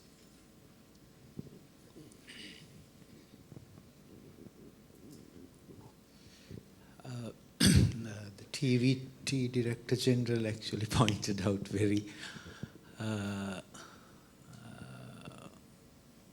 burning issue in Sri Lankan system of this. We have very good national qualification framework and the Sri Lanka qualification framework, but years and years we are unable to practice this lateral entry. Rather waiting for this link, if we can promote this general education reforms, I think automatically it will be changed, I think. So otherwise no option. Student will change. Now here and there we have very rigid systems, compartmentalized, no any collaboration, years and years. So now in this paradigm shift, we feel that students are changing the system. Definitely I think now they are not asking us leaving school without having A-levels. They are doing vocational qualifications and leave the country, like, I don't know, the regional experience. Even I noticed that the South Asian regional stakeholders came here and they emphasized the importance of the unified regional South Asian qualification framework.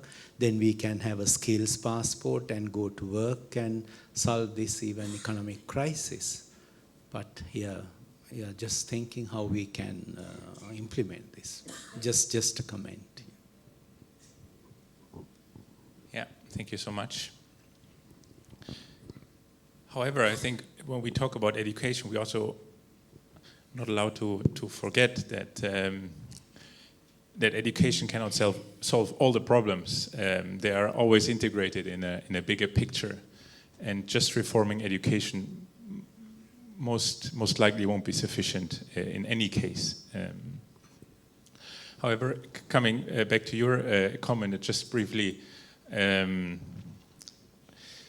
say that I know that there is a capacity problem also at higher education in Sri Lanka, but the idea of access is not always or very seldom related to capacity. So coming back to Germany, there are too many actually higher education institutions. A lot of them have programs that are not full with students. They are trying to marketize their programs more and further. So there are empty places all over the country. However, still they won't allow a lot of students to access the university just because they're initially vocationally qualified. So this is really something that needs to change when we think about education, vocational education.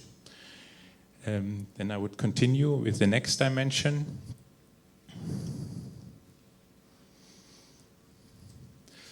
Recognition. So as I said before, permeability or linking means not just allowing access, but also recognize what the student, the future student, has done before. And there are also, or I picked 3 examples that from my point of view are good examples on how that could look like. So there is one for Germany. There's the training for early childhood educators, which is a vocational qualification and is entirely done in vocational schools. So it's not a dual apprenticeship program, but it's a school-based program in Germany. Historically, some occupations are done or are trained school-based, and this is one of them. And in Lower Saxony, so it's a northern state, they try to increase permeability of these students who are, or apprentices who are trained at the qualification level just below tertiary education. And they, together with universities, they created modules that are taught at vocational schools, but are recognized by the university. So if these students go on and study educational science, so it's limited to that program, the university in Lower Saxony, they will recognize these modules that are taught by vocational school teachers. The Australian qualification framework, Australia was a already topic or case before, offers as one of the very few qualification framework or even education systems a base on how to recognize prior qualifications in order to not repeat modules or content that has been taught in prior programs. So this is like a direct copy and paste from the Australian qualification framework. And it says, for example, 50% credit for an advanced diploma or associate degree linked to a 3-year bachelor degree. So if you have already an advanced diploma or associate degree, 50% can be recognized towards a bachelor. And of course, not all institutions will apply that, but the idea of having that recommendations written in the qualification framework already means something, I would argue. And in the UK, as a last example, we have 2 degrees, a national certificate and national diploma, and they are actually located at a further education college, but also here they can be completely recognized towards a bachelor. So the higher national certificate will take 1 year and also will save or spare 1 year of the bachelor's program, and the higher national diploma afterwards will need another year, and if you have both qualifications, then you will just have to study 1 year for your bachelor. However, there are also problems related to it.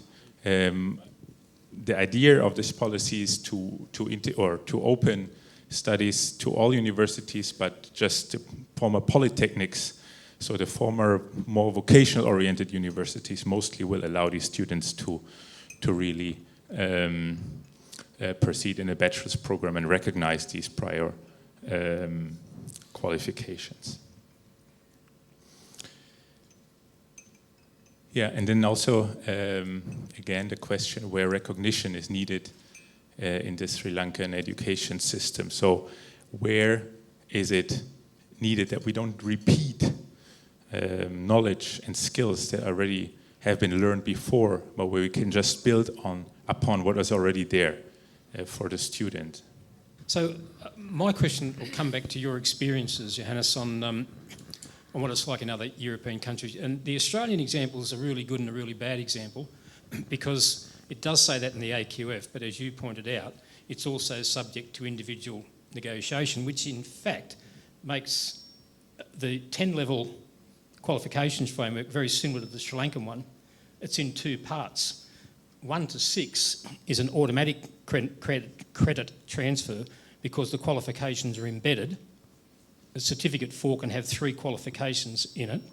But when you get to that and graduate, in most cases, you have to go back to the higher education provider that you want to go to negotiate the credit. So that's the problem.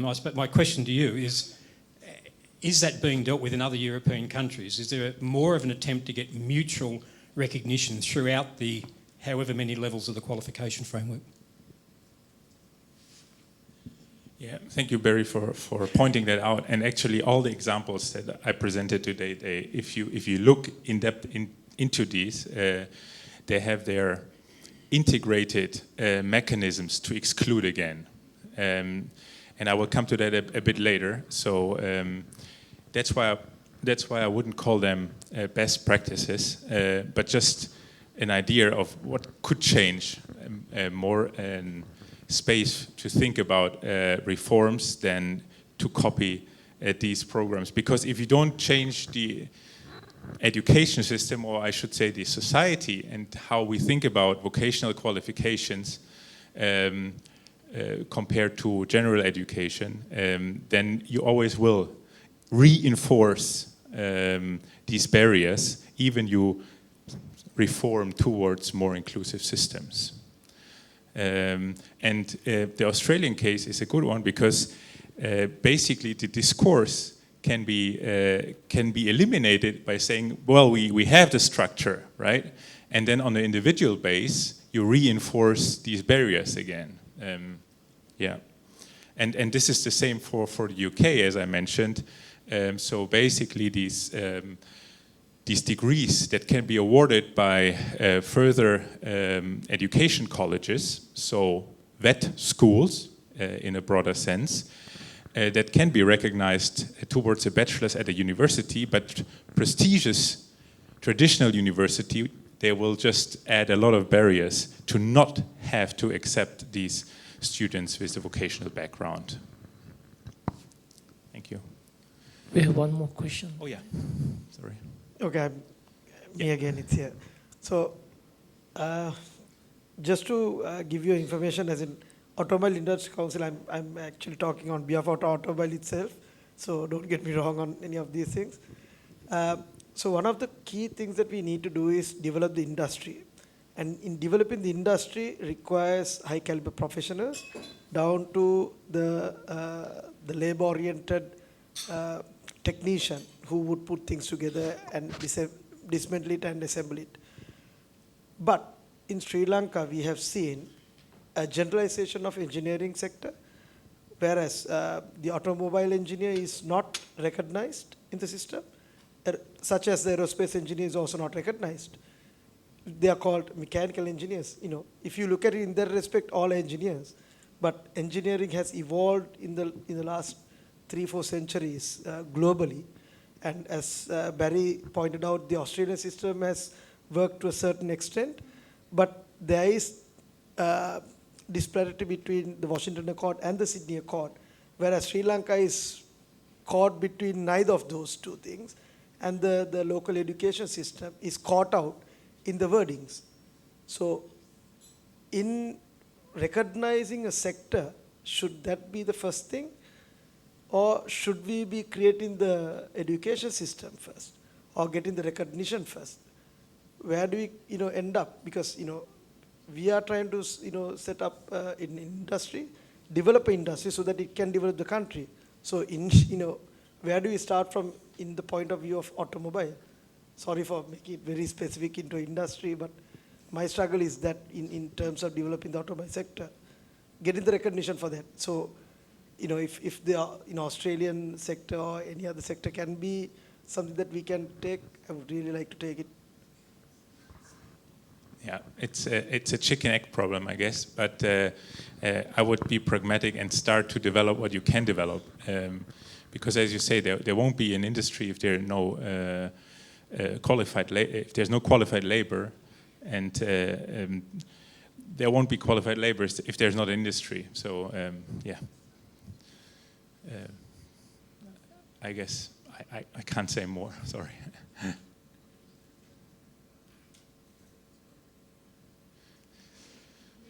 Yeah, sorry.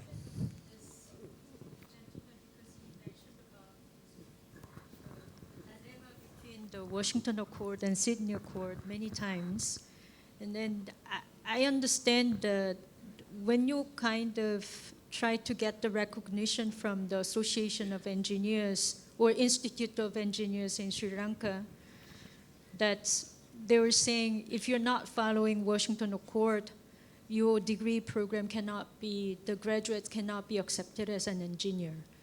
But how many graduates in the country coming from the engineering faculty is actually practicing engineer? Many of them actually goes to banking sector. They're becoming banker, or they work insurance company, or they're kind of going to the general management. They're not really practicing engineers. So I think that we should make the distinction between that there is some interest groups, or kind of medical association is one of them, and then engineers association is one of them. There is occupational kind of interest groups wanted to also safeguard their own interest and prestigious position of their occupation. That has been there for a long time. But I think rather than you kind of feel like kind of get caught in the middle, and you cannot call your engineering, the automobile engineering graduates as, you cannot call them as an engineer because of this interest group pushing for. I think if that is kind of competencies and skills really required for the automobile industry in Sri Lanka, then why can't we kind of establish a competency standard and start calling them automobile engineer as a MVQ level 5 or 6, or whichever recognized like a qualification in the country, and then start building that reputation and the recognition directly from the industry, rather than just like a namesake calling themselves as an engineer and then try to build up that like a kind of self-interest group. So I think that the contribution to the industry, recognized by industry directly, should actually kind of giving the name value rather than just kind of graduating from some like a not so well-established engineering faculty. So German Ceylon, like automobile technology center, that actually brings up with it that recognition, even recognized overseas as well.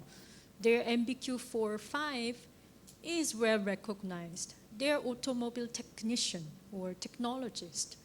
So why don't we kind of start actually having that brand name around MBQ? But for that, like an MVQ system or certain competencies are tied with MVQ should earn the recognition from the industry.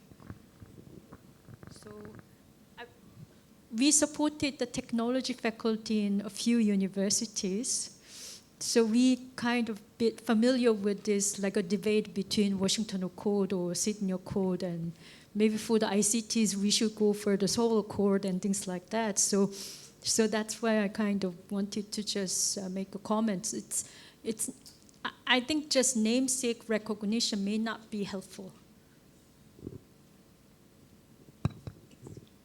May I have some comment about the Sri Lankan the evaluation of the skills and the competencies? I think the most of the in Sri Lankan case is the Sri Lanka assessment is different from the skills. The way of methods and how it value the skills is the key of recognition. I think this is the issue. I heard from this gentleman. He raised this issue several times.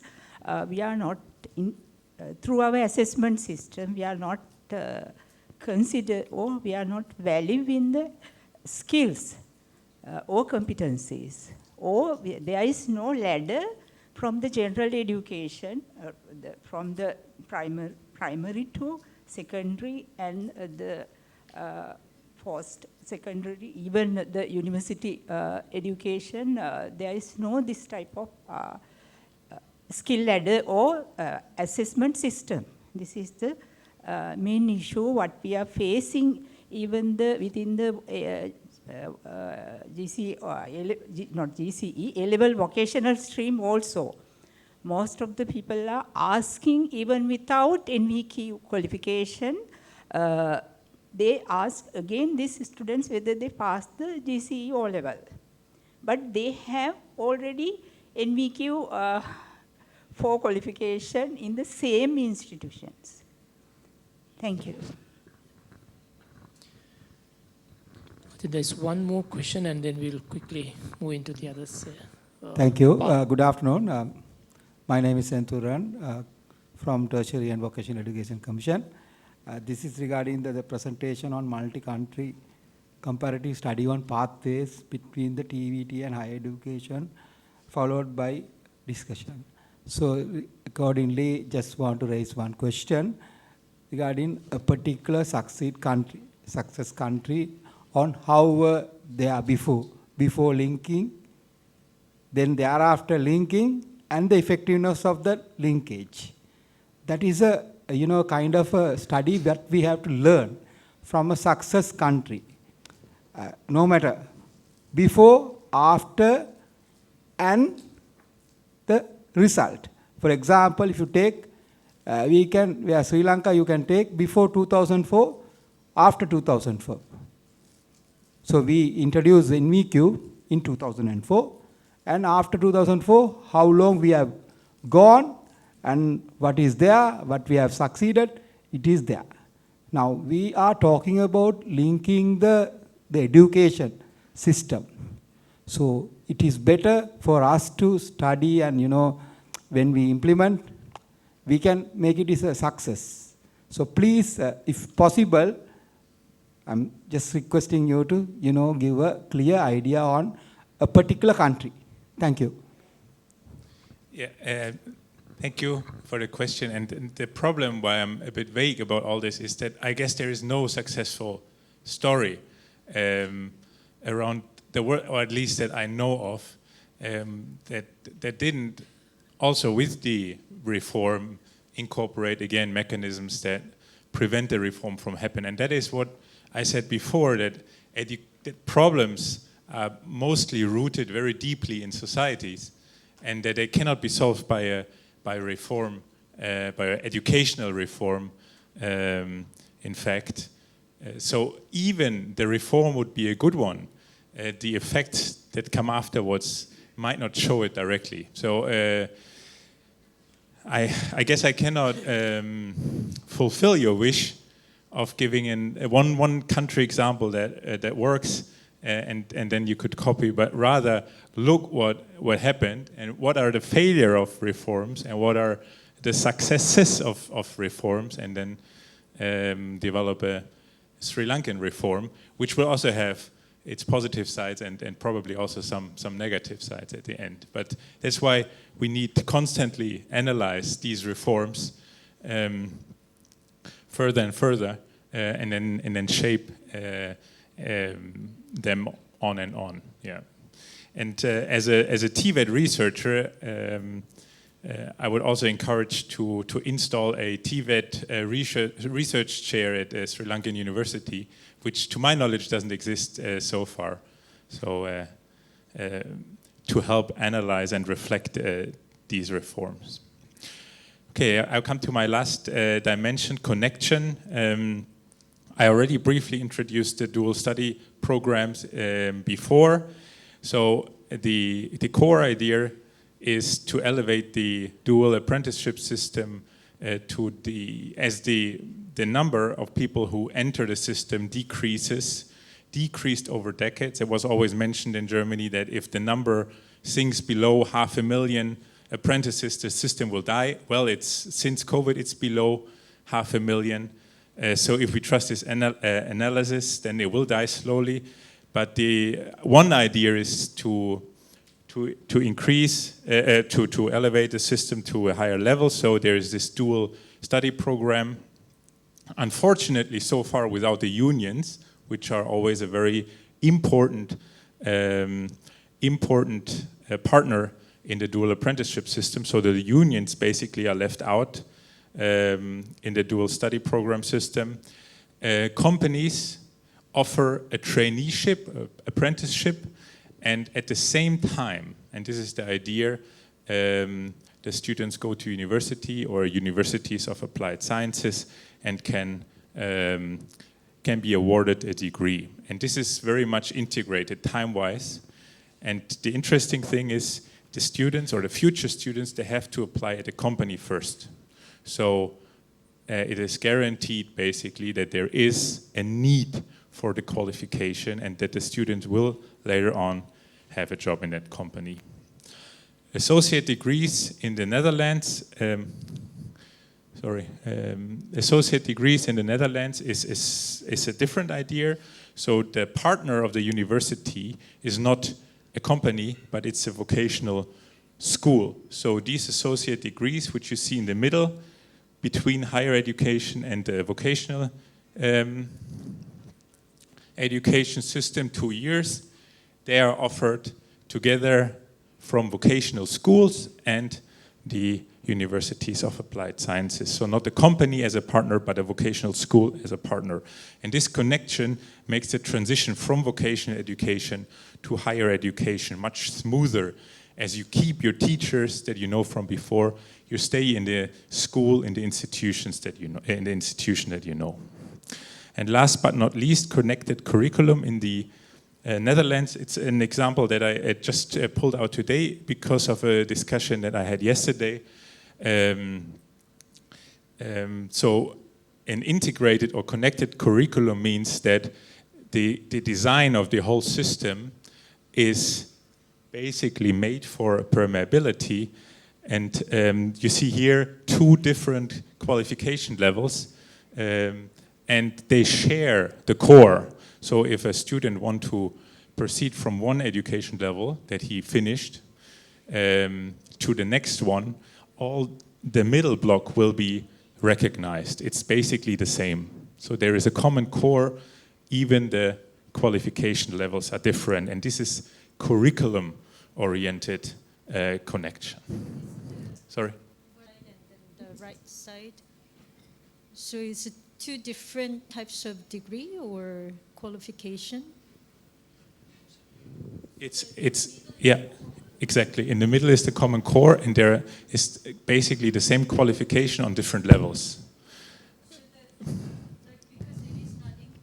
Yeah, it's Dutch and German. So it's basically a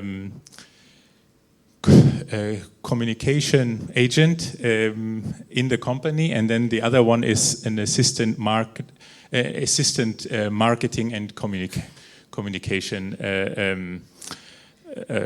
manager. So it's not important what they are, but it's more important to think of it as the same qualification at different levels of the qualification framework, but they share a core. And this is designed in the curriculum already. So there's embedded permeability. So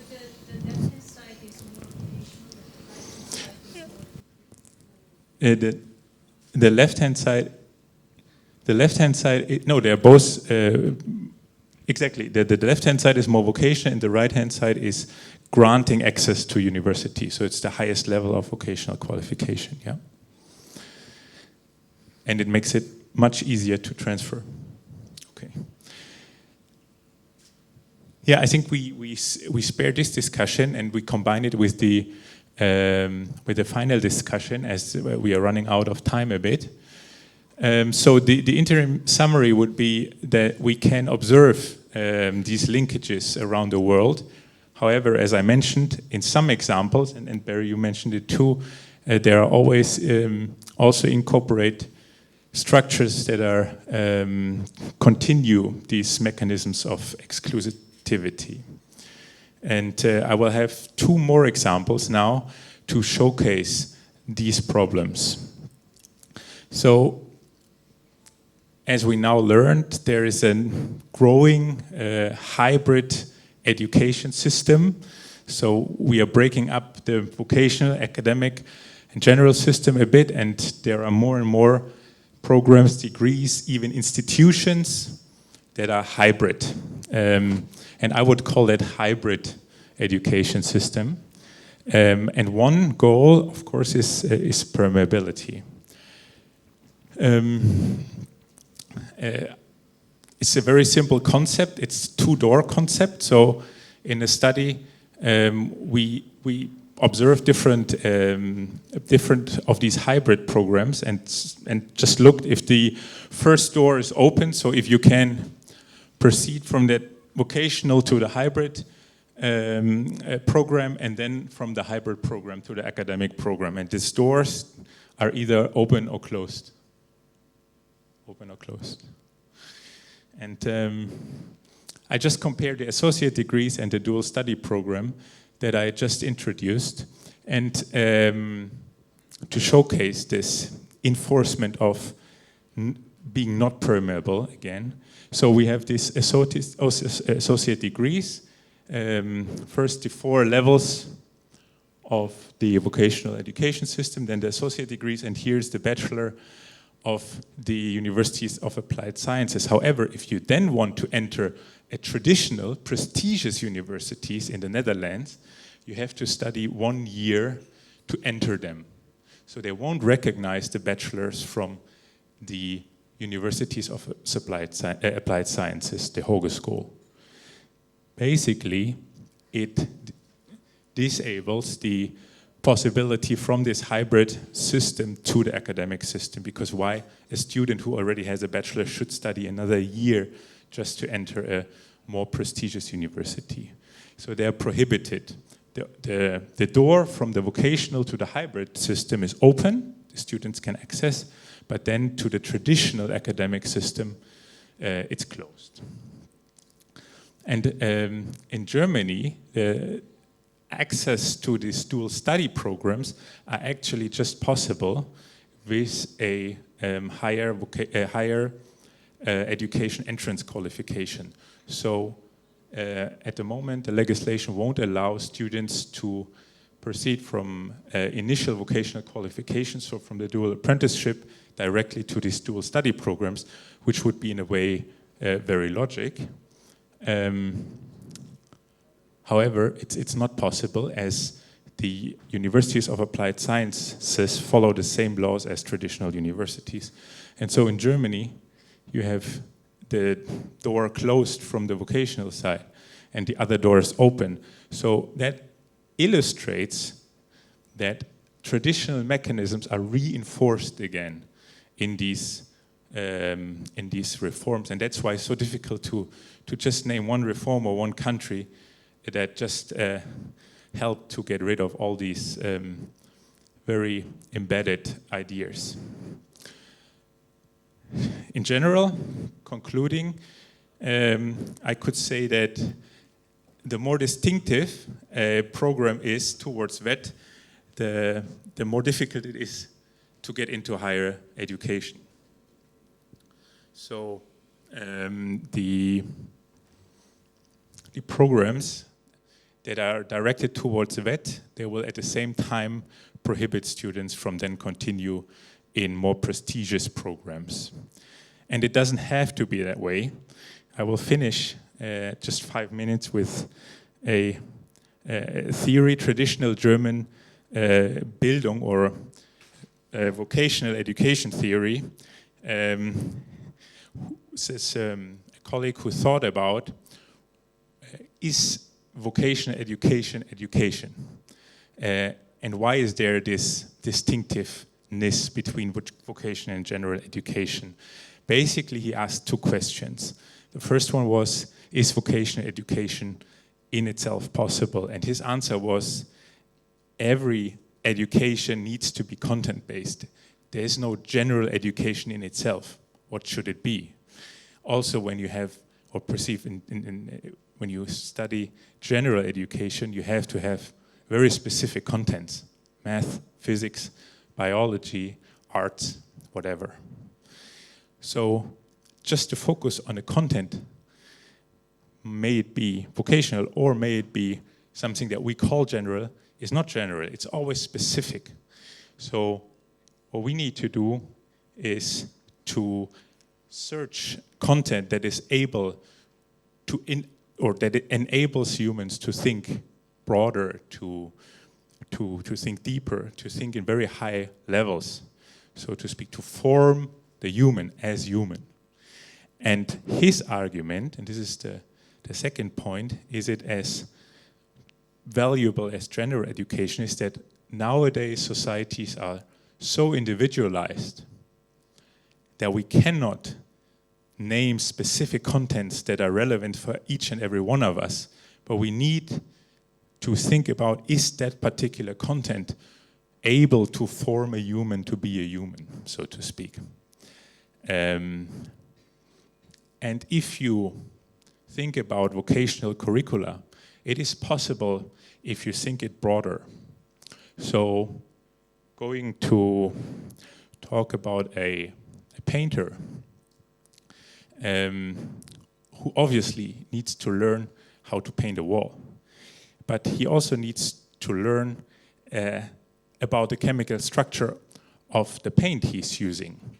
And he also, from there, he can learn where these chemicals, where these resources come from, and then opening up a discussion about the global north, the global south, about resources in the world, how they are bought and shifted, and all these things, very connected to his occupation, very, very connected to his occupation, but still enabling the student to answer very general questions, to have his position, to make up his mind.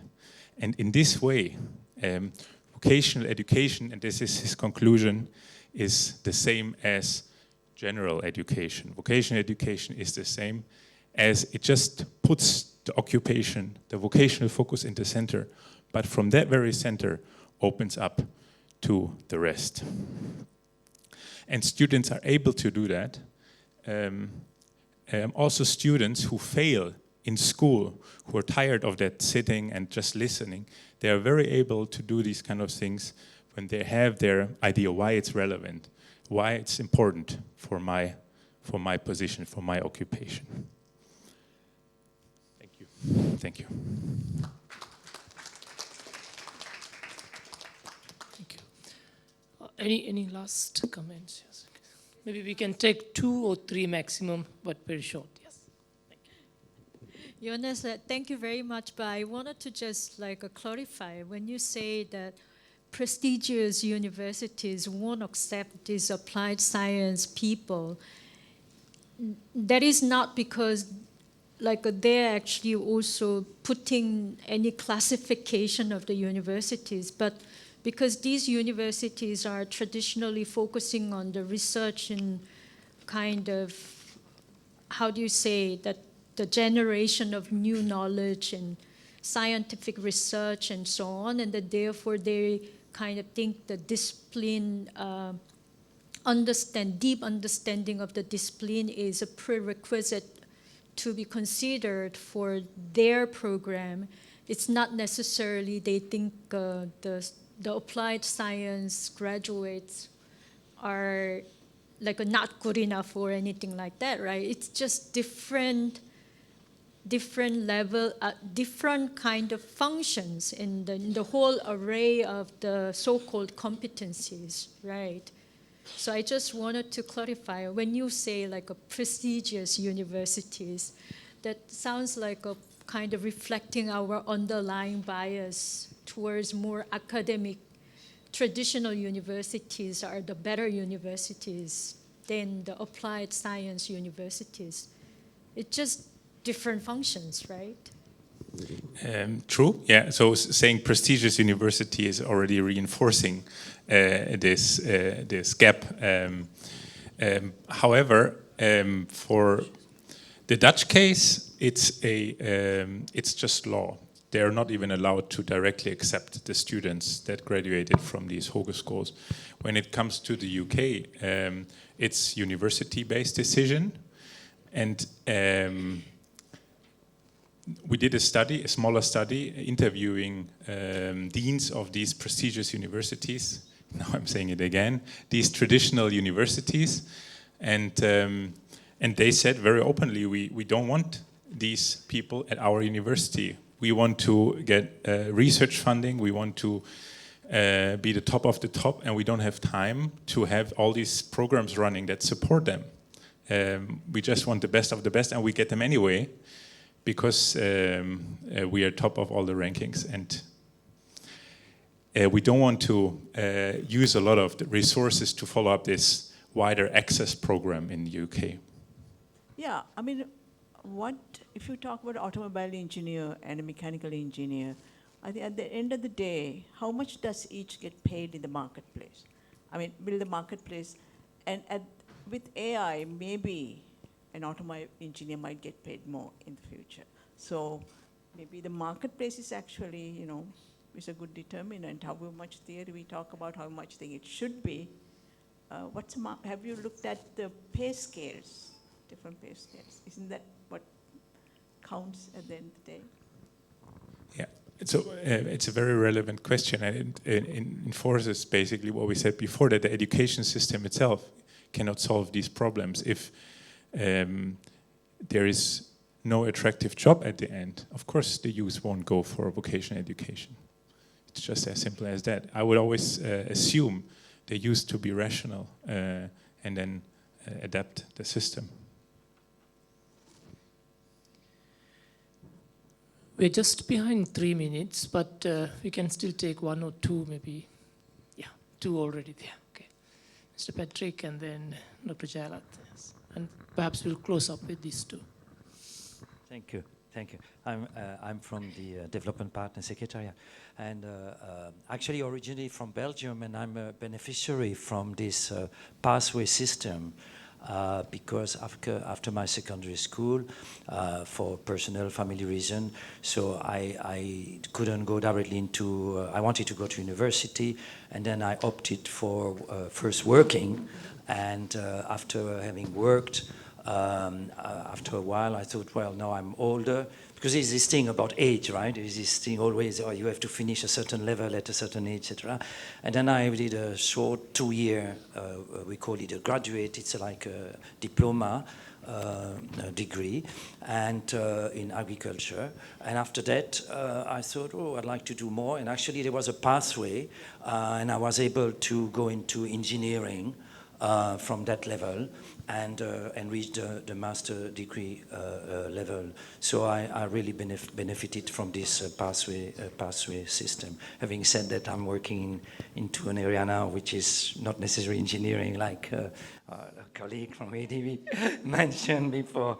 So, so that's a comment. And my question, I wanted to know if in the new education policy framework in Sri Lanka, if some of the fundamental core competencies, like we saw these triangles earlier, the 3 triangles, so there is some kind of the middle triangle.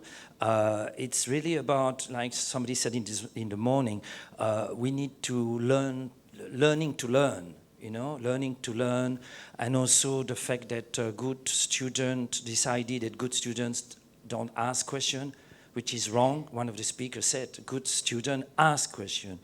And I was wondering if in the policy, education policy framework and the reform that Sri Lanka is going through at the moment, this kind of fundamental dimension, is it being addressed?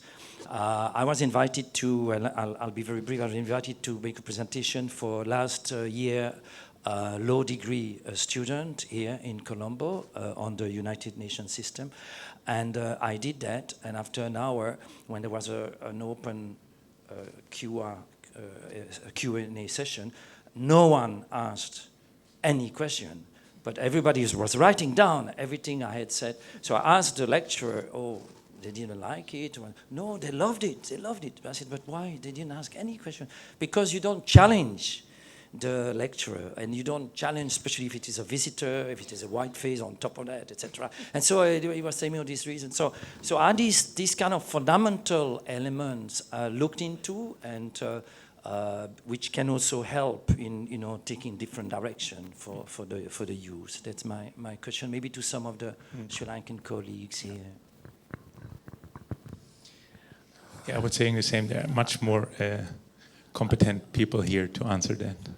Yeah, I don't know if this lady is still here who spoke in the morning, Mrs. Maybe Dr. Sujata wants to respond, but basically the policy framework is a broader framework that the government has developed, and what we understand is that there will be more policies or guidelines and the sort of the legal frameworks and the standards that will come up for each specific area, so the policy item that is being proposed. So this will be worked out in the next few months or years. I think that's our understanding.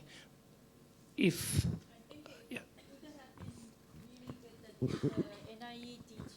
still stay here. Unfortunately, he has to leave. So there is like a curriculum reform is actually looked at, and then they kind of try to further align with this new national education policy framework.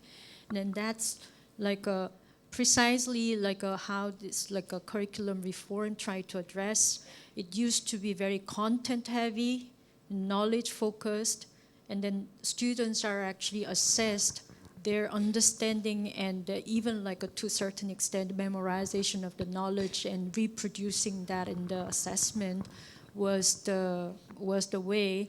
And then the new curriculum reform is looking at these like so-called 4 C's: creative thinking, critical thinking, creativity, communication, and collaboration, and then how those are actually being built as a competencies among the students, in addition to the basic like a core curriculums they should have for the like a learning to learn kind of competencies as well.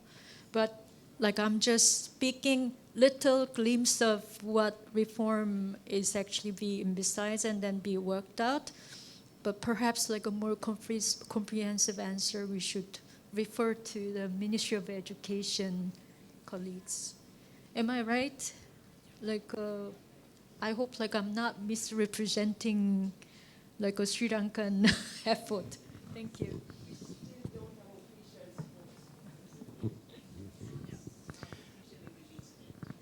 Yeah. Okay, the last comment very shortly by Dr. Jayalat, maybe 30 seconds, Dr. Jayalat. Okay.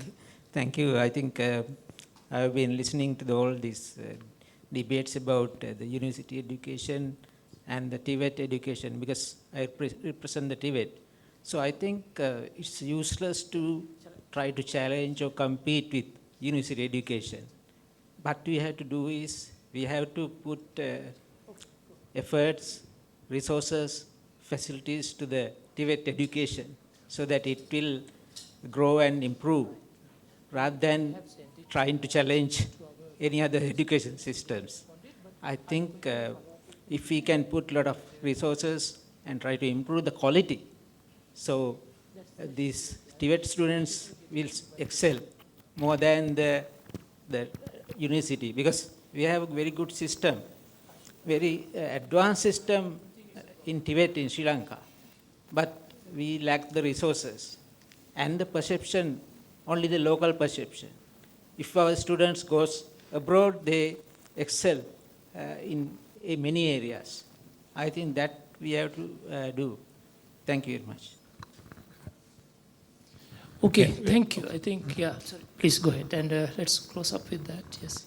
Johannes. Yeah, I just briefly respond. I think you're very right. And talking about these linkages between vocational education and higher education shouldn't let us forget that there are a lot of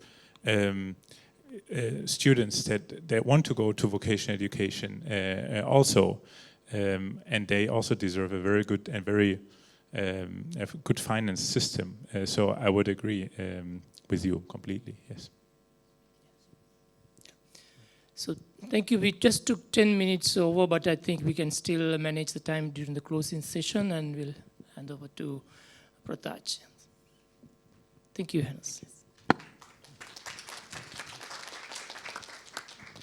Thank you, Dr. Schemes, and for that very engaging session. So we have come to the end of today's program, and in order to close the session, I would kindly invite Mr. Anuradha Kumarasiri, Director General of the National Planning Department, to present the closing remarks on behalf of the Government of Sri Lanka. Good afternoon, good evening, someone from joining Manila and other part of the world online. Thank you very much staying with us till 3 p.m. And long day today. First of all, I must thank Country Director ADB, Mr. Kadono, who continued the exercise we started 2021. And the last day I met the former Country Director Chen Chen. He asked me to continue with the present Country Director. That is the last meeting. Therefore, this year this is the fourth meeting this year, but the 8th occasion we met many places. One in Peradeniya with the University of Peradeniya, and many areas we discussed. Today is the good forum. I think the large gathering here, the academia and the practitioners and all development partners, government agencies, private sector, everyone is here today, and timely organized jointly with the NPD and the ADB to have a discussion where we are and where to go. And I think we discussed the reform exercise already done by the government. That was a lengthy process, I know, and only just cabinet has approved. Long way to go. Then someone is asking how we are going to manage. This exercise will continue maybe another years. The curriculum reform, we have to train the teachers, and system has to be in place. And this is not easy task. With the crisis, government need many support from the various agencies to comply with country requirement. And at the same time, our people are leaving, the professionals, educated people. We have to manage with those issues, difficulties. And I must thank Secretary to the Prime Minister. He was in the keynote speaker.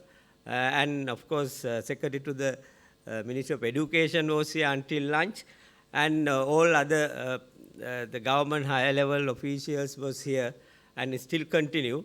And because of the requirement in timely arrange this knowledge serendipity program, and very the diverse area we discussed, and the international experience share with Australia and European countries.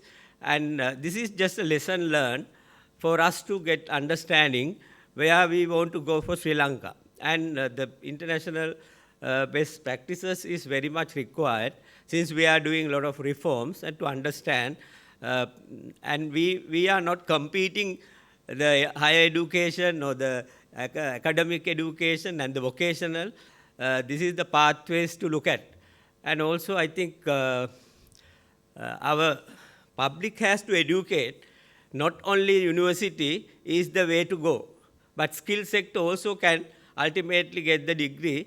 There are parallel ways to go to get the job opportunities and the education experience. That's one of the key area to be educate the public, not necessarily go to the university. This is maybe one way, but you have a lot of opportunity. I think government now starting in the school level, I think the reform will come. Start at the school level already here, but the dropout children has to come back to the school and start maybe with the vocational stream. Parallelly, maybe some the required the skill at the school level until maybe age 15, 16, as someone has explained. Therefore, I think this is the good time, and thank you very much everyone who is here today and participated, contributed, and lastly, the ADB contribution for the program, and we will meet the 9th Serendipity program very soon. Thank you very much.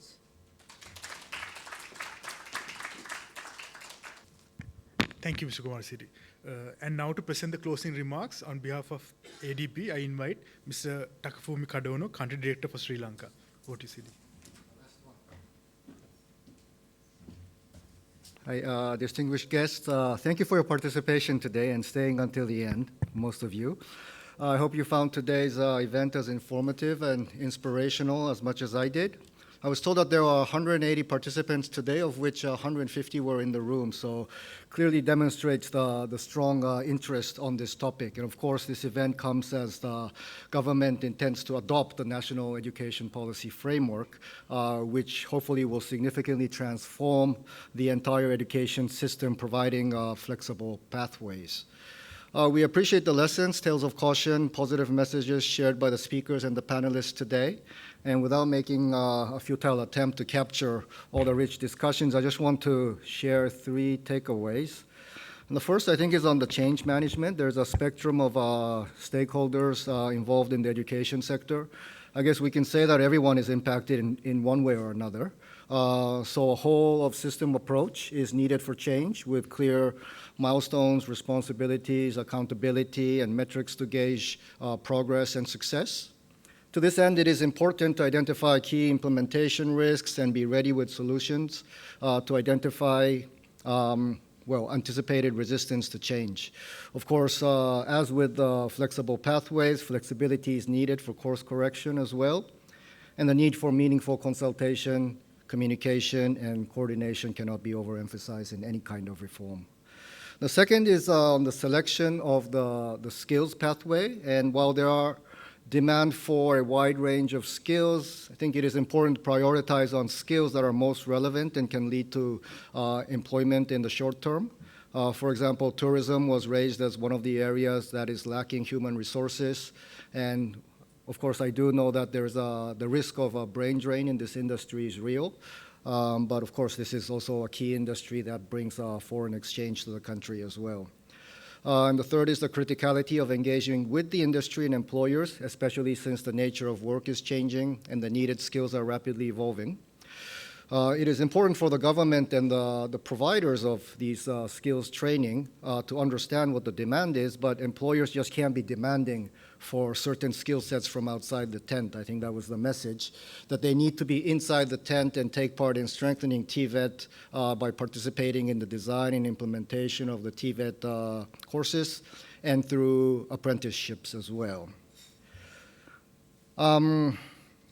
Of course, I'm not an expert in this field, but today's event made me recognize how vital it is for the country to have a well-designed modern education system with multiple and flexible pathways to prepare the youth for this rapidly changing, volatile, and uncertain world.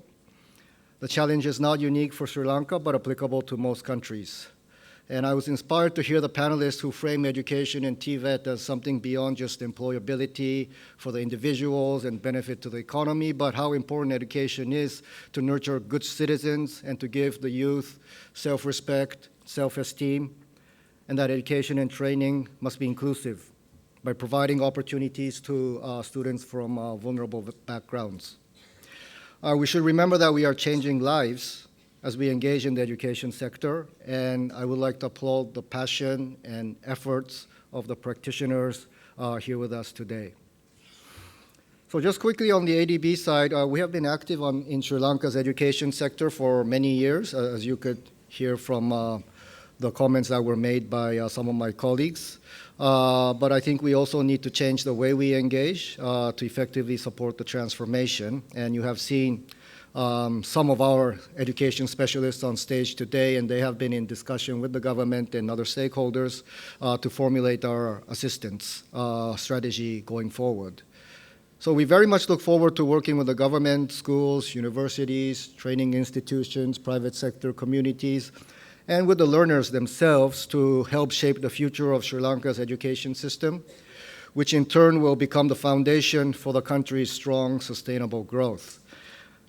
In closing, I would like to thank the speakers and panelists for sharing their valuable knowledge and insights, and the audience for their very active participation in the discussions. And I also like to thank my team who organized this most interesting session. As Dr.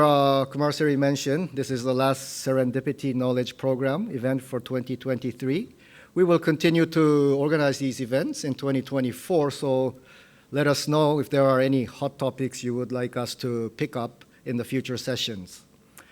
Until then, stay safe and healthy, and recognizing that continuous education is relevant for all of us, I hope you can find time yourselves to acquire new knowledge or skills which can enrich your lives and careers as well, and hopefully serve as a role model for your children and the youth population. Thank you very much.